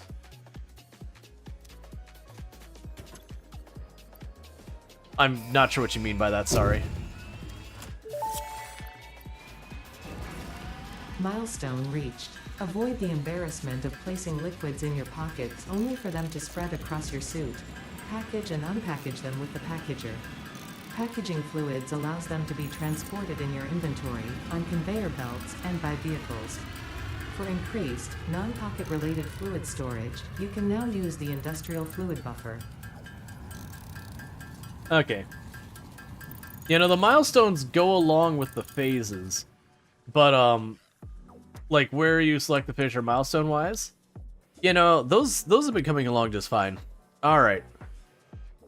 I'm just gonna go and run these through as they happen. Okay, so we have... I won't worry about grabbing those yet. Meanwhile, let's look at what we got here. So the sulfur, that's been depending on the plastic. You're depending on the compact coal, which I'm just gonna set up a thing, you know, shove enough into it to make it start. Once we get all that, we can start packaging turbo fuel and all that. The big one I want to go is start getting down this route, which that's the plastic and the caterium and all that. We want to get that all sorted out. Let's see, I guess it makes sense now that you're seeing it. You're in phase 1. Behind, so yeah, no, it's one of those things. The milestones, it's each phase unlocks like 2 or 3 milestones, like the tiers. So it is one of those things that they unlock gradually. Okay. And you just need that stuff. Actually, I have all that. I could just... Well, no, I don't. I'm missing the circuit boards. I'm just looking through a lot of this stuff. Yeah, so I can get the plastic now to start making smokeless powder. We can do that earlier this run. So that way I can make the explosive rebar. Because then I'll start using that as my main weapon. These, I'm going to keep my Mercer Spheres doing away. I'm not going to worry about the power augmentator at all for a while. And then the Mercer Sphere, eventually I'm going to have to run around and start grabbing those again. I do want to get the radar, which is under quartz. That's going to be a little bit while longer till I get that, but we're getting close. I have to unlock manufacturing for that. But with that, we got what we need for the packager. So let's go back over to where we have the oil production and get that sorted out. That's south. Yeah, no, south is the right direction. You know, I guess I could check this out, even putting it off. Probably shouldn't start throwing way back there. Yeah, and I shorted it.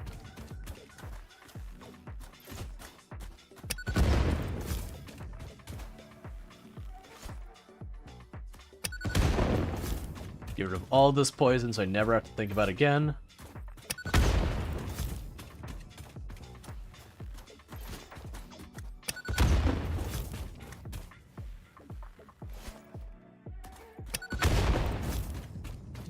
Okay.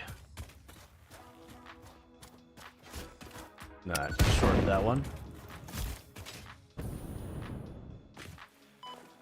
It hurts so much.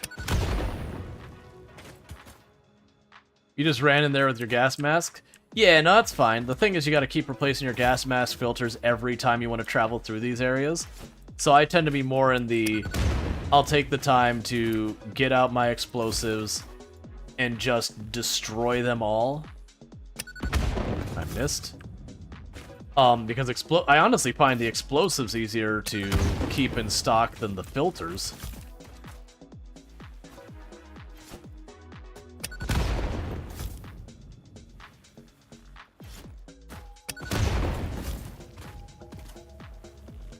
Now, radiation's a different story. Radiation's definitely one of those ones I think it makes sense to set up. I didn't, like, literally the first run, I never made a single filter radiation or otherwise.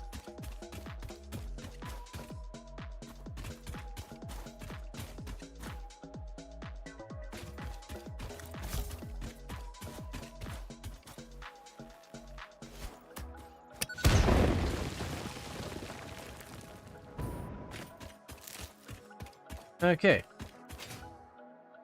So that poison is all cleared, so I no longer have to, you know, like navigate around it or burn filters going through. Because with those filters, I literally have it set up where, or not the filters, the explosives. I literally have it set up where I have what I need to just pop into my dimensional storage, grab a stack out of there. Do the poison plumes respawn? I don't believe so. I can't promise you they don't, but I don't believe so. I haven't personally observed where it seems they respawn or not. So it does feel like one of those things that if you take the time to clean them up, they're gone.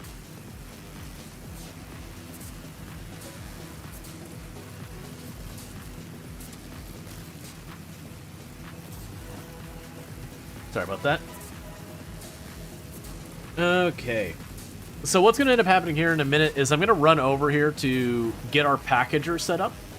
At which point then maybe I'll shuffle some things around a little bit.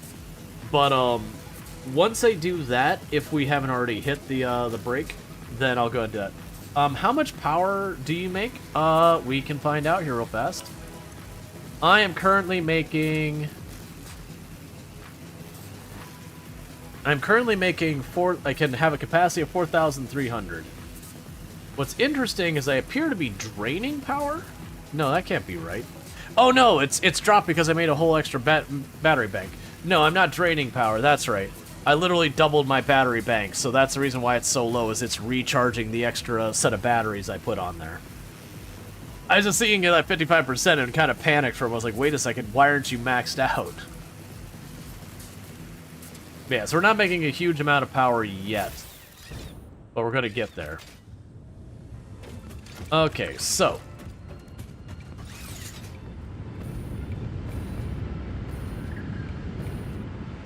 Well, it's interesting I didn't get a note. There it is. Thank you, Pretty Biggie, for continuing your gifted son.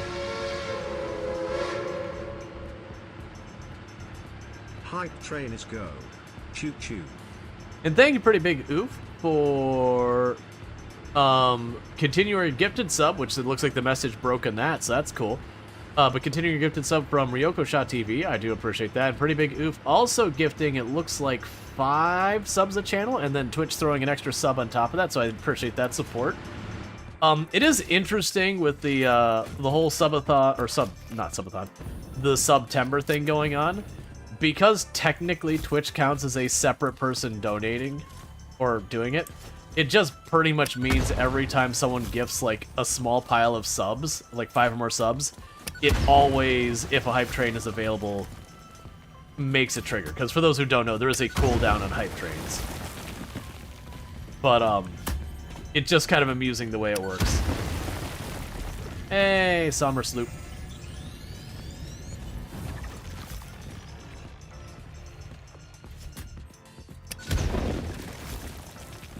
Alright. I do dislike that when you blow those things up, it'll still stick to where the rock was, even after it's gone. I think it fixes it once you reload the game, but... There, it's all cleared. Oh, we got a shipwreck over there. Hang on. Quick detour, because the shipwreck's worth it. Guys, thank you so much for those gifty subs. Yeah, you'll have noticed the alerts that are like the individual, like gave a sub to this, gave a sub to that, gave a sub to that. Those are currently disabled. We're having a problem where it's not picking up like the large, hey, this person gifted 10 sub things. Like it's just not working correctly. And so it just spams the individual ones. Oh, there you are. Yay. And so I kind of turned that off to make it a little less overwhelming. Thank you for the 100 biddies. I really do appreciate it. I'm going to try and get it fixed, though, so when people gift subs and they're gifting a bunch of them, it has a special animation that scales based on how many were given. That, you know, it's not super long, but, you know, kind of fun. And then I'm going to have, you know, the regular ones when you gift like 1 or 2, it just does the 1 or 2. It's just stuff I got to figure and tinker because it's not working right now the way it's supposed to be. Like the actual API stuff I'm supposed to get isn't going to me, so I can't do anything. And this is one we can just grab the hard drive out immediately. Cool. So we're gonna go pull up our map, because what I've been doing is I've been marking these. And part of the reason I'm marking these the way I have been is so down the road, if I do decide, like, after I finish streaming this, like, we finish the run, we're like, okay, we're, like, ready to move on. For my own personal achievement hunting, to just know, like, here's all the ones I've already grabbed. That kind of thing. Alright, so I saw there was a gold slug over there. Might as well grab it while I'm here.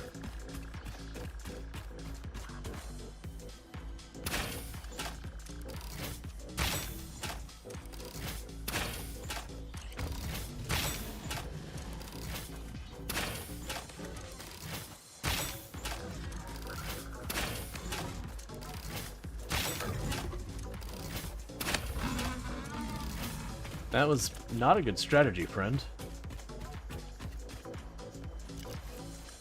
Okay. And then we can go ahead and grab everything out of there. Alright. So I had planned to go and get the packager set up, and then I got distracted by the hard drive, which is certainly worth, anytime you get a chance to grab a hard drive, it's certainly worth it. Let's see, did you set up the awesome sink for polymer resin so we'll continue making fuel?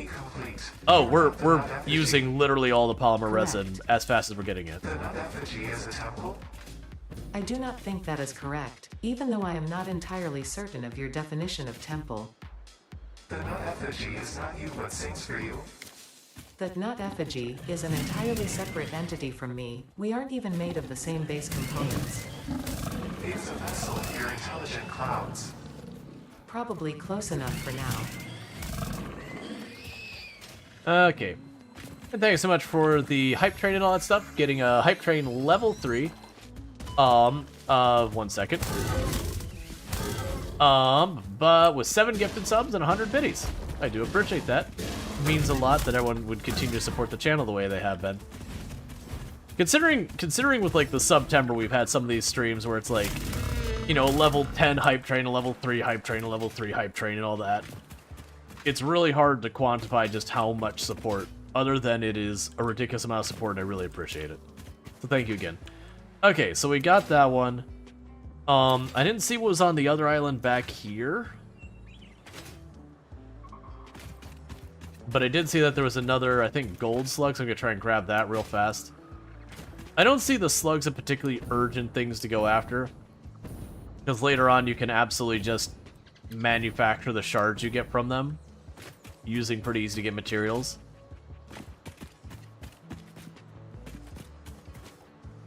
Okay, so this is just...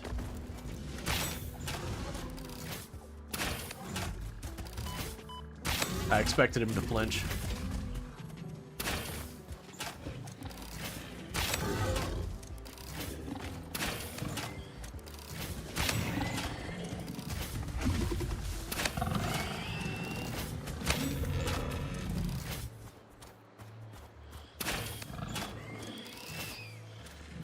Okay. And grab our gold slug. You set up yours if the plastic and rubber factory storages were full. Yeah, it depends on what you put as your priority. Oh, that's crude oil. Wait. Okay. Oh. Yes, this is where you can set up like the fracking and all. Well, let me put an oil extractor. This feels like where you put like the fracking to bring up stuff. Yes, this is where you set up your fracking and then you get a whole bunch of that popping up. That's interesting. I didn't realize it could be that material. Yeah, because there's the other oil over there. I imagine that's probably one of those things you set up. It takes a little work to get the initial setup there, and then you get like a fairly obnoxious amount of oil out of it for your effort. Which would be good because it's also in the same area as the rest of the oil, so we can get that. So I'm gonna get back over here. We're about to get hit with an ad break, and I have really got to use the restroom and grab myself something new to drink because I've run out of stuff. That crude oil is new to you? Yeah, no, they added effectively the fracking thing. They did add a whole bunch of new nodes on the map that you can't see quite yet. So bear with me, chat. I'm going to quickly use the restroom, and I'll be back in just a couple minutes. So thank you again so much for tuning in, and I'll be right back in just a few. So thank you again for tuning in, and I hope you've been enjoying the stream.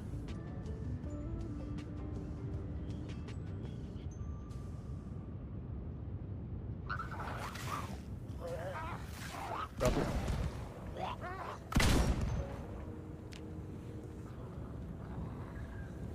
Got it. I got a bandage now.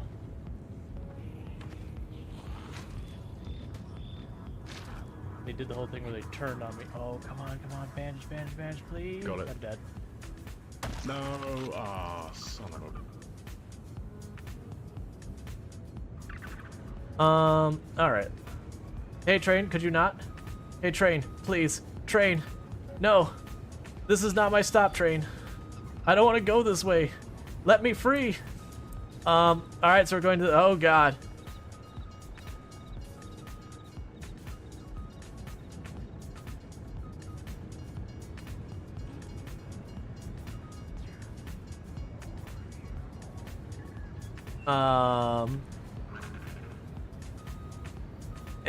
And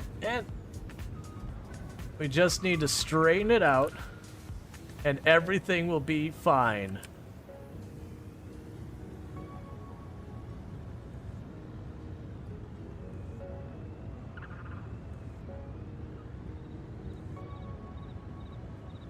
Alright, I'm gonna do something I know is not gonna end well, but I'm gonna be cursed until it happens. Okay.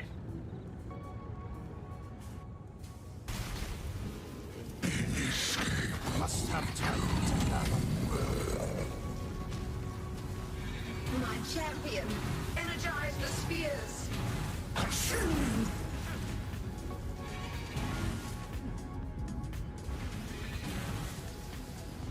Oh, we're dead. Be gone. Oh.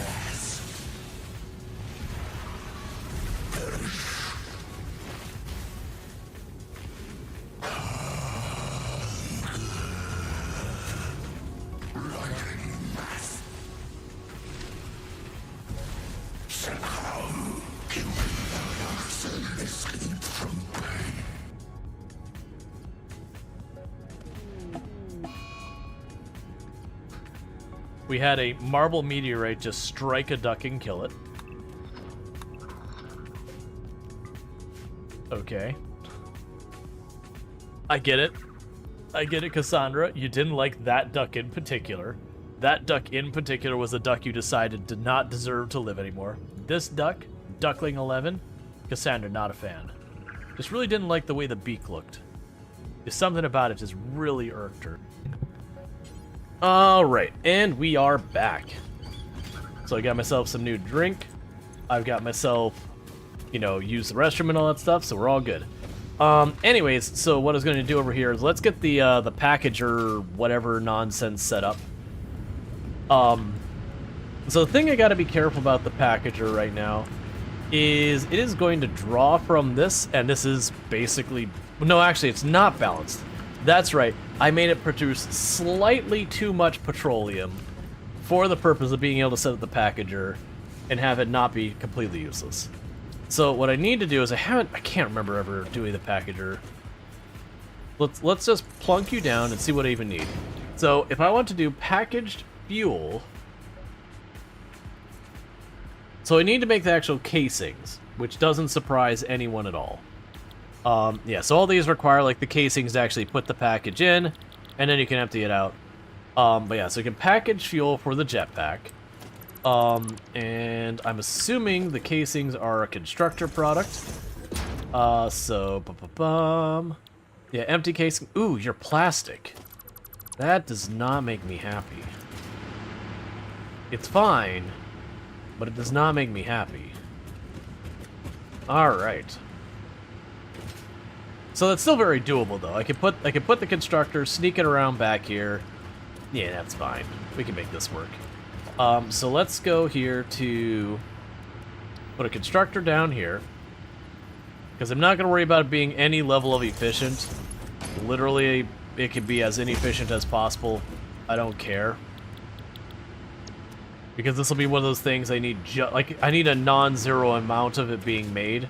I don't care if it produces quickly, it just needs to produce at all. So you can go here and we'll put the packager right lined up with this. It's also a weird choice that they put the intake there. I do wonder how well that's going to work. We'll see.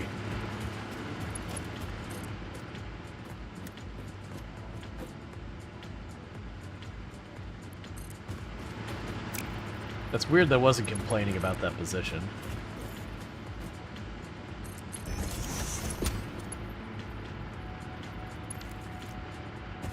I don't think it gave enough space. That's fine. Okay. And then we will put just a smaller container here, not the big one. A smaller container there. And pretty soon I'm going to need to go hunting for Mercer spheres for bigger dimensional storage. So that'll let me get the package stuff there. Later on I'm going to want to do stuff for better fuel. Where do we have a power tower I can get you to?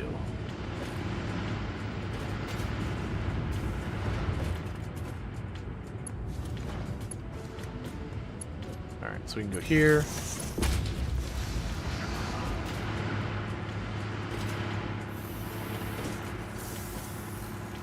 Yeah, it sucks.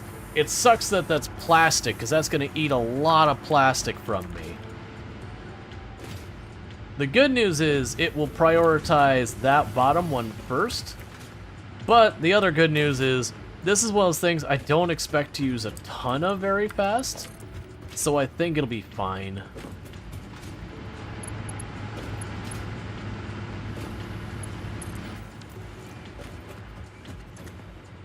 Okay. Yeah, and that's going to run slow because it's just going to get what is spared in there. So that's good news. But yeah, that should be able to unlock some stuff that gives me better fuel access. I'm honestly half tempted to make another somber sloop on here.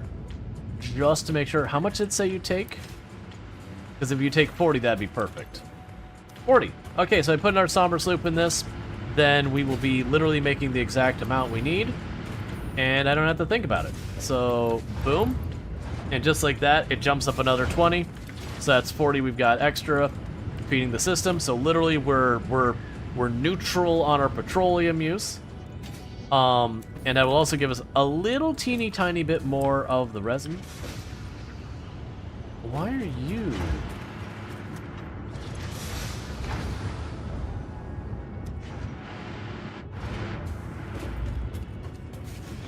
Oh, it's because you're full. That's right. That's how that works.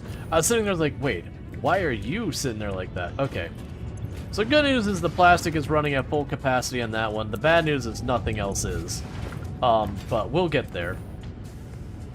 I definitely feel like the answer should have been to go the other way with the plastic and all that. I'm okay with it, though. That'll be one of those things that there is enough oil down here. I can just continue to scale the power, and as we scale the power up, it just means I'm going to get more and more and more of stuff in here. So that's good. We got the packager set up. I actually feel no need to do the unpackager at all for the time being. I'm not trying to get stuff from one location to the other. We should definitely be more than capable of getting our logistics 4 as well. I'm gonna go on ground level around the outside here and see if we find anything. Alright, in the meantime, so I need the encased to actually have... Can drop you down, grab a stack, so you got the encased. We can go to... I'm not gonna find anything because I'm running here doing this. There's a rubber we need.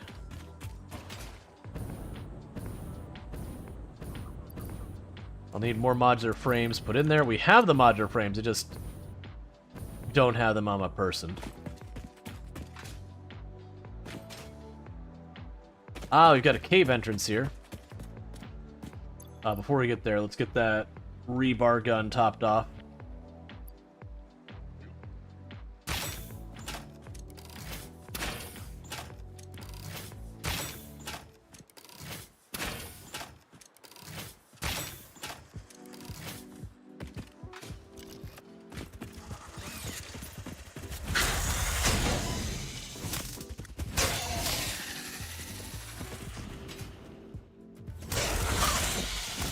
Okay. And let's see what we got in here.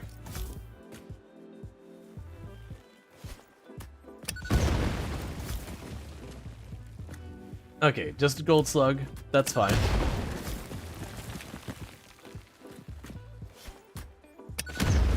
I was hoping to get around where the other one had been.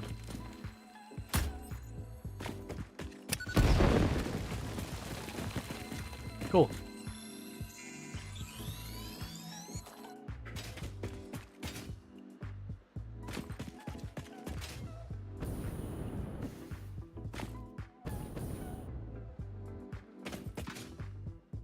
Yeah, so just running around making sure to check some of these places.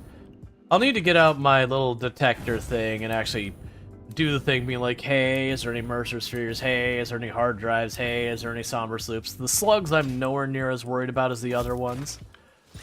They're just so readily available. But it is those things with the exploration that ends up being a good thing. I kind of wish you could, in like the Explorer and all that, I kind of wish you could just sit there and hold out the sensor or whatever. Just because I don't think it's a big deal that, like, that you're traveling faster or whatever. I'm not too worried about being like, oh, hey, I could kite the enemies and trivialize them. Most of the really dangerous enemies are in smaller areas, like, way up high and all that anyways, so I don't think that'd be a real concern. There's another stack. Alright. So we can pop over here. Okay, so we do have more of those. The modular frames were up here? Where were the modular frames? No, they're over here. We have the rotors. No, it's rotors, reinforced plates. The smart plates are in between. Were you modular frames? No, you were our Caterium. And then the copper sheet was over there. It's got to be up here somewhere that was making modular frames. No, it was on the right. That's right. It was, when we run up here, it was over on the right. Oh, hey, 1 second.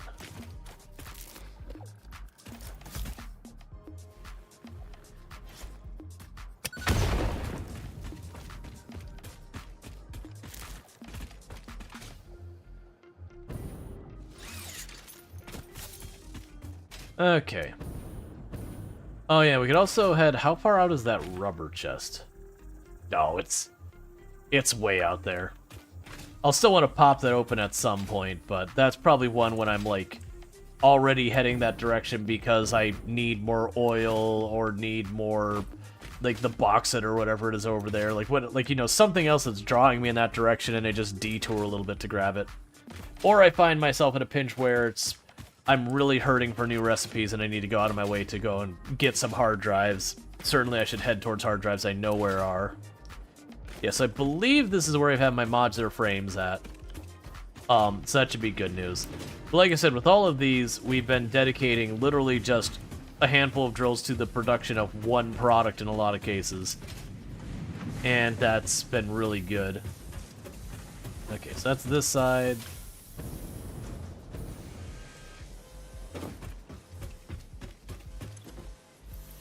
So 1, 2, 3, 4, 5. In this particular case, though, they're also going down to the, Oh! You are absolutely full. Give me a whole bunch of those. I was not expecting that to be that far along.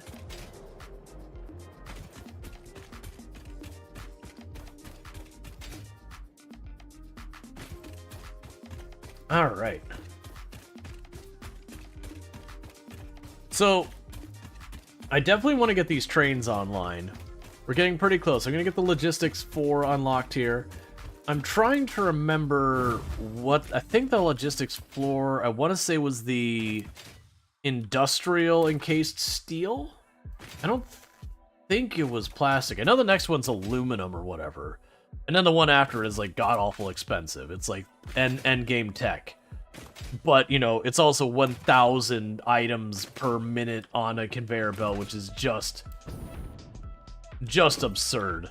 So, boom, just like that, 800. And there's a bunch more still in that box. So what I'm going to do here is I'm going to drop off the modular frames, slap the button.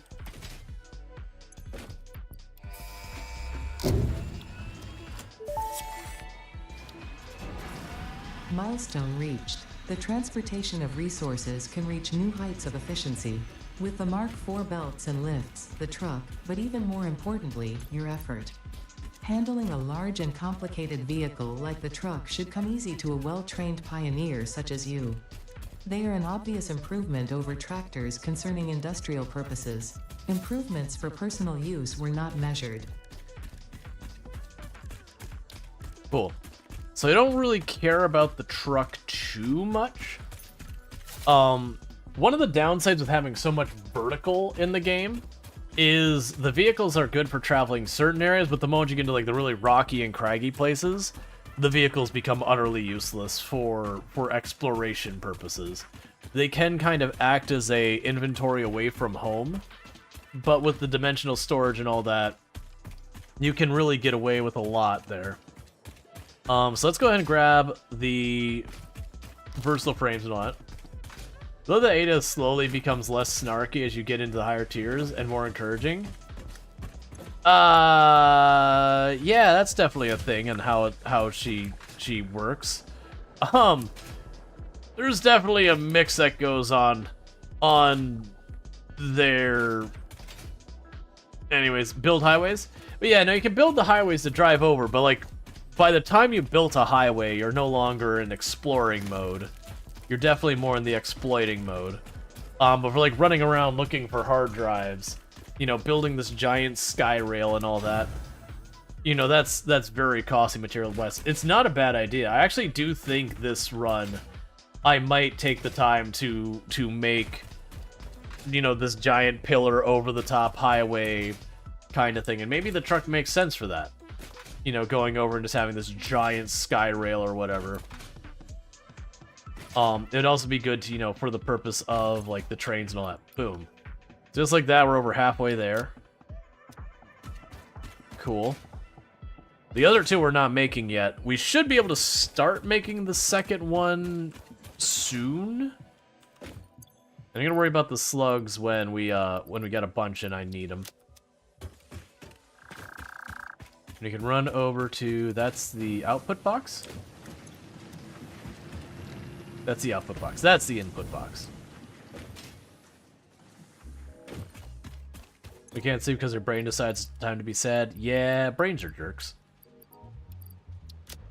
Is what they do. They're big old jerk faces.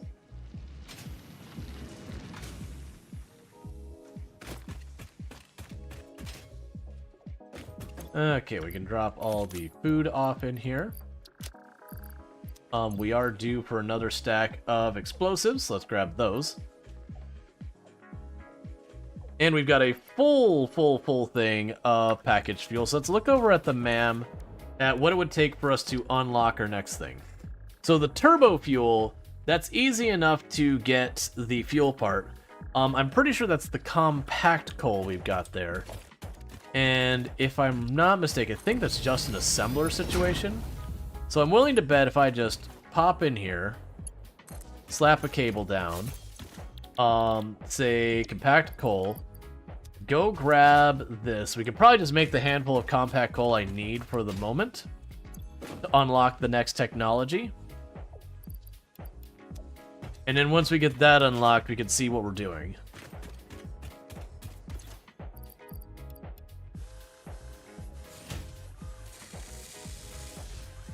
Yeah, so that should run for 3 minutes to give me 75, and then we can assess what I want to do with that. Because I know people speak very highly of the turbo fuel, which I'm certainly down to check out. It's a shatter gun. Yeah, you wait till late game tech. We're working on getting... Yeah, like, literally don't need hardly any of that. This is going to require me to get...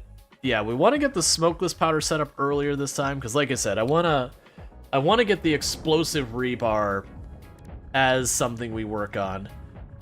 The synthetic polyester fabric we want to get going.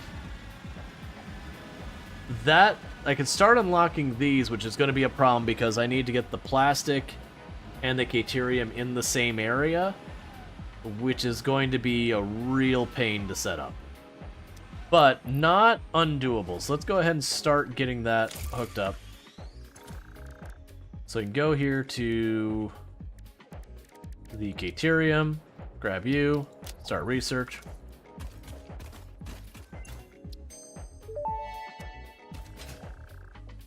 Research completed. High-speed connector recipe unlocked.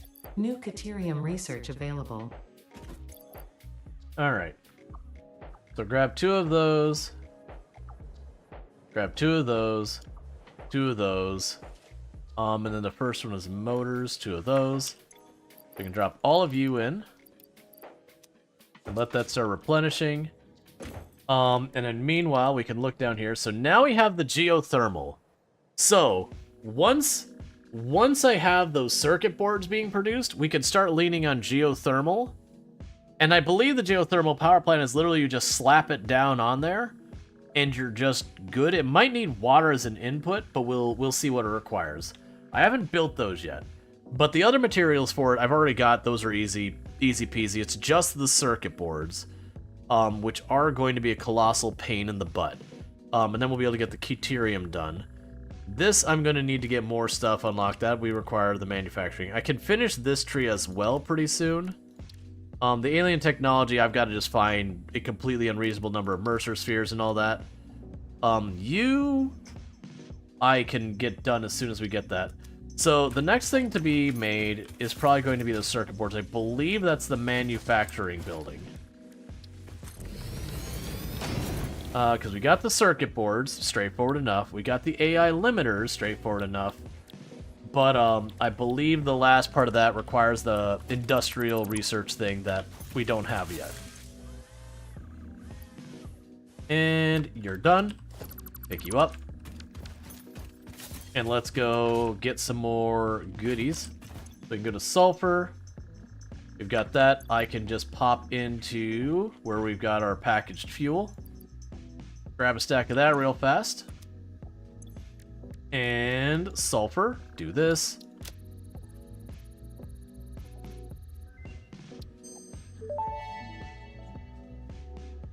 Turbo fuel unlocked. This upgrade to regular fuel is optimal for fuel-powered generators, jetpacks, and fulfilling long-distance trucker fantasies. Okay, so you require empty fluid tanks, and you require packaged rocket fuel. And it will let me make rocket fuel, which has an extremely high energy value at 3,600 megajoules, which makes me really curious about... So I'm assuming it can be just vehicles and jetpacks, because I do feel like you could do some fantastic things with that. But it requires empty fluid tanks. And then the turbo fuel. So packaged turbo fuel requires that, and turbo fuel's production. I'm not allowed to look at it here. That's fine. We can just go here and go N. Turbo fuel. So turbo fuel's production is compacted coal and that. There's likely other recipes we can get for it. But compacted coal is a little bit of a pain. And that's the whole thing. 100 power shards, wow. Yeah, no, that's oh, do you mean in my inventory?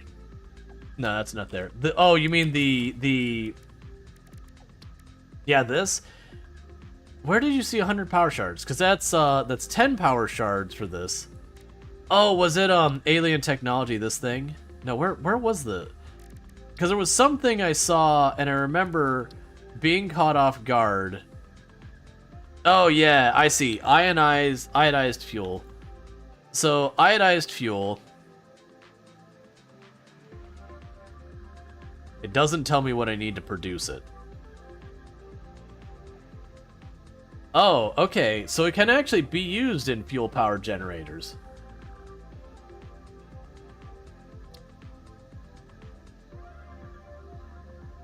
So we need the packaged rocket fuel.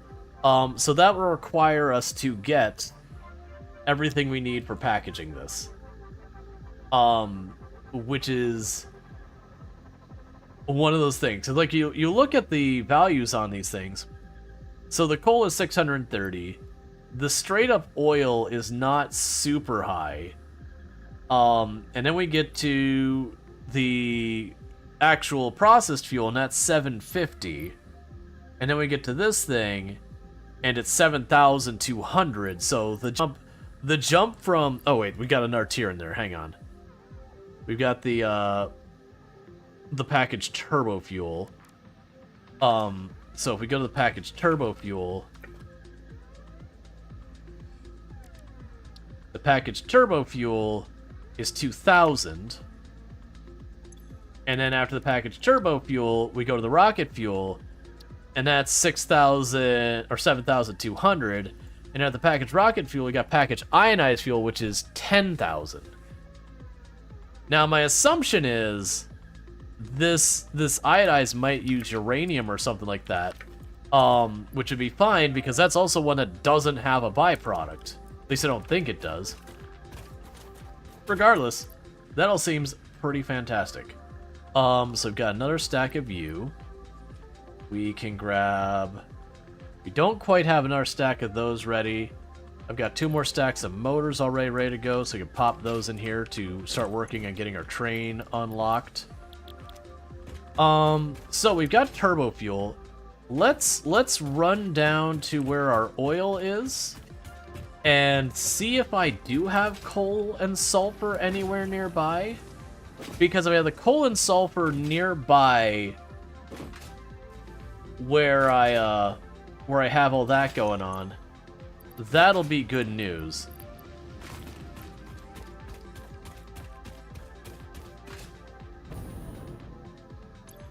Can I set your order?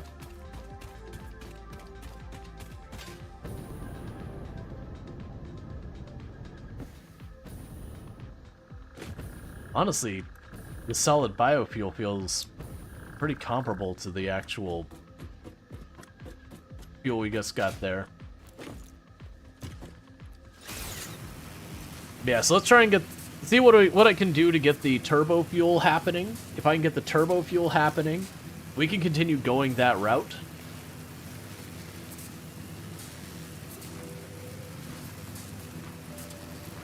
But that's one of those things we can work on, though, is we can get over here to where we got our oil production.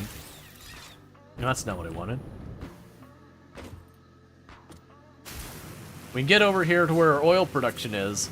If I can get the coal and the sulfur into the area, make that into the compacted coal, move the compacted coal over to this area, and then take that compacted coal and combine it with our spare petroleum.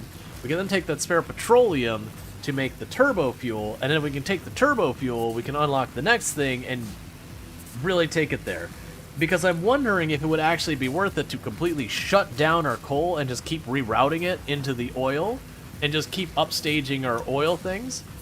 I'll have to look at what it takes for the oil production kind of thing. Whether it burns slower, it has a higher output, or how that all works. Regardless, the result is the same. If it burns slower, I just build twice as many of the things and get, you know, double the output kind of thing. But, you know, one of the, like, you get the idea. It'd be interesting to see what the implications are there. But the big thing I need to do is, do we have coal in this area? Or at least near enough to make it worth doing? It's not an encouraging delay. Almost 1,000 out there, so it's not undoable, but that's a trek. What about the sulfur? I'm hoping it'll also be right around that same ballpark. Come on, right over there. Right in the same spot. It's not sounding good. It's not even close. That's still not undoable. Yeah, so they're about 400 or 500 meters away. So what I could probably do is set up a train to go get the sulfur and the coal and bring it all over here. And then once you get over here, do stuff with it here. That wouldn't be unreasonable. And meanwhile, you should all be running fine. Yes, you are. This pipe is still full up because we're perfectly even. But yeah, because what I can see is as we start switching this over to like better fuels, shutting down the petroleum plants from doing petroleum and put them into other things. And the good news is these containers are now backed up, so we should be building up plastic again, so that's good news. All right. So then the real question boils down to... First of all, let's just grab stuff over there. I see a bunch of slugs. I'm going to grab them. How I want to go about doing this. Because unfortunately, the coal and the sulfur are just not near each other. Oh, hey. In this area.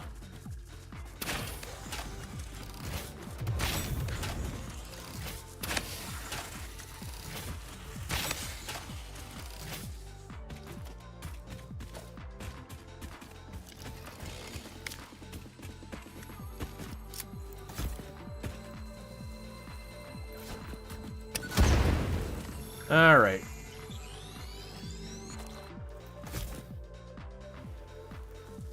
That's going to be a whole trick. Now, that said, I can certainly make a rail system that goes along the water out here and use it to just run back and forth.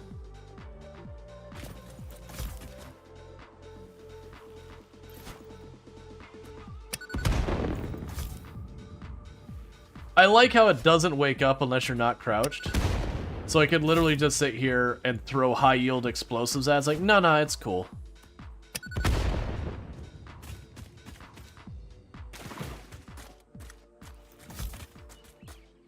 Alright.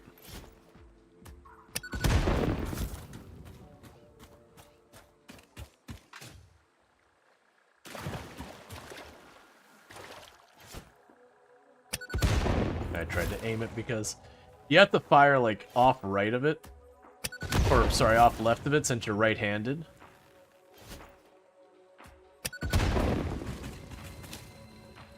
And the number of times I just straight up whip it because I'm not considering what hand I'm throwing with.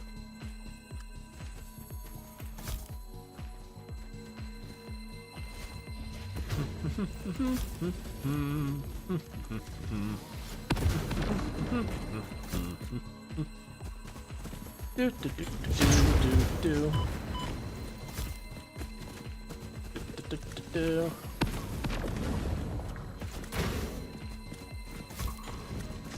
Don't worry about me, chat. It's fine.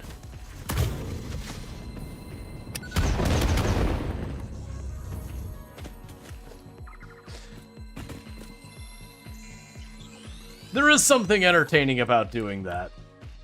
Just taking the time to set up a bunch of explosives on it. So the other one took 3.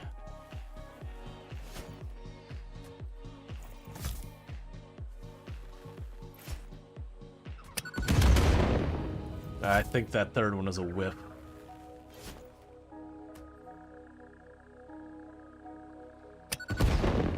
I apparently killed it with the impact of throwing the explosive at it. Not the actual explosive exploding.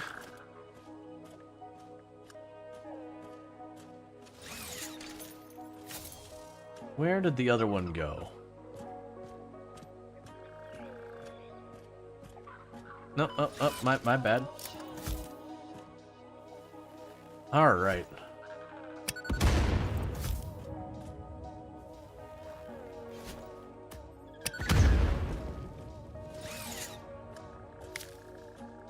I could have. Oh, it's all the way over there. Okay. I was like, I could have sworn I saw another one of those. Okay, there's a couple over here. I'm just gonna use a rebar gun.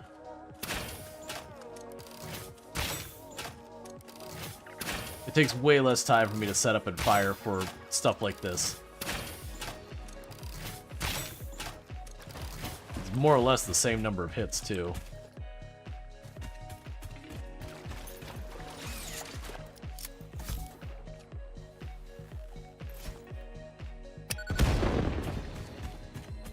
Ow.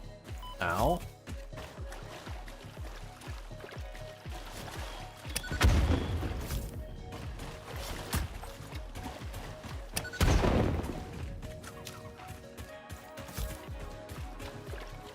Okay.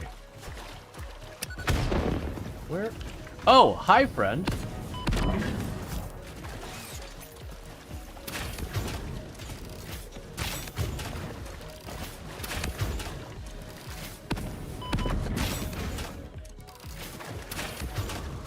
I need you to die now. I wasn't watching my health, and it's very low.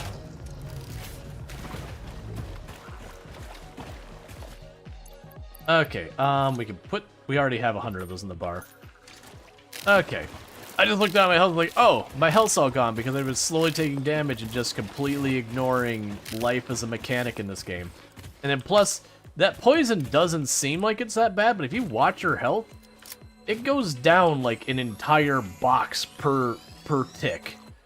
And so when you step in and out, it'll usually be like 2-3 ticks back to back to back. And so you die alarmingly fast to it.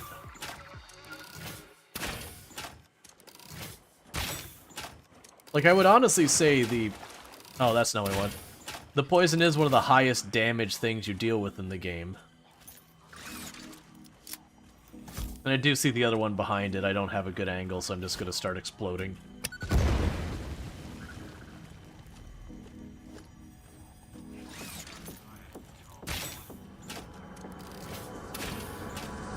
Harvest the scripture. Compose it into a blood song.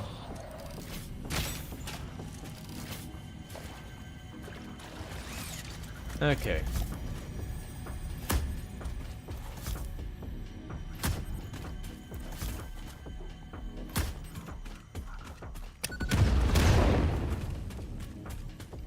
I like the momentary massive dip in frame rate. It definitely is what we need. The void arms and void metals and desecrated temples follow a Vedic melody. Oh, you understand. The tapestry unraveled, revealed its texture. Your veins weave familiar patterns. Your vessels grow organs and eyes and mouths, and the ripples lap against our windows. Was it intentional? All that is shallow shall sing our deep song, and when the windows break the void shall be a metal grave. Yeah, I kept up with that.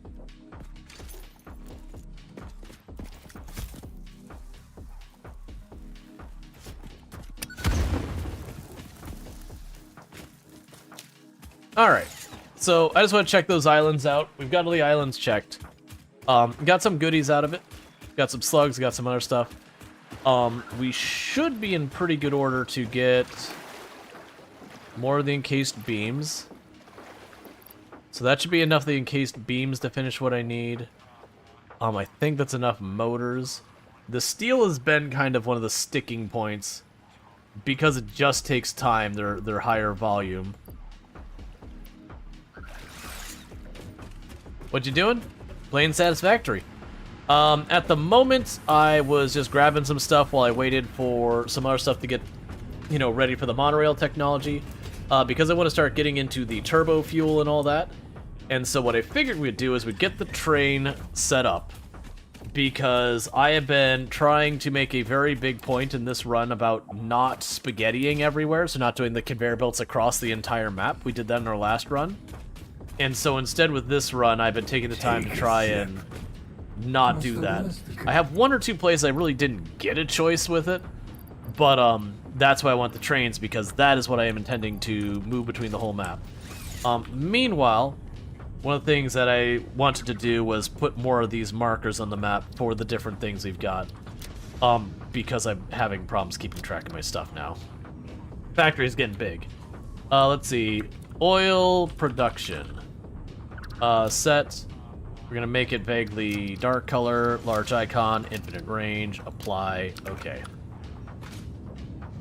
That way later on, when I'm trying to figure out where stuff is, I could just be like, the oil's over there, this is over there, and not have to like try and navigate my way around. So we went kind of left through there the last time. Let's try going right through here. And just see if we find anything. Not really worried about a blue slug. Might grab it later. Alright.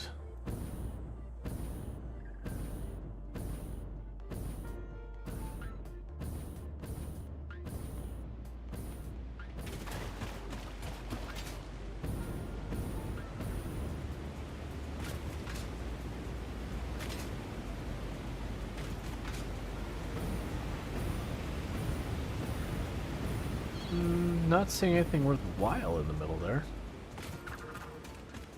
It may have had something and I already grabbed it. That's gonna happen a lot. Ale hydrate. Interesting. Yeah, so we got ledges up there. A lot of that's gonna become not really a worry. As we continue to expand and I get the better jetpack fuel and the hover pack and yada yada, and we explore more, the places we'll be able to get to quickly will just get more and more.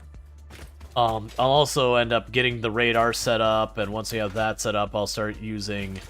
Honestly, I haven't used the beacon thing in a long time. I kind of wish they were a little bit more generous on your equipment slots. It does feel like... I feel like this thing's fun, but once you get past the point where you get, like, rebar and all that, reliably refilling and all that, you just put in a box. Because you're just going to use your ranged weapons. Okay. So how are we doing on the steel replenishment? Right about half a stack. So I want to say it's one more stack is what I need of the steel to finish the monorail. So boom, boom, boom, boom. Yes, you need one more stack of the steel bars and one more stack of the steel pipes. Let's see, you're just looking after your health? Oh no, that's one of those things. Absolutely, it's self-care. So while that's restacking, I can go check in the versatile frames again. Keep those going. You find the melee weapons more reliable? Well, the thing you run into when you start getting to later game and you have like radioactive and poison spewing enemies and all that, sure, if you don't mind having to constantly replenish your filters, that's not that big a deal. I've been pretty terrible in pretty much all of my runs. Yeah, where it's talking about like no conveyor belts, this is one of like 3 conveyor belts I've got going around the map that I just couldn't, like, you know, one material was here, one material was there, I had to get them back and forth. We were messing around with using the trucks earlier, and it was just, you would get it wired up and it would work, and then you'd set up a second one, and then both of them would stop working right. They're just really hard to get to play nice. You can do it, but it's just one of those things that you look at the effort that goes into getting them to play nice, and you kind of go, you know what? Nah, I'm good. Okay, so we got all of you. And if we go here... Yeah, by the time I get back, we'll have those with another stack. So we'll be able to drop off what we got for the versatile frames for the Phase 3. And then we'll be able to unlock our trains. And then what we can do is, before I replace the existing stuff, I would like to get the turbo fuel online just because I want to see where we can take that. So I'm going to make a train that is going to go from some of the coal and the sulfur we haven't reached, and just have the train go like from the sulfur to the coal. And I'm debating whether or not, you know what I can do to make that make a lot of sense? We can have the train go from the sulfur to the coal to drop off the sulfur for it to produce the compact coal, and then pick up the compact coal in a second freight spot, run that on to where we've got our oil, and then, you know, it'll go back empty-handed the whole way, unless we end up needing some material down there, which I'm sure will eventually happen. Hey, S2D Vitas, where am I going? I need to be right over here.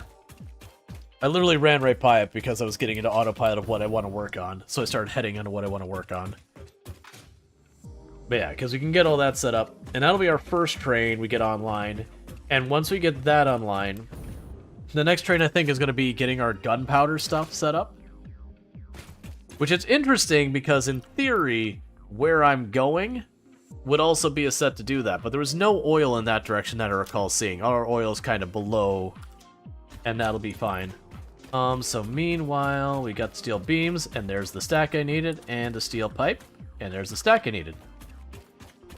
You can pop in here and push the button.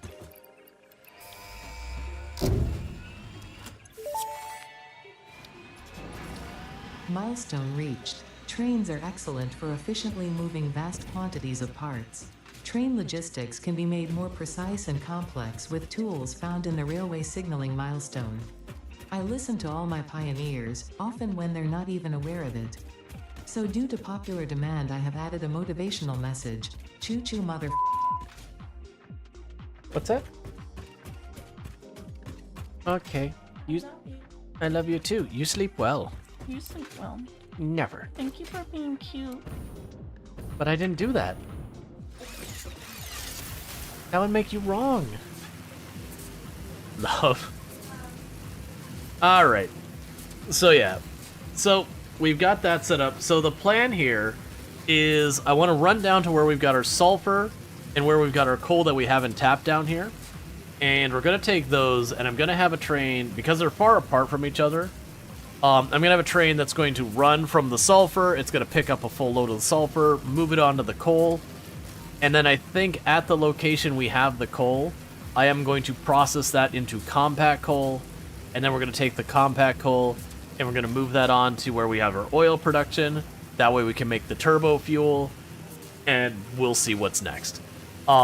That's also an interesting one because I wonder with getting the compact coal, like how much I might move away from a bunch of the other stuff we've already got.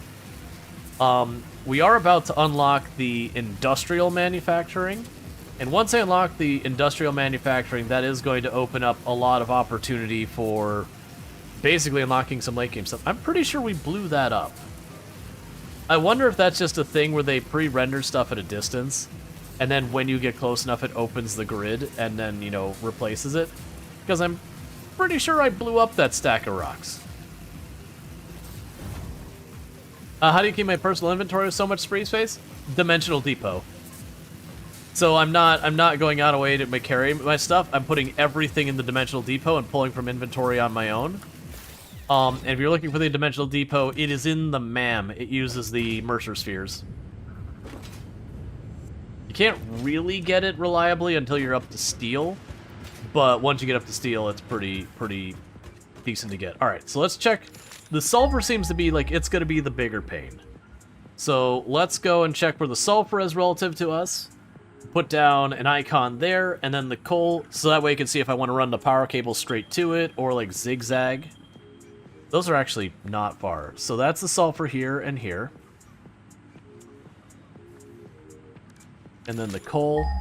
Yeah, that's actually not that far. And then the coal is over here in this area. I don't know if those icons got placed. So genuinely, it seems like my answer is probably run the power up this way and over. And I honestly think we have a power tower right there. So it literally might be just run the power tower there, drop it down, and then over here. Okay, good enough. Well, there's the power tower that's up on that ridge, and we can start working our way over. Which I might do a thing where I have that power tower and I immediately put another one next to it turns 45 degrees. And the reason for that being just so that when it comes to zip lining using it, I can get at it easier. But yeah, no, the dimensional storage is one of those things in the game that it really doesn't... It's one of those things you can easily miss, but it's super powerful. The last run, I didn't use it till like, not till like late milestone 4 before I finally got it set up. But that was one of the things I wanted to do this run, is we basically beeline for it as fast as I could. And I've been constructing almost everything out of dimensional storage with using very, very little out of my own personal stuff. Hey, could you not hit me? You're a big old jerk, you know that? Alright, so let's see here. Yeah, so that's where that is. Alright, so we definitely want to branch off from this one.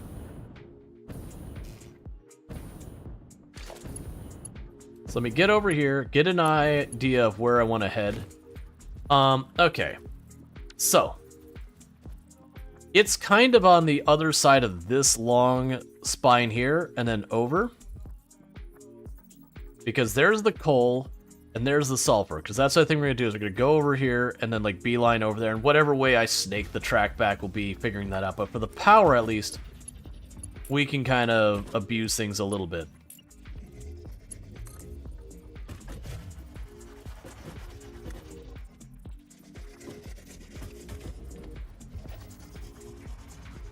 Why are you not giving me any dialogue?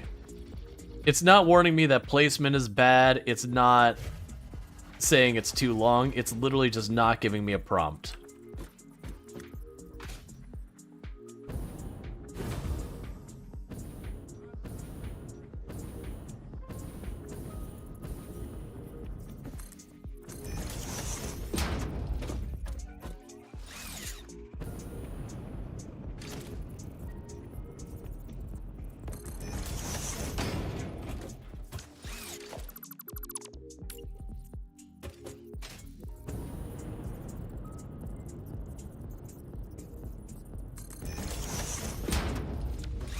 Okay.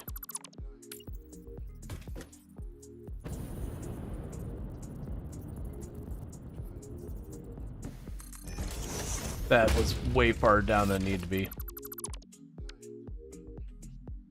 Yeah, it's too far away. I was really hoping I'd be able to climb already by now. It's fine. So what I could do is, instead of doing this the way I have been, putting our box up there. And down there.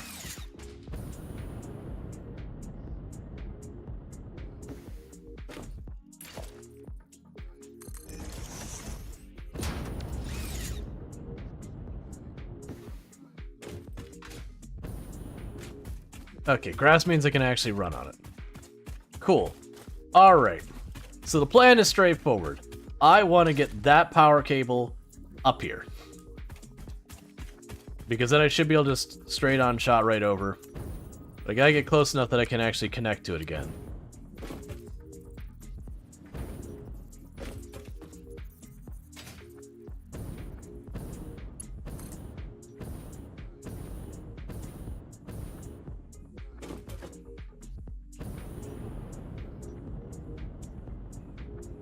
Nope, that's not enough.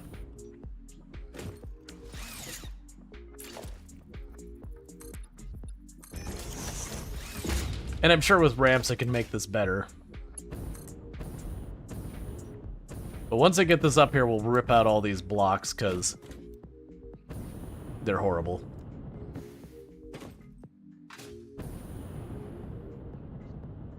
Alright.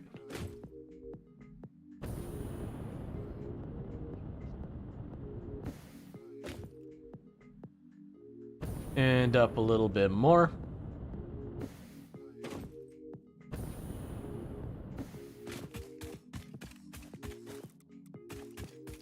So how far can it go till the wire's too long? Okay. And there.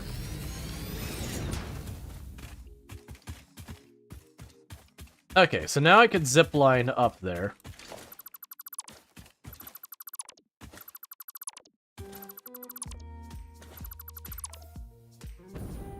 Okay, that was easy. I thought I was gonna have to go down and then zip line back up.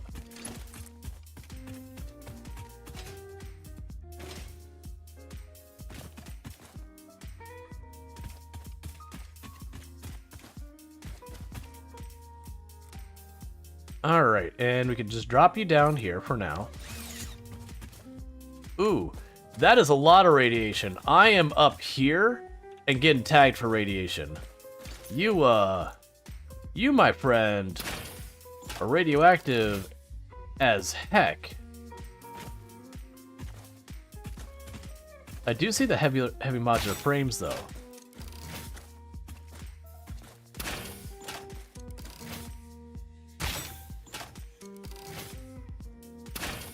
We can manage to kill it.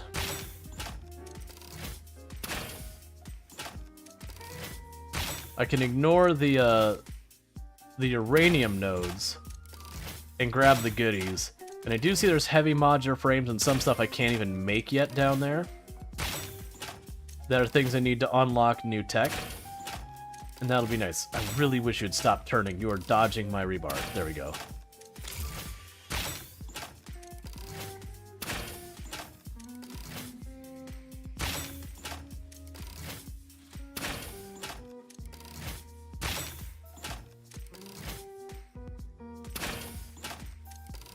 Shorting it.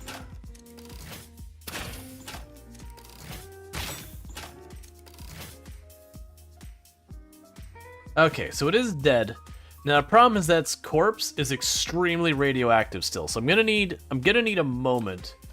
Let's see, use hyper tubes, or now we're setting up. Yeah, and that's for me with the hyper tubes, I'm probably gonna hold off on doing that at all, to avoid snaking stuff around. Oh, that is still a lot of radiation. I was expecting to be out of the range of that. Hey, I'm gonna need you to... That is a lot of radiation down there. Let's just pop up here for a minute. Let that... Okay, the corpse just disappeared right then.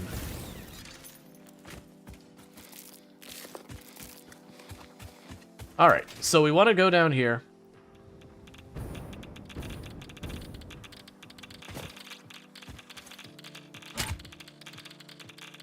Silica? We can do silica.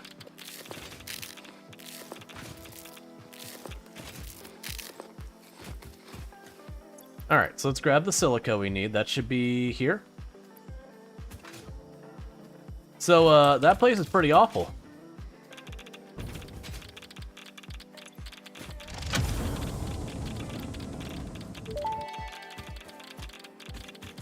Initial scan suggests partial recovery of data is possible. Take the damaged hard drive to the MAM for analysis.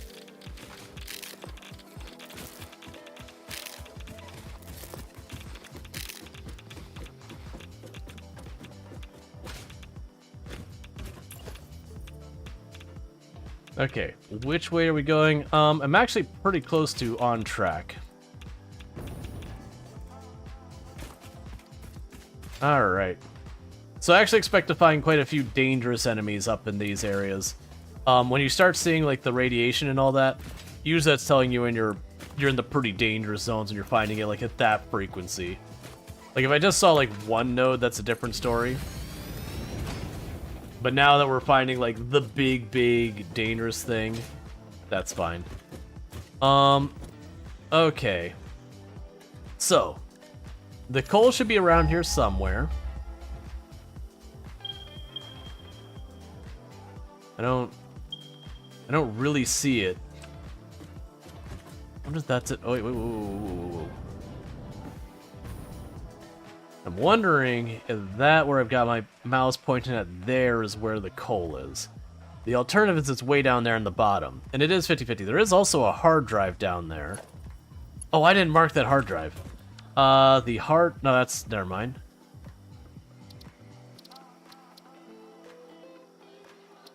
So actually, I must have marked that hard drive because I saw it but couldn't reach it. So there, we've got that hard drive done.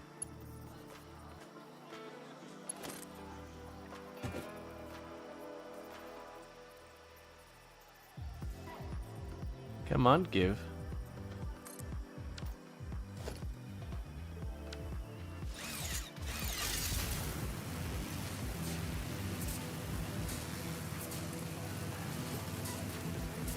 Yeah, so we got a ton of uranium over there. I'm not sure what's over there of value, but there's a lot of uranium there. We got a hard drive down below us.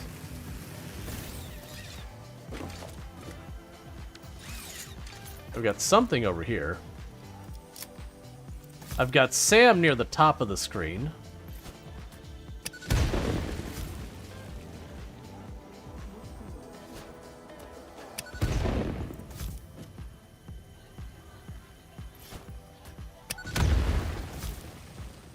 Just want to clean this all up.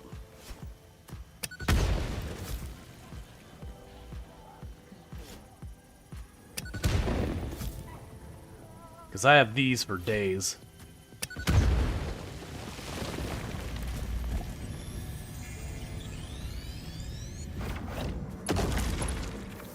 Oh, I need to be more careful. So everything you're building and pulling from alien boxes. Oh no, those boxes are shipwrecks. They're from the company I work for. And we've been asked to please not think about why there's a bunch of shipwrecks all over the planet here. Okay, so they are all around me. This one's only 125 away, 100 away, 80. It's implying it's like right here. Okay, so they're below me. That's kind of what I figured, but I figured we'd take the high road just in case. So that's fine. And it just get me more down there. So let's go here and check the sulfur as well. What happens if we start asking? There's no mechanic to start asking. We have been silenced.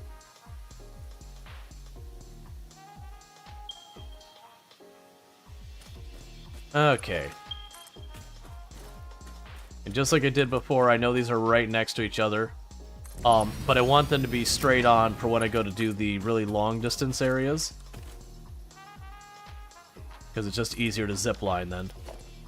Because I'm figuring what I can do with that is, since I have a bad angle for trying to get to the area below us, I can take this over and we can make the power cable go down below. Since that's the way I gotta go for the sulfur anyways. Yeah, so there's the coal all the way down there. So what I can do is I can run over here. Not sure what horrible disaster is going on in that, but we'll want to check that out. Probably goodies in there.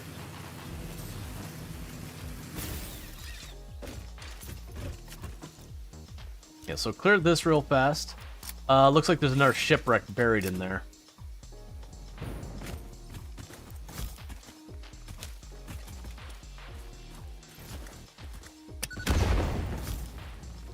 Oh, I immediately hate this place. No, be cool, be cool, be cool. No, don't knock me away from that.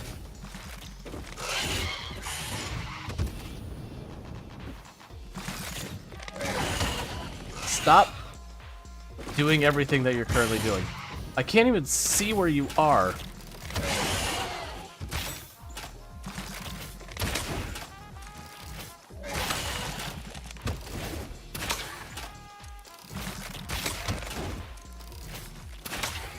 It's the big poisony ones. The real big scary spiders. Where's your friend?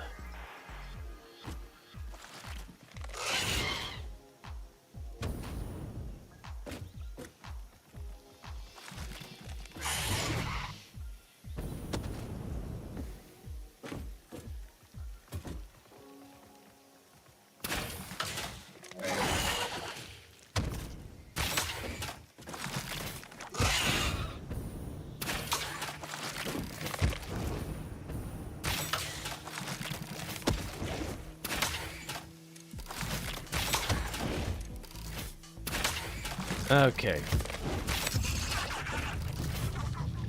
Well, now that that nightmare's dealt with. I didn't see where the other ones... There it is. Okay. That was... thing. Let's see, there's a supply to build stuff coming from the alien toxins research. Oh, yeah. Yeah, so I've got dimensional storage. So basically I made special boxes that I could store stuff in, that I can access them remotely. And so what I do is I have every type of good that I'm producing used for buildings and all that, as well as certain munitions and all that. I have them going in there. So that while I'm remotely out and about, I'm just being replenished. The only thing I don't have I really want/need is I would really like to go and add onto that list some healing stuff. And like proper healing, not just eating a fistful of nuts until we're full health. Ooh! Fused modular frames is pretty late game stuff. Aluminum. 300 megawatts of power. You know what? I think I can actually accommodate that. Let's just use the smaller poles. I think I can accommodate that. Don't you worry. What?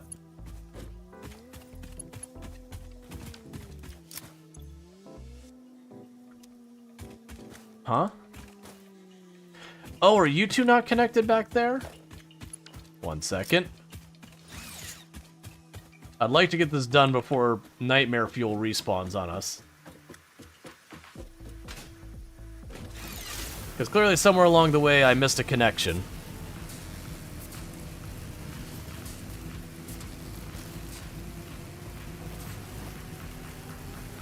I bet you it's the giant arch over there. Thank you for the follow. Welcome to the stream. So let's hopefully we be quick about this so that those things can't respawn. Meanwhile, we're not going to use those anytime soon. So we can just drop all of these in here. Because I don't need them on my person, I'm not going to use them for a while. I can drop those in there as well.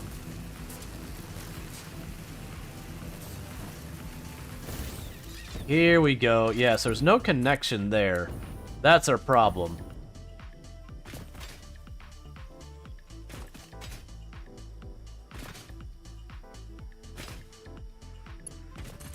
And now we have power.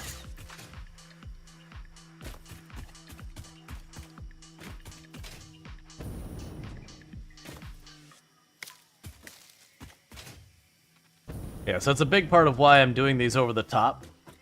Is it gives me a decent way of getting around.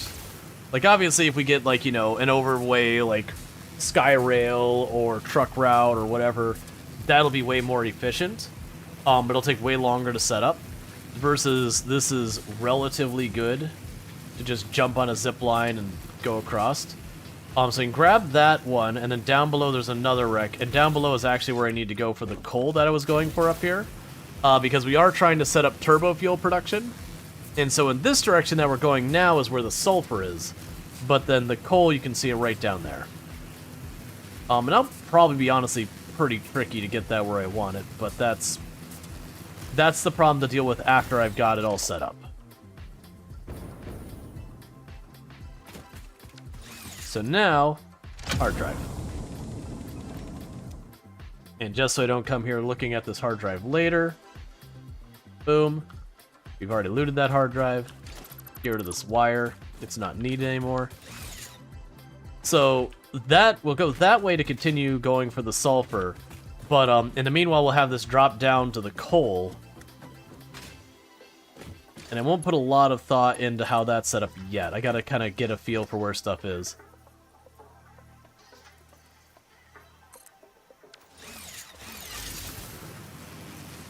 But as you can see, I do try to take the high ground everywhere we go. And the entire reason I'm doing that is just, between parachutes and everything else, if you're over something, it's really easy to jump down and hover or glide or whatever to reach just anything below you. I'm gonna leave that where, well...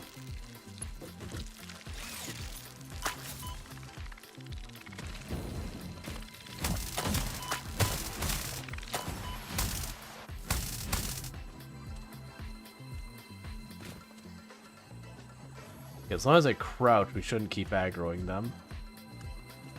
Where's the other one?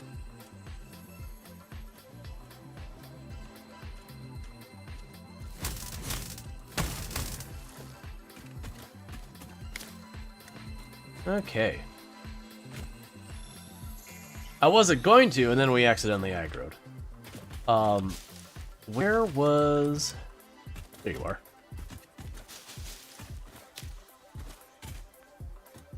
Alright, so let's try and get an eye on that coal, and we'll drop a power line straight to it.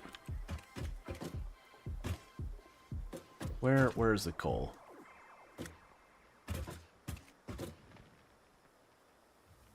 No, it's literally a bad setup. Oh wait, don't do that. That's not smart move.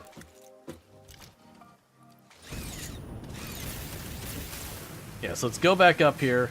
I'm gonna delete this tower, and I'm gonna put one right down there. We got what mattered off of that thing. I didn't think that through. I hope I can get back up to this. Okay. Because I forget when you pull out your tools for deleting stuff, that does make you put away your zip line. Alright, so with that, we can go right down here. Too long. There, that'll work. So that's a zip line I could fall off of, which is fine, because at least I'll fall off on that side. We can pick that up. We've got our coal wired up. I want to grab that as well.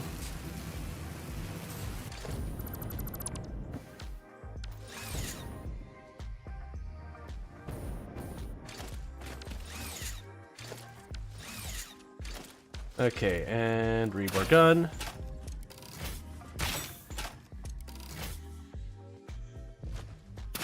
Oh, hey.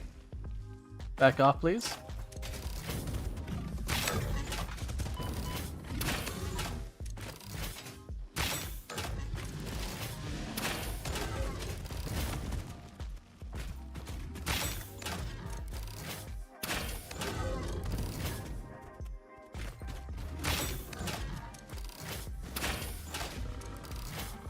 And meanwhile, we're getting low on rebar ammo, so we can just go down here to where we've got that. And just like that, I've got another 2 stacks. Okay, so I need to get back up here because there was there's 2 more hives up there that we could deal with. And I'd rather not waste health running up there and smacking on them where I'm getting hit too, and it's just easier to do this. A little bit higher.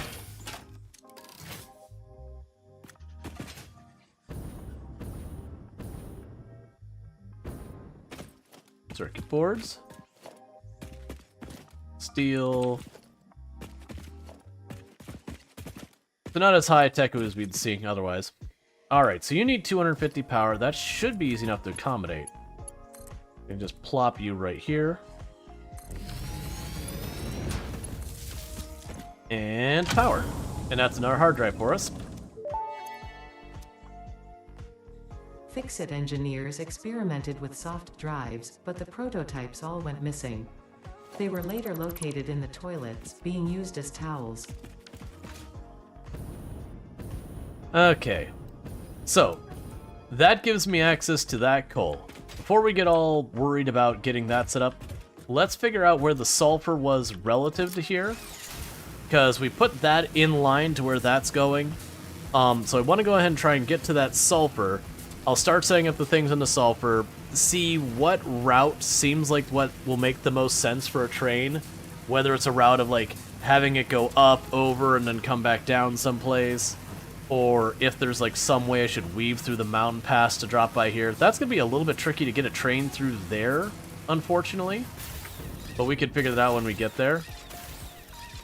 I'm sure it'll be doable, it's just whether I have to, you know, put the train station over top of it and then belt it up or whatever.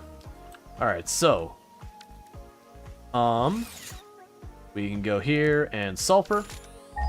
And the sulfur should be right down there. Yep. So over that way, I don't really have very good sight.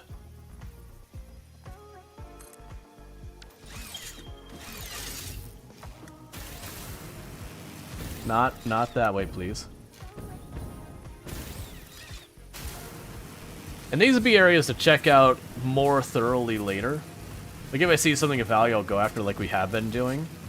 But right now, I'm more just trying to get over the sulfur as best we can. I want this.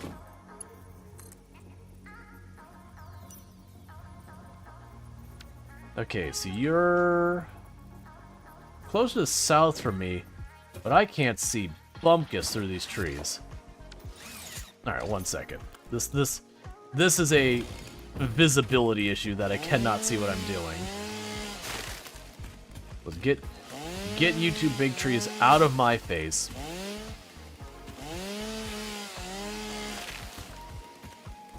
Okay.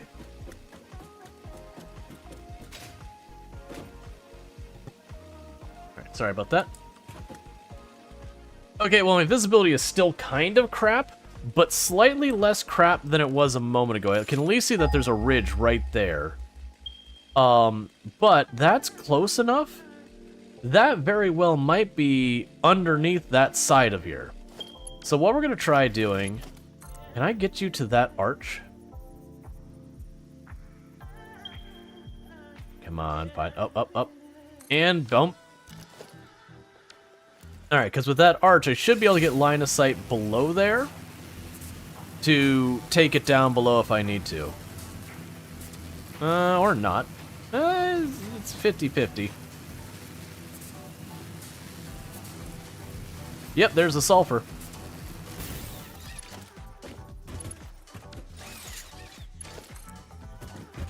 Okay.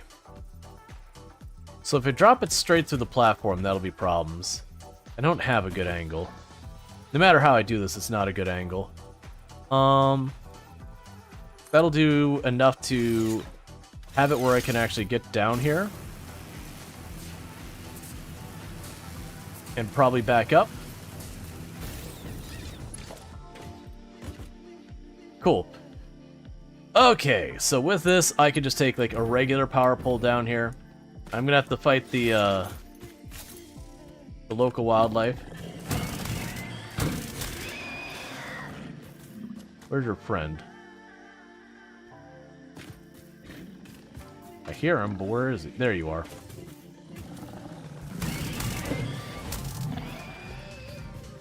Alright, let's clean up some areas so I can see what I'm doing.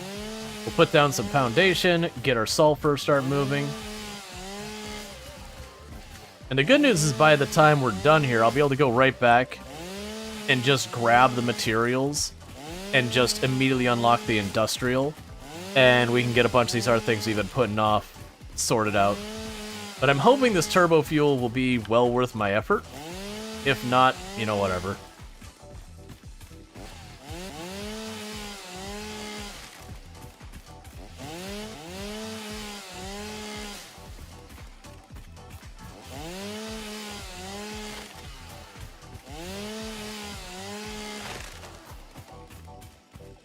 Okay. So I think there'll be enough room for now. So we can go here, snap it to the grid.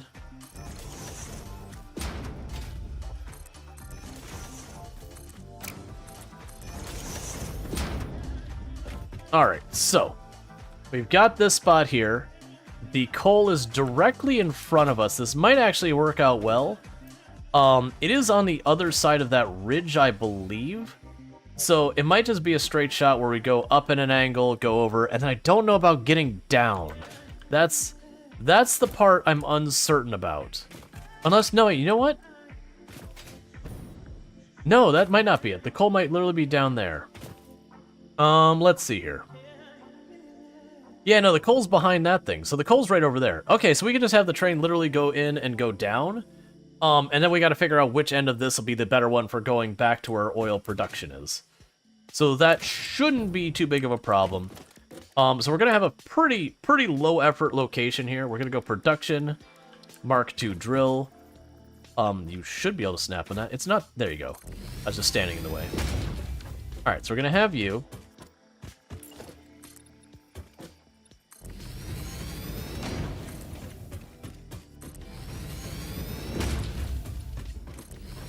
And unfortunately, the train stations are pretty big, actually.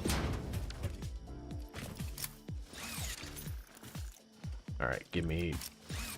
There's a saw. So let's go in, we gotta cut a little wider, because I think it needs to be like 4x2 or something like that per segment. And I already know, let's think about this. So I'm gonna need the engine that pulls out in front for the station itself. Fair enough. That's the station, pretty straightforward. It's then going to pick up the sulfur here, and after it picks up the sulfur, it's going to run over to where my coal is. Where my coal is, we're going to make compacted coal, and then the same train is going to pick up the compacted coal and go on to the oil production to drop that off so that we can make the turbo fuel. And then it'll come all the way back, because it's going to take a while for the sulfur to fill up anything meaningful, so I don't feel too much of a rush. So the thing I'm debating right now is where that coal is down there is going to be very difficult to get a train to go in the direction of my oil production. That's kind of a big sheer cliffside. The trains can't go vertical. They have to go at a very slow angle. So it might even be one of those things that the train goes from here, up this way, this is the middle stop, and we bring it around and have it go outside in the water side. Actually, we're nowhere near the water, are we? Well, I mean, the water's there.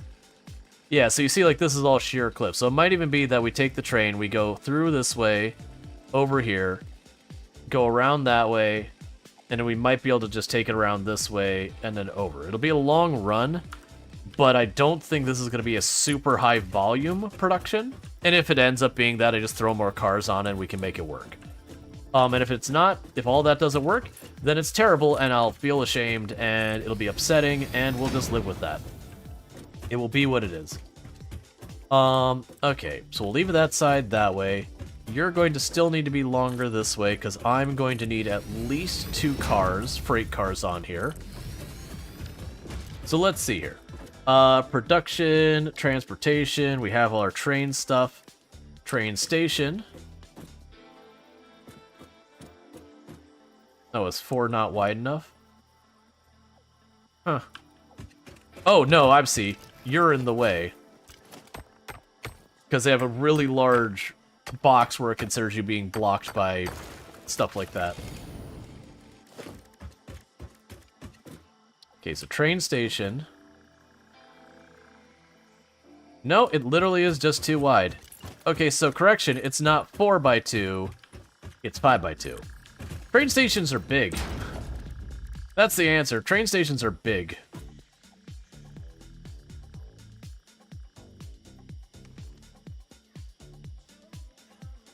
Okay, so that's that area. So then we need a freight platform, which we'll put here. And then we will need an empty platform, because we're not dropping off the coal on this side. And then I'm gonna try this. I haven't done it this way. And the reason I'm doing it that way is what should be able to happen is my assumption of how this will work is this whole thing. Oh no, it's counting as 2 different train stations. Okay. All right, for right now, you're gone. And we're just gonna make you another empty spot. That way, if I need that to be a train station, we can accommodate it later. In the meantime, you're going to go as fast as you can. And just dump directly... Oh, actually, we can have layers. It shouldn't matter. I'm not going to be able to do layers to this anyways. You can have a stack of slugs, because why not? And there's your power. And there's your power. So just like that, I now have this train station set up. You are a loadings location. We should see the sulfur going in here. I'm going to chuck the sulfur that got in my bag in there. Cool. So, that as fast as it can fill up is going to fill this up. Good news. Now, the next trick is gonna be getting this down where I want it. Which, again, is down there. So we're gonna have to, like, snake it up through here and down there. I don't think, realistically, I'm gonna be able to do it without platforms, without it making absolutely hideous. So we're gonna have platforms. The big issue is I can't see what the heck I'm doing because there's trees everywhere. Alright, we're doing a little deforestation.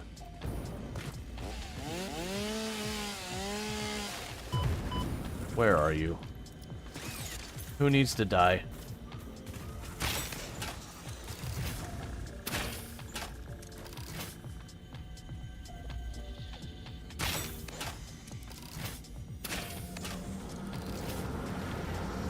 Your waves lap at our shores. When will you land? Okay.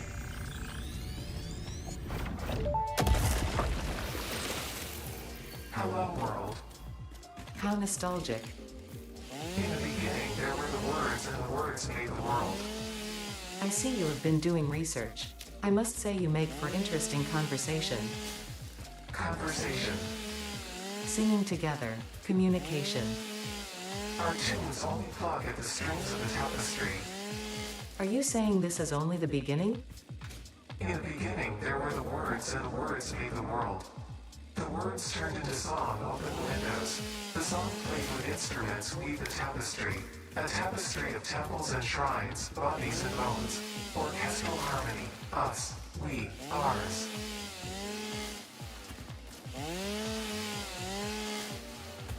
Yeah, that's, the Mercers are, it's like some Mercers, they put them, like, way up high on pedestals that are hard to reach. Some Mercer spheres. Oh, my inventory's full. So drop you into storage, drop you into storage, drop you into storage. All of those are full. That's not what I was hoping for. Drop you into storage. That we can actually drop into storage. Put the limiter in storage. Put the quartz into storage. Put the compact coal into storage just because I can get rid of it for right now. The screws I'm not super worried about. We can just throw away the one piece of copper sheet. Basically, I'm filling up my inventory very rapidly, and that is a problem. But like I said, I'm just trying to get myself enough view here that I can figure out where the heck I'm going with this.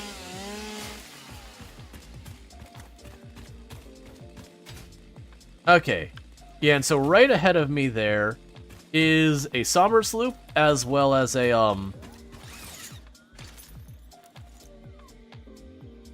where I'm trying to take the train. Yeah, we'll deal with that in a minute. Okay, so my train track is up here, somewhere, ish. Oh, it's right up there. So it's up there. Yeah, there you are. So the catch with the train is really not able to take much in the way of steep declines and all that, which is a reason why I was like, I need lots of space. So we can go down here.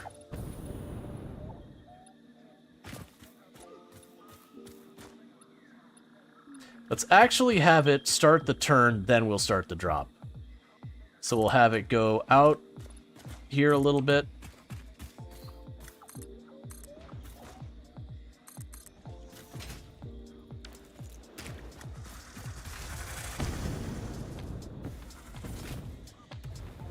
I don't want to deal with you right now. You have to grab more fuel out of my storage momentarily. Because I need to get a feel for what I can and cannot do for the turn. Yeah, and unfortunately it's at a weird diagonal. So that's going to make making the drop not absolute garbage. Also tricky. Because I'm going to try to make it look nice. So let's see.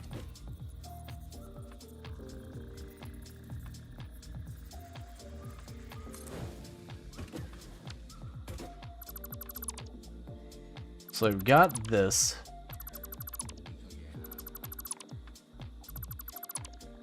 Leave the last box there for a moment.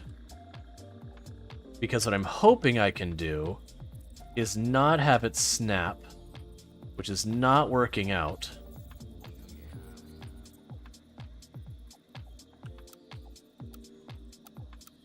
Yeah, because I want to... This might actually work. So take you, grab you, put you down below, put you there. Get rid of you, and now that's at an angle that's reasonably close to what I want. And we can go here and just say, hey, oh, not that one, that's too steep. We can go here to the 2-meter one.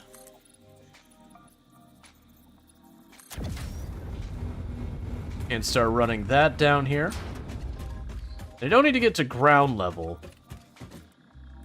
because I don't want it quite at ground level, but I want it to go pretty far down. Enough that I'll be able to bring it where I need it when I need it. Alright. So let's pick up this chunk here. That's not quite what I'm going to need for it to work. I'm going to go transportation, railway, grab you, plunk it about there.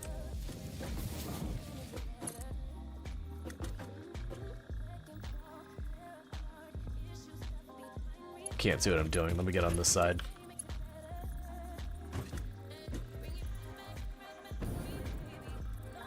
Alright, let's see how far we can take it. It'll have a little bit of a bump. We ran into that the last time I did this, but that's fine. A little bump's fine. I'm just trying to not have it like zigzag all over the place, because that's what I found usually happens if you just have it go the other way. That's fine. It'll have a little shimmy to it.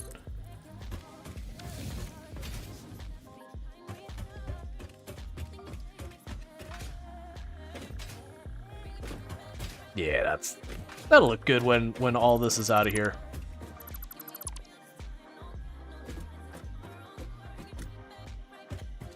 Okay, so let's get down here. We can put down the platform that it's going to be on, and we will take it all the way over to where the coal's going to be. Leave the last one there, just in case I need it. Alright, so go down like one more plate, and then put you down here.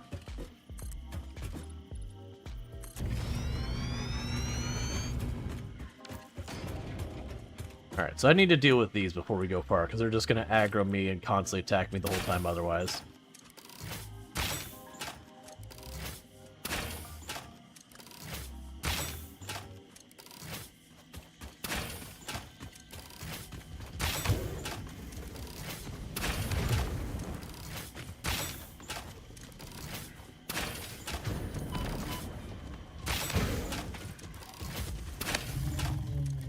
Okay.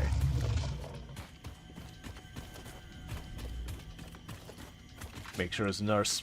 Okay, let's make sure it wasn't a hive behind it.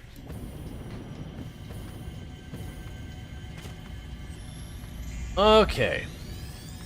And I just want to get them out of the way, because otherwise when I took that track over top of them, I was just going to have the little hive things popping up and hitting me again and again and again and again. And I very quickly would have gotten frustrated with that.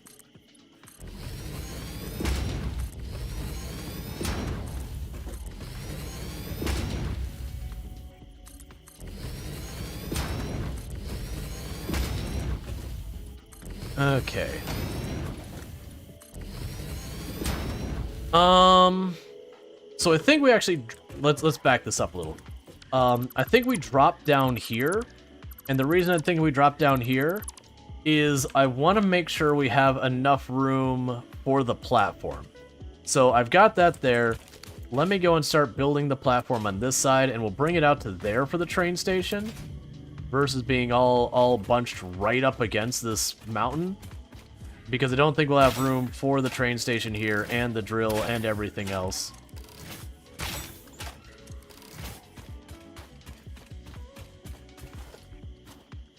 There's a cave system over there as well. Luckily that'll be easy to find, considering I'm gonna have a coal drill right next to it.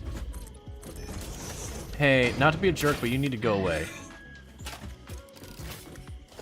Could be building here and you're right up in my way. Alright, so we've got this drill.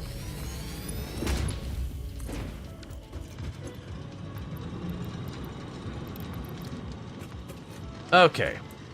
So.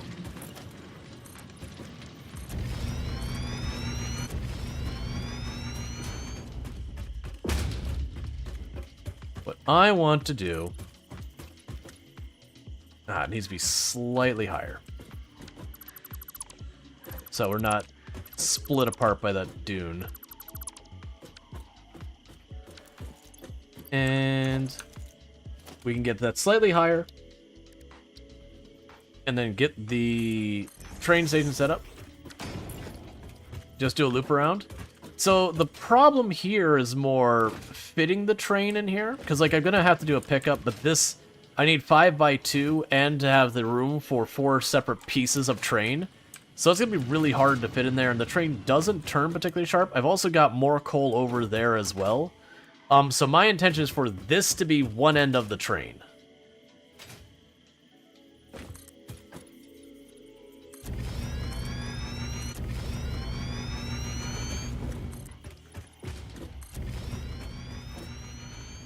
Oh, hey, get this out of the way. So we can put the train here, load up the coal on this side. Oh, wait, that was right. I was gonna make this into the, compact coal here. You know what? I can make it at the compact coal over by the oil as well. There's really no reason to put it in one spot or the other. So I could literally have it pick up both the coal and the sulfur, bring it there. Because it's 3 stops no matter how I approach it. You know, unless I put 2 separate trains. I don't see a reason to do that.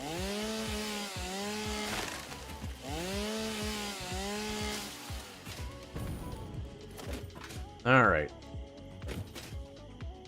So I'm thinking right around here. Well, actually, that's a straight shot from the train there. Oh, it's 5. That's right.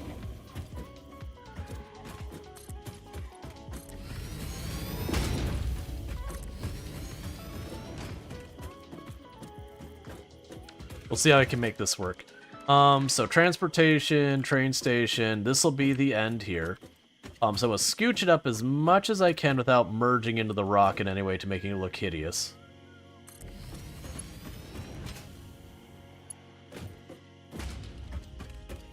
Now let's try that again.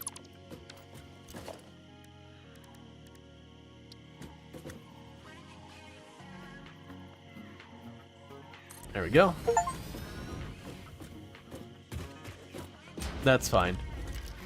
Okay, so I've got that there. So for this one, I have to think. So it's going to come over this way. I believe I want the freight train on this part. And then we would have the empty platform here. Because I'll have a freight car I'm not doing anything with. And the thing I'm a little confused slash concerned about, I actually think I know how it'll work. I won't need to worry. So that'll be where the engine is. The engine doesn't actually need a stop spot. I think we'll be okay with this. This is obviously not lined up right. So we're going to go ahead and get those out of the way. It is going to do like a weird snake to get over here. That's fine. You know what? This is going to go on the ground.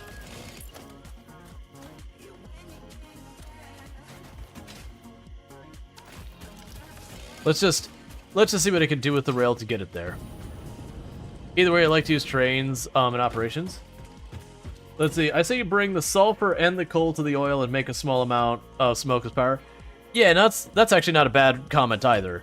Because I'm already talking about bringing that over. So let's try and weave you over here.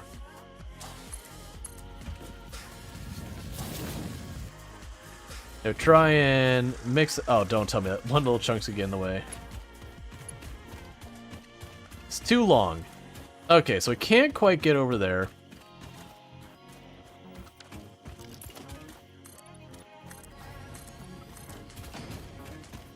Hey, could you go away? I really don't need your attitude right now.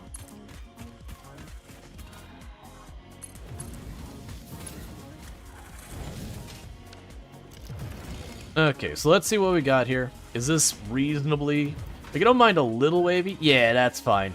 It was just the first train we set up our last run was just nightmare fuel with how wavy it got.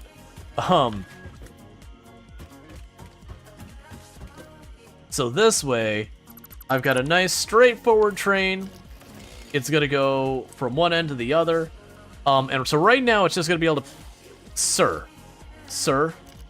did you realize it is a felony offense to be walking along this train track without authorization? You should know better. Alien species who probably has never run into a train before ever in its life. Or a government for that matter. Or literally anything that would imply that. I think you mean capital offense?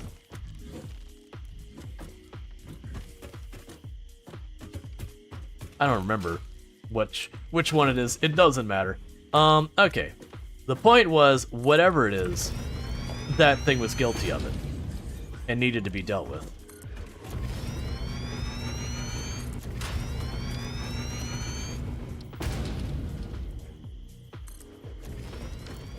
Alright, so, now let's get all this hooked up. Because just need to run you over there.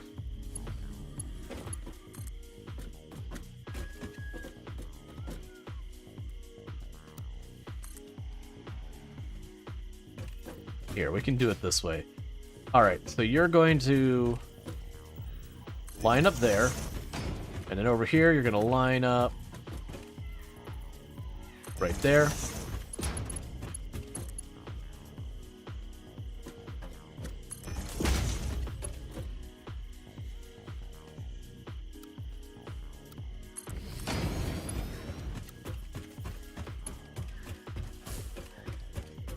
And then we can put you there.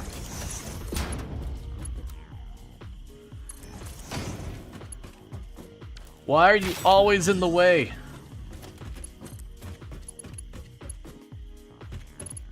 Oh, belt's still too long.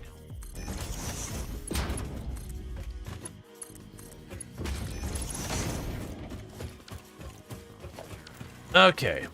Oh, right, these use electricity. I was like, oh man, how am I going to get the coal where it needs to be? Okay, so let's push this all the way up to the end here. Give that a moment. So do we have the coal all wired up? Everything's fine? Yep, so it is feeding in here. We are bringing the coal into the system. I'm not worried about actually having the amount of coal I want here. Literally, I just want to see if I hit F, it grabs the box, it drops it in.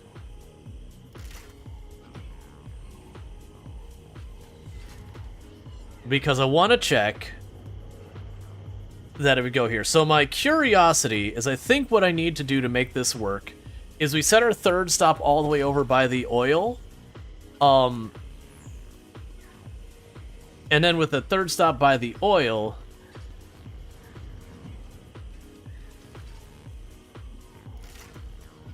here we go. With the third stop over by the oil, I need to have it go all the way to the oil, come back to the coal, then to the sulfur, because it's the direction of the stop is the direction that you arrive or whatever.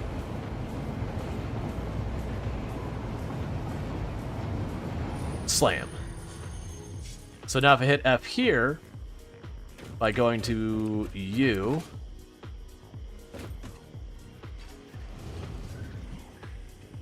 so everything's lined up here. We're good. So it shouldn't have problems with being in the wrong spot. Now the big concern is what the heck route I get out of here with. Because I need to be over here to where the oil production is. And I'm angled in this way. Or sorry, I'm angled in like this way. So I should be able to turn it this way. Probably get a lot of elevation to go over whatever's here. And then drop on down there. So I think that's going to be the idea, is to try and turn towards that open space. And then just go up. Until... like, either go up there or try and turn around back to the direction I need to be facing. Either way, I gotta get this train turned around. And so that's gonna take a little finagling to make that work.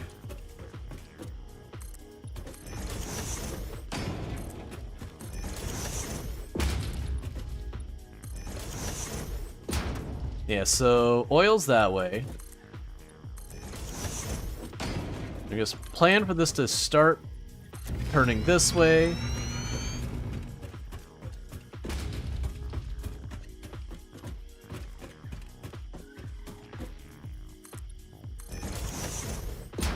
We can plan to start going up here. So we're going to do the same thing we did last time. I'm going to take the track, and first, before we do that, there we go. So we're going to take the track and start moving it over there.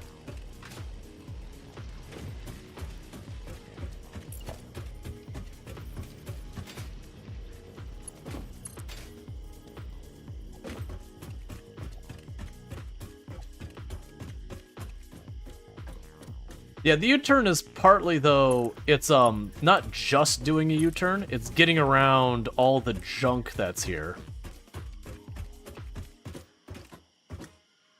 Yeah, that should be good, because then we got a wide open area here. So what we're going to try and do is the same thing I did last time, which I believe I was able to get this to let me snap it to the front of the train track is what I think happened. The point is... You know what, that'd be... Well, is that doable? No, but that would be doable. So slight adjustment to this.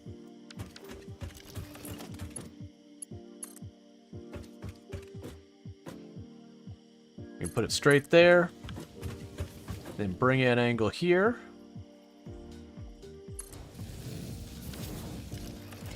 And then get our ramp up.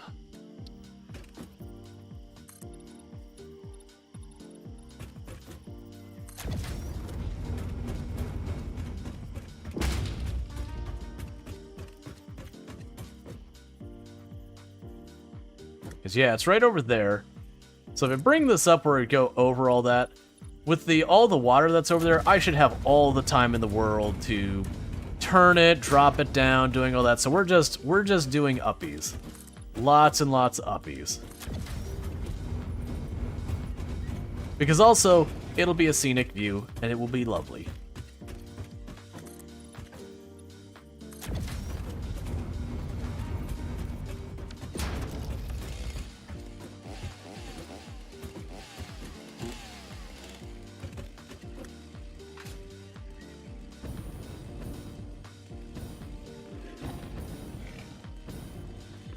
Don't be something really awful. I just would have cut down this one tree. We can all be friends and no one has to die today. Thank you. Your cooperation is noted and you get to live this day. Alright. So, with that, we are over the line of sight of all those trees. We don't need to go for the sky or anything. So we can go here. And then I'll need to go like 2 tiles forward, and then we can start just doing a nice, lazy turn in the direction. Because I'm not trying to like optimally get this. You know, it's fine. Okay. This is gonna be a little bit of a weird one. Do you have a lot to power this? Oh yeah, no, that's the whole thing. This is not that bad. The train only goes up to, I think, 100 megawatts of power, just period. So it's not one of those things, or whatever the amount is, I might be a little shy. But it's not one of those things that, like, if I make the railroad track twice as long, it suddenly doubles the cost or anything. You know where I said I was plenty over it? So I'm also a liar. And I'm definitely not way over it. Let's see how the railroad track looks from here, because I might need to adjust that.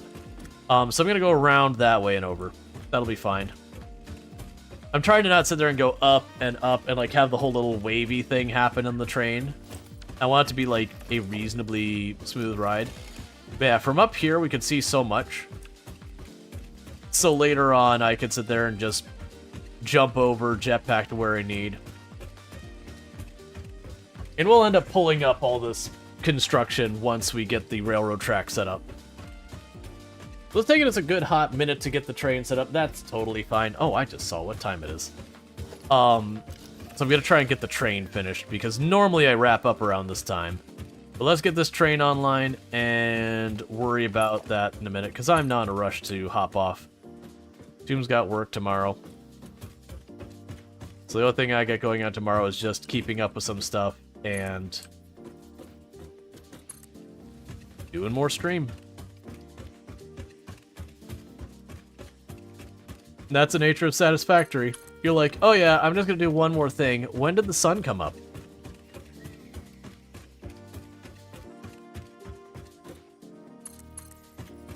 Okay. Factorio is another game notorious for that one. Both of these games are absolute ones where you can just plan to, you know, just finish one or two things. Okay, so I want to get that mostly in line.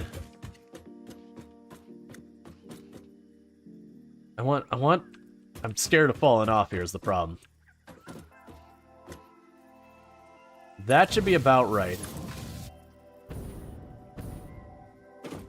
So let's forget the path I was putting there and get to be around here. Because that was the reason I realized, oh, that's all in the way. So I want to go to that little pocket over there. Then we can come around and bring it back down. Both of the worst. Oh yeah, there's a lot of games that can do that. Rimworld's another one where you can, you know, I'm just going to finish this one thing, and then it's the next day. Oxygen Not Included is up there. I'm just going to finish setting up my, this thermal thing. Don't worry, it can't possibly take that long. You know, and then again, the sun comes up, and you're like, oh god, what have I done to myself?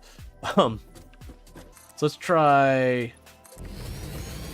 1-1-3. It doesn't matter if actually I put along another one. Yeah, 1-3 seems to be about the right angle.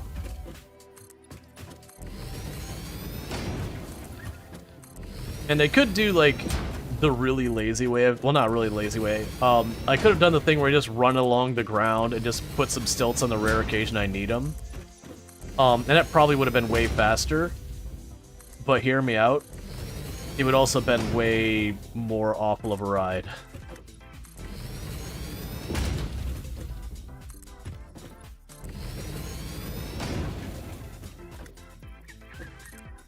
Okay, and I think around there, I'm going to want to start dropping it down so that when it gets to the other side of that hill, I'm already in line to do all that.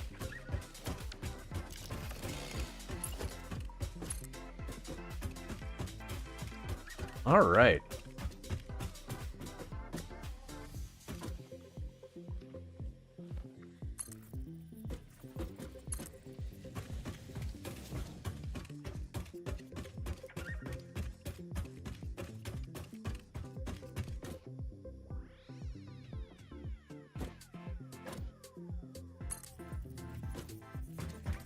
Honestly, that's probably good. We can go... Oh, I accidentally hit. That's like, what?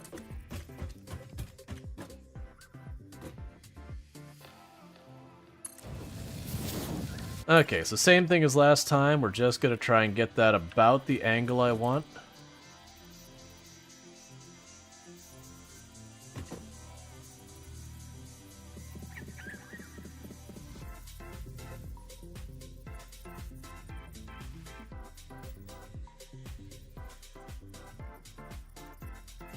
I'm trying to get it where it'll cooperate with me here. There, that'll work. So you can take that, remove this block, and just like before, put the block underneath it, pick up this block. Cool. And I can take this block up now. That angle's actually not good enough. I need a bit farther.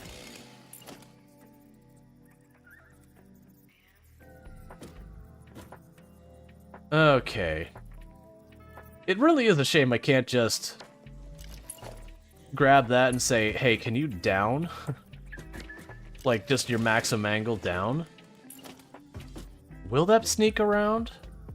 That might sneak around if I go a little bit farther forward. We just need to make sure, not that angle, this one.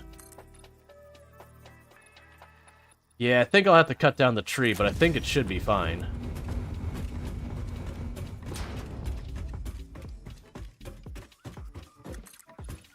The big thing was that I didn't run, like, into a ledge or something I can't just break out the chainsaw and do it. Oh, I may have it's fine. If I gotta do, like, little shenanigans to get this down as far as I need to get down. You know what, we can just put the train station on the other side of it. That's fine, too. Put it in that little lakey spot there. Little straight, whatever it would be.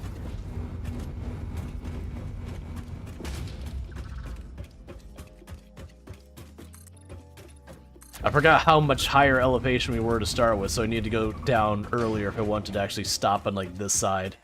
That's fine, though. Getting some conveyor belts moved over to the train is no big deal. I'm pretty sure I also have an open spot already set up, not necessarily with this intention, just on the other side of my petroleum production.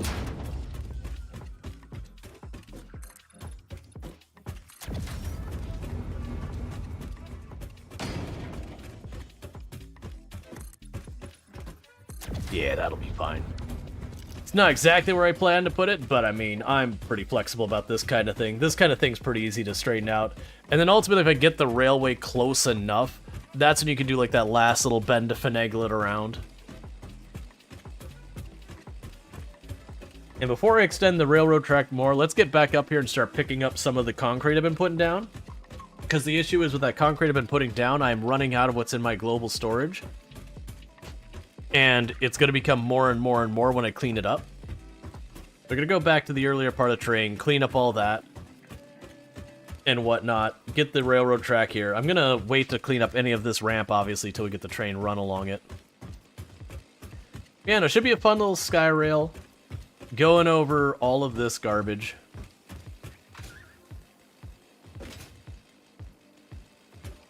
And my hope is it'll work like I'm expecting it to. Like I said, I'm expecting it for me to have the order of operations to go coal, sulfur, then oil, then back to coal. Because I believe I can only stop one direction on the sulfur unless I put another stop there, which would really serve no purpose other than to be something to become a whole issue. Yeah, there's so much concrete. Alright.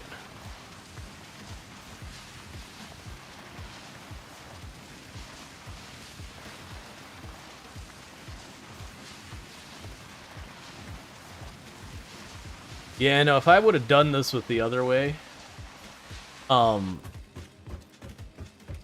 would have had to do like 4 or 5 trips collecting concrete and steel and yada yada. Versus this, I could literally run all the way back to start and have what I need.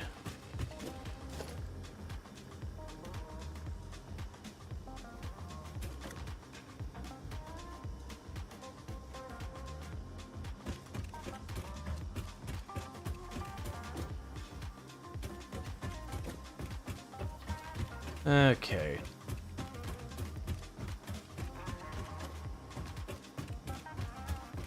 As long as I don't see any steel show up, I know I haven't selected any track. If I see steel show up, it means I've selected something I ought not to have.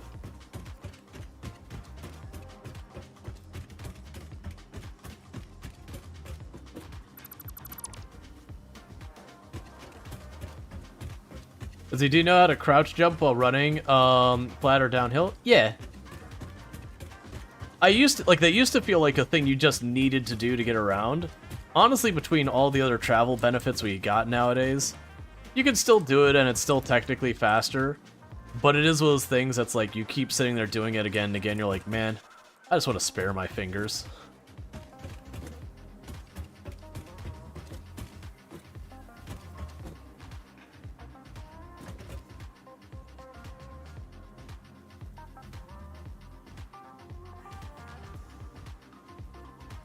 Yep, so we got 50, and I got no steel on there, so we can go here.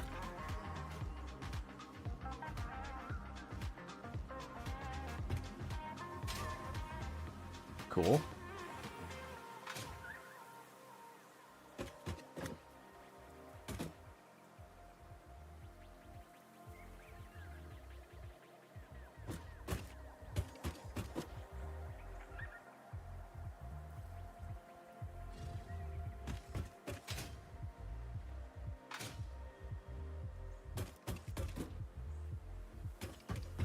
Oh yeah, now you get some distance that way. Okay.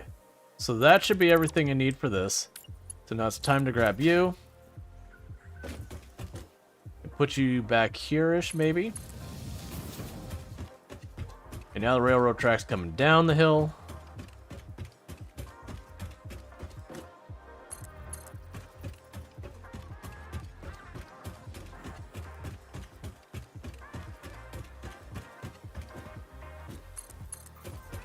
So even though this is a long route, I think it's going to take a while for those drills to fill up the storage at the train stations. And honestly, I fully suspect the amount of coal and sulfur we're going to get, I'm just not going to be using that much of the smokeless black powder, nor the turbo fuel and all that. Like, I have a feeling we're going to have plenty to spare there. If not, we can, you know, just add an extra car for whatever we're short on and just immediately jump up the amount we're processing and all that.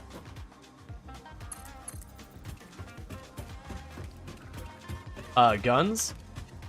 Yeah, but you don't really use nearly that much. Not the amount we're talking about. Plus, I actually made the comment earlier that, very genuinely, I definitely used the rifle last one, and certainly it was better than the rebar gun, like, don't get me wrong. But I ultimately found out I didn't enjoy playing with it nearly as much. Why not use the dismantle filter? I've just never messed with it, so I might just be blissfully unaware of how to use it well. It isn't a deliberate decision to not use it. Alright, so we've got that set up. Let's go and get our train station set up over here. So, we should be good to just plop it down here, because I'm not going to put more petroleum generators right here on this spot. That thing's running at full tilt right now. It's already got slugs maxed out. Literally, I can't get more oil out of that, so if I want more oil, it's going to have to do that. Hit G, and then, let's see, you hit G on what you want to dismantle, and then won't select anything else accidentally. That's cool. I was unaware of that. There's so many quality life of things in this game that, unless you're really watchful on the billion of little things on the bottom of your screen, it's so easy to overlook. So transportation, train station, this way. And so now I will need the freight platform. So the big thing I gotta consider is, do I turn it this way so that it opens up closer to that, knowing this isn't where I need this, or do I do it this? I think we do it this way. So we open out away from our oil production. No, I've changed my mind. Let's see, you've seen a streamer turn one oil well into 500 fuel powered, into 576 fuel powered things. Yeah, no, that's, oh, that's what I didn't want to see. Give me that.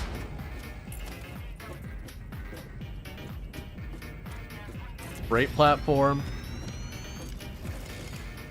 And then empty platform. I don't really need the empty platform, I'm going to do it anyways. Alright, so now I can go and get the rest of this down here. It's got a little bit of wiggle of it. I wasn't really cautious on it. That, it is what it is. I'm not going to rerun the whole thing.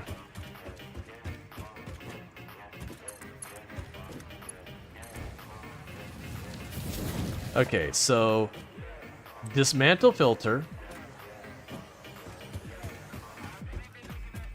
And just checking. Yep, that's cool. It's one of those things, I can, if I feel like it, I can potentially go in here and clean up that. Really digging the background music nowadays? Yeah, no, it's the same playlist I've been using. They must have added more tracks, though, because I have heard a couple new ones I haven't seen before. But yeah, so it will be good to get down there. We can... Oh, you're capped out.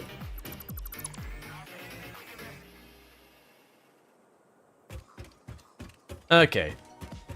So we could definitely get all that sorted out. Yeah, so it looks like there's only like 1 or 2 spots we wiggled on it. It's fine. But then we can go all the way back, grab our train, run it down here, and then just configure it to do its run back and forth to start moving stuff. Just, you know, in case it's got problems, we'll spot it. And then from there, I need to go down and set up the production to make the turbo fuel. I don't think I'm going to get all of that set up. I mostly want to get the train set... Oh, right, because this is a different type of tile. My brain was like, it's concrete. For a moment, I got worried that we were dropping those the whole way.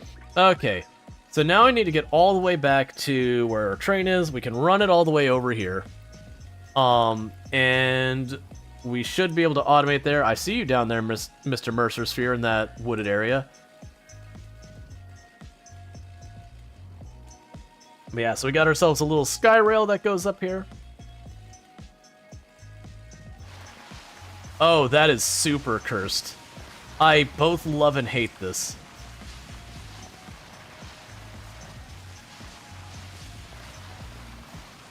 Yep. Mm-hmm. Just waiting to just huck myself right off the side by not noticing the, like a wiggle in it or whatever.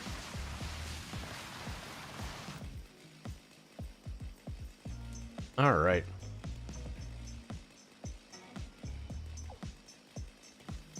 Let's actually see... Oh no, it doesn't have power yet on the far end. So let's just race on through. So that was the sulfur stop there.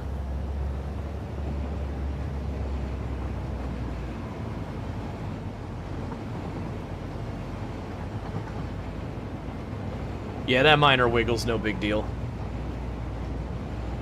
If we get a wiggle I'm really unhappy with, then we can clean it up.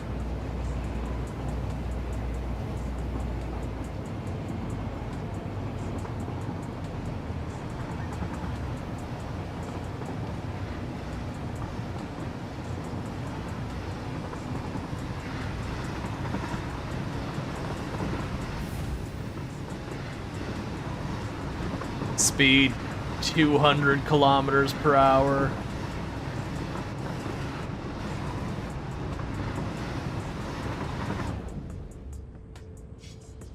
And before anything happens, unload.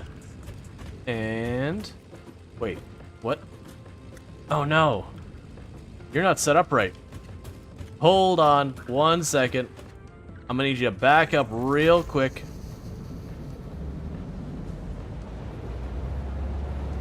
Alright, wait right here.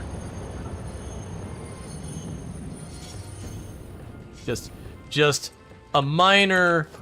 one of these is not like the other. There we go. Everything was set up fine. You had nothing to worry about.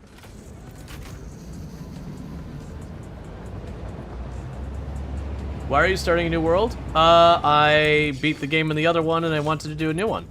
I mean, I was actually not planning on starting a new one immediately afterwards. It just kind of happened that way. But, we did beat the other run. Okay, so this will be a little bit of finagling to get this set up. I believe what I need to do to make this work correctly is I need to go to the station here. You both need to be set to unload, right?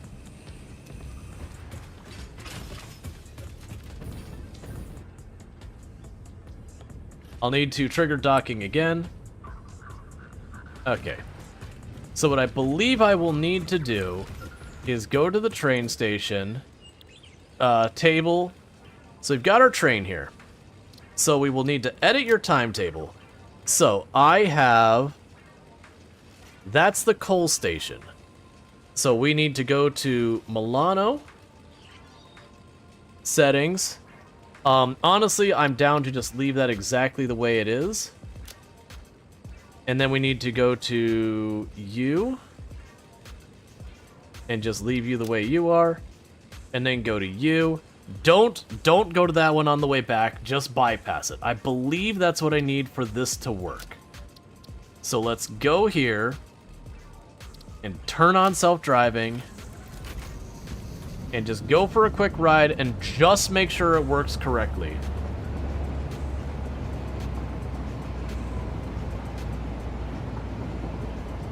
Because this is the first time I've done a 3-stop.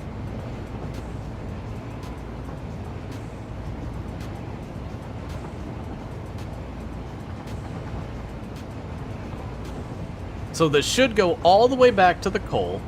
So I'm assuming the other way it could have gone is you see how there's that trench down there? I'm willing to bet I could have taken that trench, snaked it through there, over to this area where I'd have to just raise up a little bit, and that would have worked. To reach the sulfur. That is a really steep turn there.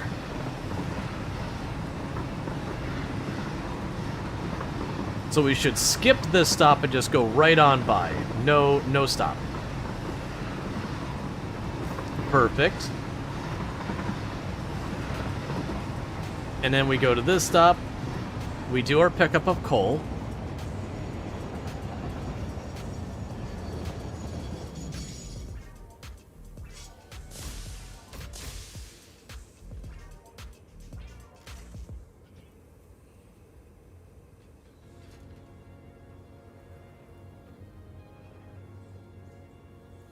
It might be worth, I'm not going to do it right now, but it might be worth putting the 2 tall chests there just for when this stops. Because you notice that conveyor belt stopped the moment it pulled the container out.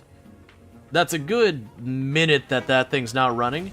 It might be worth putting the double chest so it keeps going in the entire time it is stopped there. Filling that up, and then as the 2 belts coming out so it can play catch up.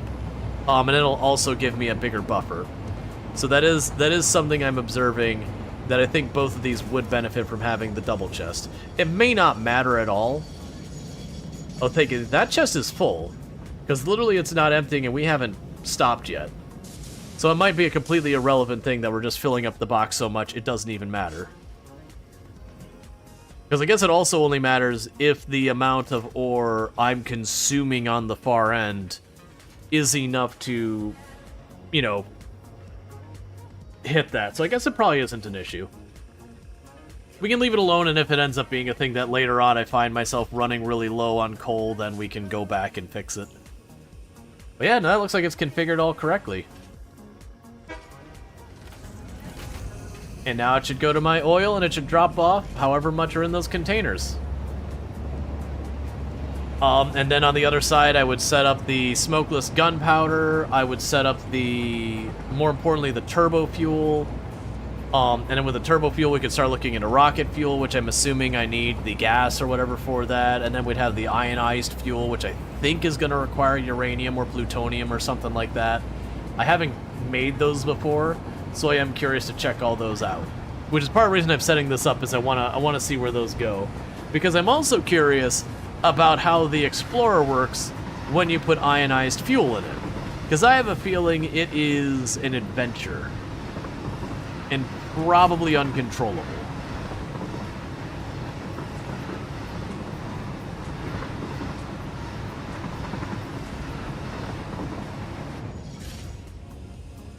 And we have the entire process start to finish working. So yeah, we look here, and once it's done docking, I'll be able to look in those containers. Yeah, both of those are completely full. So it's already not a concern. I mean, to be fair, we're not emptying it out quite yet. And just like that, absolutely full. Both of them. Well, okay, you're not absolutely full, but you're close. Nice. So that is exciting to have the first train set up for all of that. So we're going to have that set up and get all that worked out. I'll eventually go over to where we're making our gunpowder right now. And I don't know exactly how I want to tackle that, if I still want to have the... No, actually, I'll probably do the same thing I'm doing here, where I'll have it pick up the sulfur, pick up the coal, go on to where the steel is, and then we can make our stuff there. But with all that said, it is past when I normally wrap up, so don't go anywhere. If you're over here on Twitch, we're going to go find someone to raid who's probably going to be playing Satisfactory, but we'll see what's available and make that all figured out. For those watching over on YouTube, the stream will be ending abruptly just because there is no raiding out on YouTube on a real level and all that, but thank you so much for tuning in. Don't forget to like and subscribe and all that. If you have enjoyed tonight's content over here on Twitch, don't forget to drop your follow and all that good stuff. You can grab the raid message